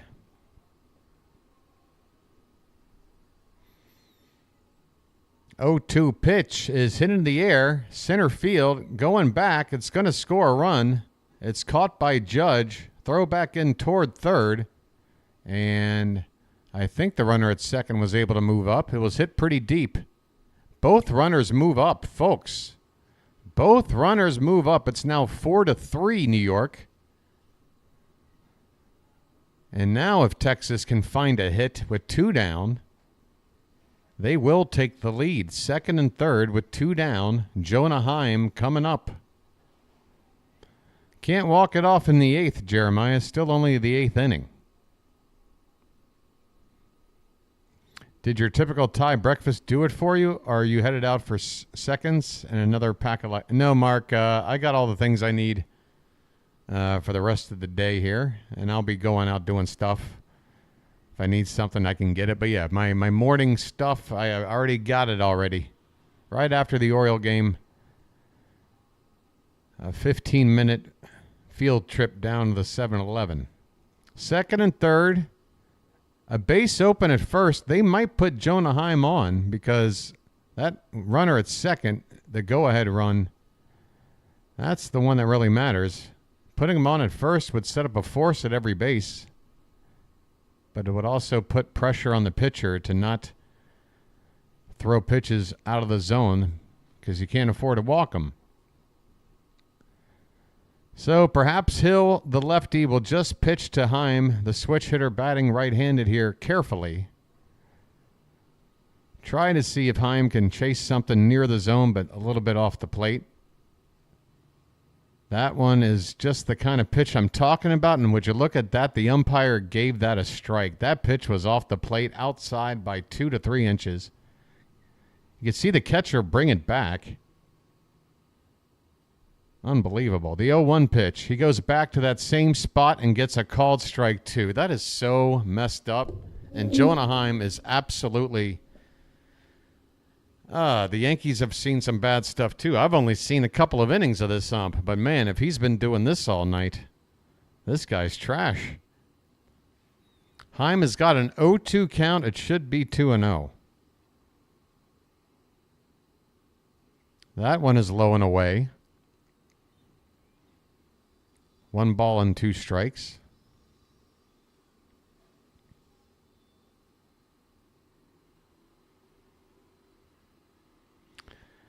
No, they don't call me Godzilla, the man. Swing and a miss. Heim strikes out. And the Rangers rally falls short. They score 1 run, but they leave the tying and go-ahead runs in scoring position as we head to the 9th inning. So now what? I said if they were losing, I'd sign off, and if they tied it or were winning, I'd hang in. But they did get 1 run. So what the hell do I do now? It's kind of in between. I mean, Clay Holmes could totally blow the save with a 1-run lead. He totally could. Oh, man. I don't know. Sorry about that, Janet. There's a scoreboard for you.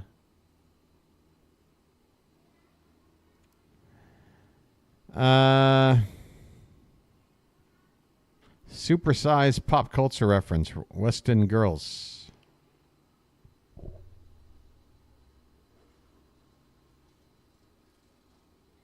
I'm a little disappointed in the lack of one-hit wonder knowledge in the Charm City chat. You guys gave me a lot of multi-hit wonders. Nobody could give me Kajagoogoo. I had to just throw it out there. That's a little disappointing. Oh, the Buggles, huh? Oh, you were right the first time, Jeremiah. Oh, I'm sorry, you're correcting. Yeah, I know. It's not the Raduo star. In my mind and in my car, we can't rewind, we've gone too far.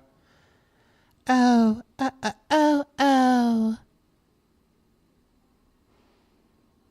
And now we meet in our abandoned studio. I can't remember the rest of the lyrics. Oh, oh, oh. Now, who sang that song? That is not really my kind of song. I remember always thinking that song was... I always remember thinking that song was horrible. Who sang that? Like, it sounds like a song you would hear, like, at the gym in the 80s. Like, somebody's, like, staring at themselves in the mirror working out. Ain't nothing gonna break my stride. Ain't nothing gonna slow me down. Whoa, no. I've got to keep on moving. Ain't nothing gonna break my stride. Oh, it's terrible. Who was that? Help me out with that one. Oh, why? I just died in your arms tonight. It must have been something you said. Hey, Midnight Oil, I know they had one big hit, but they were a big band in Australia. The crowd is there at 55 degrees. The time has come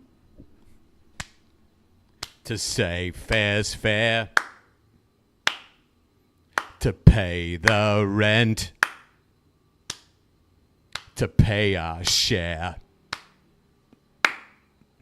The time has come. A fact's a fact. It belongs to them. Let's get it back. Down, down, down. That song's a banger. That was Mike and the Mechanics, Jeremiah. That was Mike and the Mechanics. Father wears his Sunday best. Mother's tired, she needs a rest. The kids are playing up downstairs. Sister's sighing in her sleep. Brother's got the date to keep, he can't hang around. Our house in the middle of our street. Our house in the middle of our house. It has a crowd. There's something always happening, and it's usually quite loud. Our mum, she's so house proud. No one ever does something and a mess isn't allowed. Our house in the middle of our street. Our house in the middle of our house was our castle and our keep. Our house. It's another banger, guys. It's another banger with the horns and everything else. What a great tune that is. What a great tune that is. That song is never going to not be good. Period. You saw Midnight Oil with Ziggy Marley in 87. That sounds pretty damn cool. No. King of Wishful Thinking? No. That is one step away from like Amy Grant. I'm not going that VH. This is MTV, folks. This ain't VH1. This ain't VH1. All right? So keep your Amy Grant. Keep your Michael Bolton. What are we doing over here?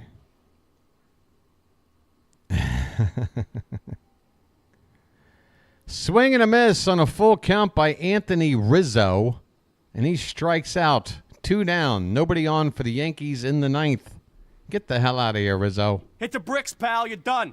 Well, when you gotta go, you gotta go. You get nothing. You lose. Good day, sir. Yeah, I just struck out for Rizzo. For Shizzo. Here's Gleyber Torres. Called strike. I got a song you probably don't know. Well, there's a good chance. I mean, there's a lot of songs out there, and I don't know them all. Especially if they've been made in the 21st century and beyond. I'm a 20th century music kind of guy. 0-2 on Gleyber Torres. That is off the plate. A ball and 2 strikes. 4-3 Yankees. Texas will have a chance in the bottom of the 9th. That is a line drive base hit. 2-out single for Gleyber, and that's going to bring up Juan Soto.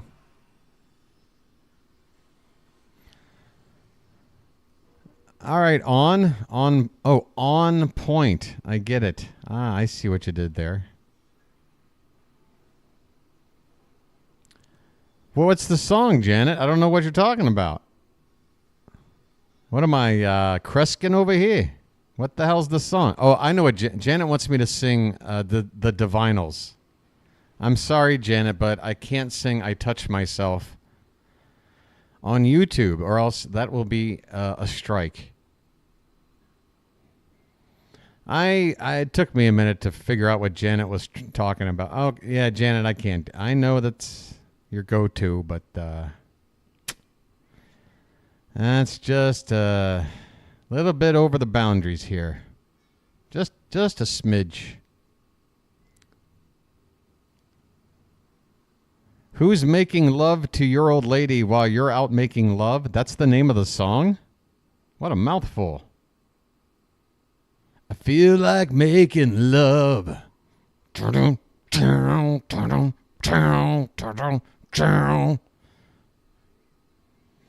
like making love to you. Jenny, Jenny, who do I turn to? Jenny, to change your number. I need to make you mine.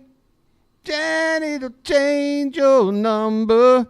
5964326. That's the part of the song I always screw up.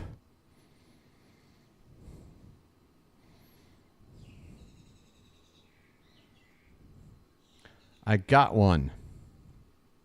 Is that the title, Janet? That's really the title of the song? That's just too damn long. How does that fit on a 45? Yeah, Saved by Zero, which was used in some ad, like, just a nauseating amount of times. Saved by Zero for some, I don't know, a credit card ad or something. Hey, speaking of Zero, you know what one of my favorite cover songs of all time is? Is when the Bangles turn a Simon and Garfunkel nice. First of all, I love Simon and Garfunkel. They made some of the most beautiful songs. Their harmonies are ridiculous. Art Garfunkel was ridiculous. But yeah, Hazy Shade of Winter by the Bangles from the Less Than Zero soundtrack is an absolute banger. The Bangles at their best. That is about a 2.5 minute track, and it slaps. They start banging that cowbell. Look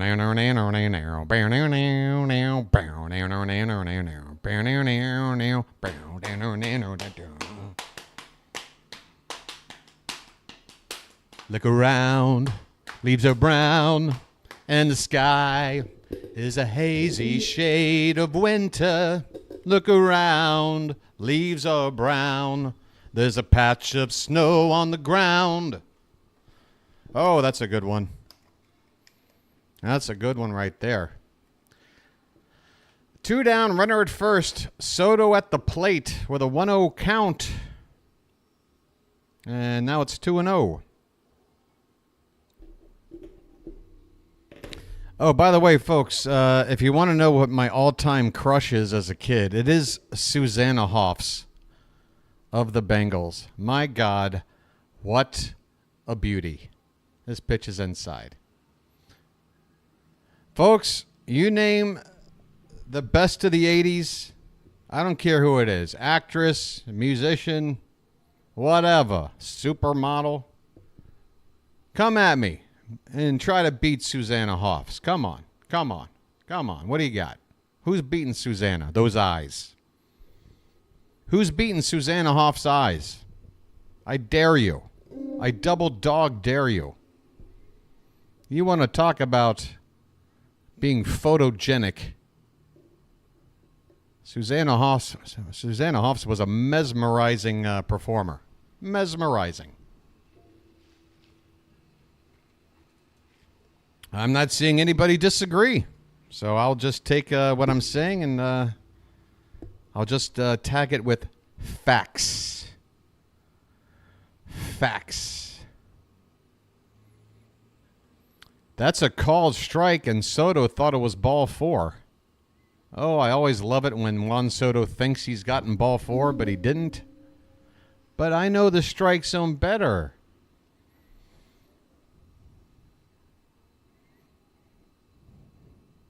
Linda Ronstadt, Kate Moss. Wow, that's quite the range. I think Kate Moss is more of a 90s figure. This pitch is low. And Soto draws a walk. So, folks, here we go. Big moment in the ball game. 2 on, 2 down. Aaron Judge at the plate. Facts. Hoffs and Moss sandwich. Come on down to Hoffs and Moss.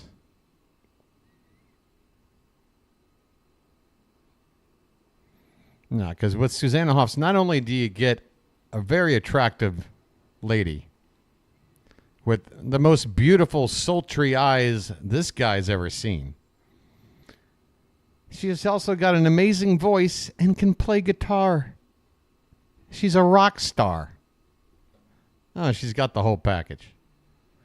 This pitch is a called strike. 1-1 on Aaron Judge.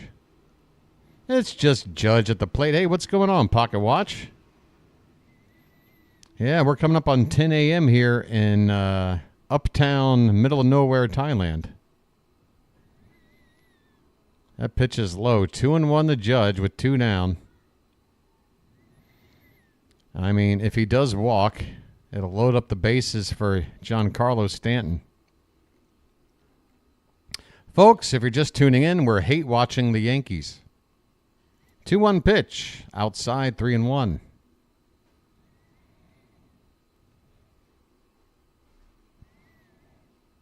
Oh, the Yankees just took the lead. Wait, no. What am I saying? Oh, we're going. Okay, so this inning is about to end, folks. We're about to get out of it. 3-1 the Judge has swung on a miss, 3-2. And, yeah, scoreboard's already got this game going to the bottom of the ninth. Texas down a run. Clay Holmes probably coming in to try to shut the door. It's just a 1-run lead. You know he's going to feel the pressure. Trying to close down a 1-run save.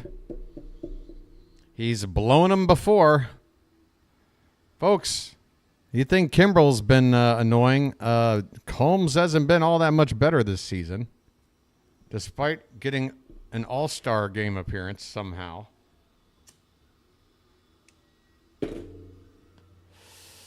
And if you were to talk to Yankee fans right now about, well, what are some of our worries about our team as we look going into the playoffs, they're going to tell you, well, we don't have a closer we're, confident in. So they're in the same boat as us with that.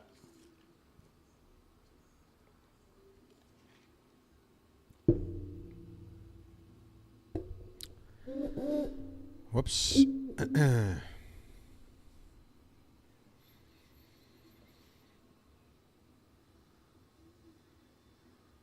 Who's pool boy, the man? Who are you stalking, the man? Who are you asking to be the pool boy of? Oh, the man. What are you up to? What are you getting yourself into there, buddy? Hey, as far as 90s rock and roll chicks go, Liz Phair. Liz Phair is my 90s rock and roll lady. And I did have a crush on her, and I did get to be in her proximity for a show at the 930 Club back in the mid-2000s. But, man, Liz Phair could get it. Susanna Hoffs is my 80s. Liz Phair is my 90s.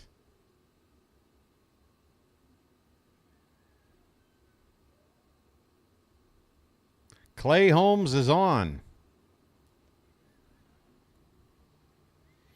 How am I a celebrity? I can't even get an email back from another YouTube channel that covers the Orioles. I can't even get an email response. I'm not a celebrity.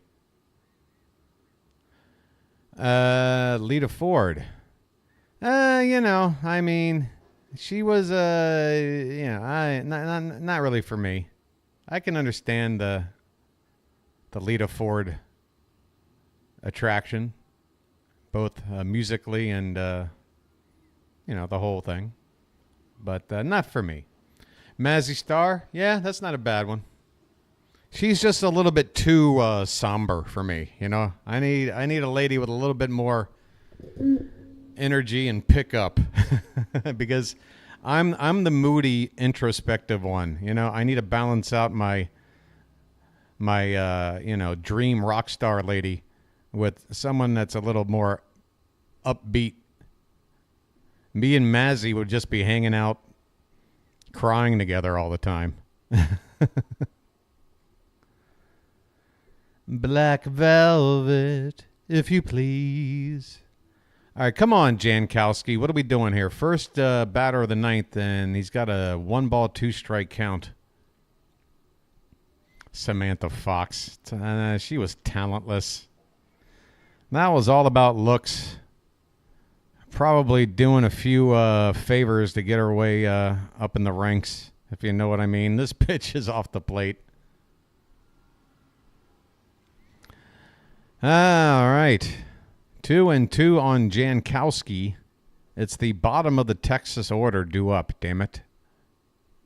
P.J. Harvey is right behind Liz Fair. This ball's hit on the ground at second base. 1 out in the 9th. Good call there. Who said it? The man. P.J. Harvey? P.J. Harvey is right there behind Liz Fair for 90s rock and roll goddesses. And trust me, folks, like physically, P.J. Harvey doesn't really do it for me. She weighs about 65 pounds. Yeah, no. A little too small for me. She's all skin and bones, but man, she's like the Iggy Pop of chicks. Like her charisma and her magnetism and her ability to rock out, that fills in the void of everything else, and she is an absolute rock star, P.J. Harvey. Melanie Newman. Where does she rank? Oh, you don't want to know. Hey, that's a base hit in the right center field. The tying run is on with 1 down.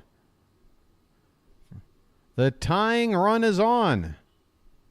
And it looks like a pinch runner's coming in. Oh, Jeremiah is just finding out that Iggy Pop was not a chick. Hey, it all happens to us, Jeremiah. We all got to figure it out. Great legs. Oh, Iggy? Yeah, Iggy's got great legs. Great head of hair. Nice abs. Oh, PJ. Yeah, PJ was always wearing nice dresses. That's the other thing that made her so cool. She would get up there just rocking out in a dress. I love that. Oh, yeah, I love Joan Jett. Hell yeah. Of course. But, you know, I got my reasons for my picks. If Joan Jett could count as the 70s, then I can throw her in as my 70s lady.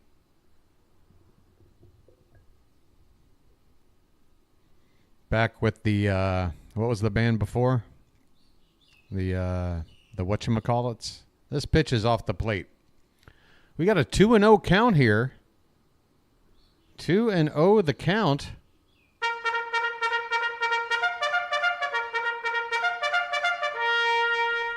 Runner at first, 1 out. And that pitch is a called strike. Just at the bottom of the zone. Come on, Rangers. After what you did to us last October, it's the least you could do. It's the Runaways. Yes, the Runaways. Thank you. Yeah, so if we're talking about the Runaways in the 70s, then sure. I'll throw Joan Jett in for that decade. Although I'll probably think of somebody else that would, if given time. Hey, I'm finding room for her. I can't put her over Susanna Hoffs. I'm sorry. Susanna is the Aphrodite of music. Here's a stolen base attempt. The ball gets away. It's backed up there, or else the runner could have gotten up and gone to third. So the tying run now in scoring position. It's Leody Taveras, the pinch runner, and he can run. So now a base hit in the outfield ties the ball game. There's only 1 out. Come on, Clay Holmes. Blow it again. Blow it again. Blow it like Paris Hilton. Let's go. Pitch. Inside. And that is ball 4. Folks.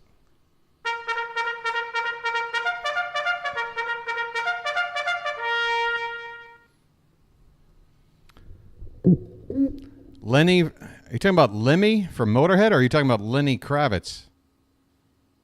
Lenny or Lemmy? Marcus Simeon is the batter, folks. Holy cow. First and second, 1 out.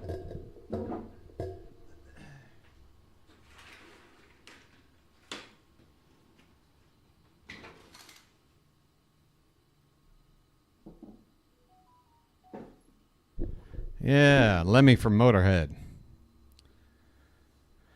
All right, Simeon. First pitch from Holmes is swung on and fouled away off to the right. Folks, I don't want anything spoiled over here. We're going to hang out right back here to the constantly moving up subscreen. Folks, you think we can get 18 tomorrow? A 21 gun salute. Holmes steps off the rubber, looks the runner back to the bag at second. First and second, tying run at second, winning run at first in the bottom of the ninth, 1 out and an 0-1 count on Marcus Semien. This pitch is way high. 1 ball and 1 strike. Way high from Clay Holmes. I wonder if anybody in that Yankee dugout has actual confidence that Holmes is able to shut the door, or if they're just sitting there holding their breath. That pitch is in the dirt. 2 balls and 1 strike. One pitch was head high, and the next pitch goes in the dirt. How about this? And that ball bounced off of Semien, or else it could have gotten away.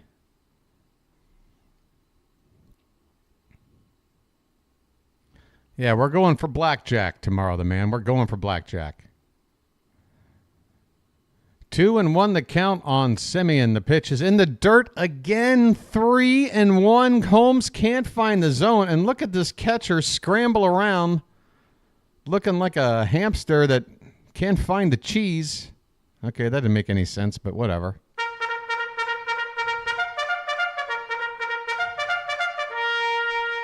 Maybe if I said mouse, it would have made more sense. Come on, Semien. 3-1 the count. Hitters count. Look for what you want.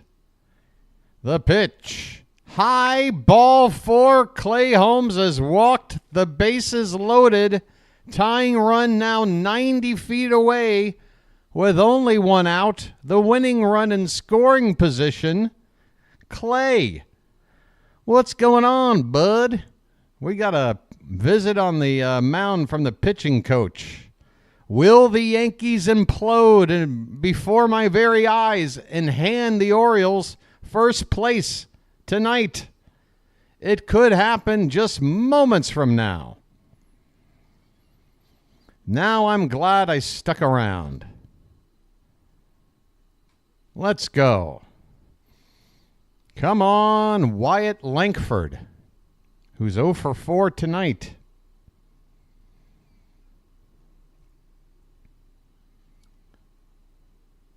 Bags are loaded.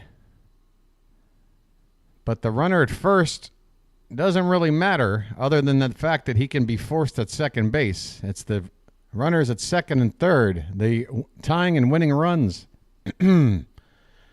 Langford ready for the first pitch, and it's high. They call that a strike? Are you shitting me? Come on, Blue, in a spot like this. Holmes has done nothing to deserve that call. It's framed and brought back down several inches. And somehow the umpire bought it. That one's in the dirt. Are you sure, Blue? You sure? It's in the dirt. It might have kissed the zone somewhere on the way down. 1-1 the count. Bases loaded. 1 out. Wyatt Langford.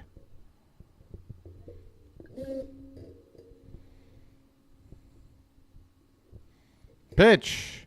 In the dirt again. This should be a 3-0 count right now. This should be a 3-0 count with the bases loaded. But it's 2-1. Clay Holmes. Let him ruin it for himself, Mr. Langford. The 2-1 pitch. Outside. You called that a strike, you son of a... That was off the plate outside. It's 2-2. You got to be kidding me, man. Holmes has not thrown a strike yet. Now Langford has to protect. 2-2 pitch. In the dirt. Gets away. Now I'm telling you right now. If Holmes throws a pitch on this full count and it's taken and the pitch is not in the zone and it's called a strike, I'm going to flip my wig. That's right, folks. I've been playing with you this whole time. I wear a wig, and I'm going to flip it. Here it comes, folks. The payoff pitch. Swung on and fouled away, and it's a good thing he took a cut because that was in the zone. Full count. RJ, you are not spoiling what's about to happen, are you? Chilo, are you doing it too? Are you guys spoiling what I'm talking? I hope it's a walk-off. Here's the pitch. Swung on and drilled. It's a walk-off salami! Yankees lose! Yankees lose!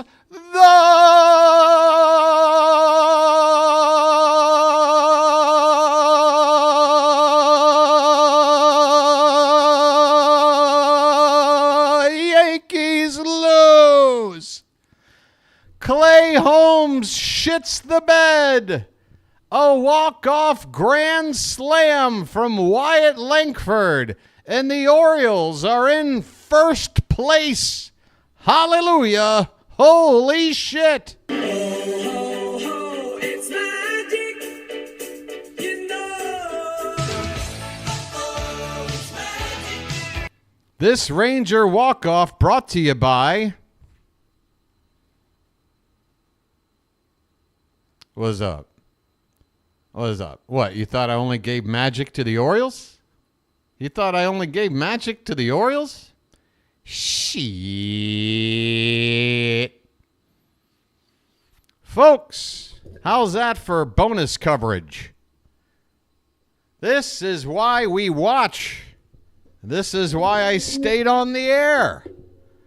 I watched the Orioles shut out the White Sox. I watched the Yankees shit the bed, and the Orioles are in first place. Hallelujah. Thank God I'm a country boy. Thank God I'm a country boy. Thank God I'm a country boy. Thank God I'm a country boy. I can only imagine a certain Yankees content creator is probably going batshit crazy right now. Who can blame them? The Yankees. Clay Holmes. Oh, no. Hey, what happened? That's all I can say. Hey, what happened? Hey, what happened? Thank God I'm a country boy. Thank God I'm a country Folks, boy. we're in first place. Baltimore, you are seeing history being made today. Bye-bye, Birdie. This is great iced tea. I tell you what, it sure is. This being Baltimore and all. This being Baltimore and all. Folks, how about that for a stream? What are we looking at here? 4 hours and 46 minutes. I'm ready to call it a morning.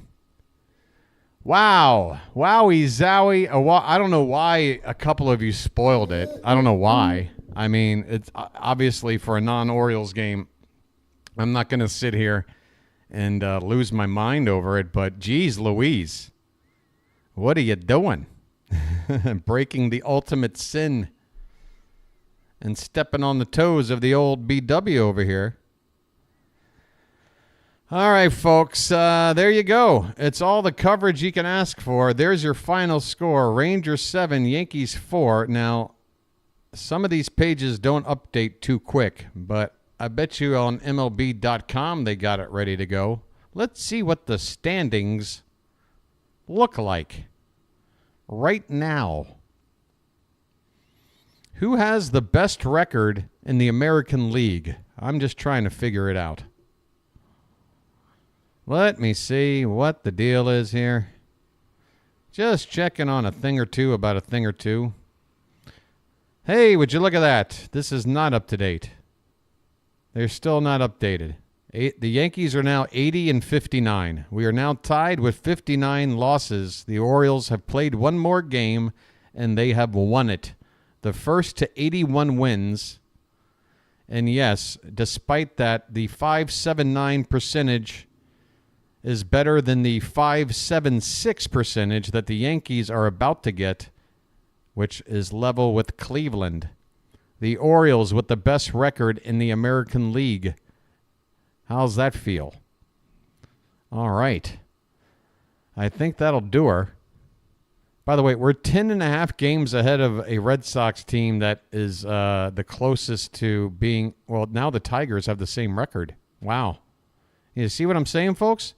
We're about to play the Rays, 68-70. Then we play the Red Sox, 70-69. Then we play the Tigers, 70-69. These are all right around 500 teams. We then have a series against the Giants. Again, right there, 68-70. Right there at that line. And then we come back and play the Tigers, another series. That leaves the final week of the year, 2 teams, the Yankees and the Minnesota Twins, who, unless they absolutely collapse, are going to be a playoff team. So that's what I was talking about earlier, folks. We have this nice gradual buildup of competition from now facing the bottom of the barrel White Sox. Hopefully we can take some of that momentum and make us look a little better and consistent playing Tampa. We take care of business. We move on to Boston. We level up until we get into that Yankee series in the final week. Folks, we're down to just 22 games. 140 games in the books. Folks, I'm starting to get sentimental already.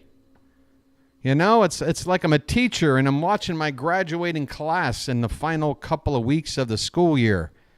Just already reminiscing about some of the memories here and all the hard work that's been put in to get to this stage of the season. 22 games to go, folks. Come on back tomorrow. It has been a roller coaster. And, folks, for all of you out there, I know there's not too many people here right now, but so there's some people who aren't here that deserve the same respect that I'm trying to give you guys, which is to say, man, if you're here right now, or if you're here on a nightly basis and you've been through some of these harder games, some of these games that have been tough to watch, again, it's just going to be such a more, the payoff is going to be so much more of an impact for people like you. As it will be for me. Oh, my God. The euphoria. Hey, look at Aaron Boone right there. He's chewing gum. His eyes are closed. Folks, if nothing else, I got to hurry up and leave so I can watch all of the Yankee reactions to this walk-off loss, knowing that it just knocked them out of first place. Folks, the schadenfreude is at an all-time high. I am feeling it, and I love it. Let me take one more look at this thing right here. Where the hell are the Orioles? Where the hell are they? So it's 6:35 p.m. first pitch. I'll be on the air at 6:25 p.m. and it's Albert Suarez going up against Jonathan Cannon. All right, folks, spread the word about the bird. I'm out of here. 5 hours of stuff. I'm going to take her easy, okay? Thanks so much for hanging out. And I'll see you tomorrow, okay? Until then, this has been the BirdWatcher, and I'll chirp at you later. We are in first place, Baltimore. Have a good night's sleep. See you tomorrow.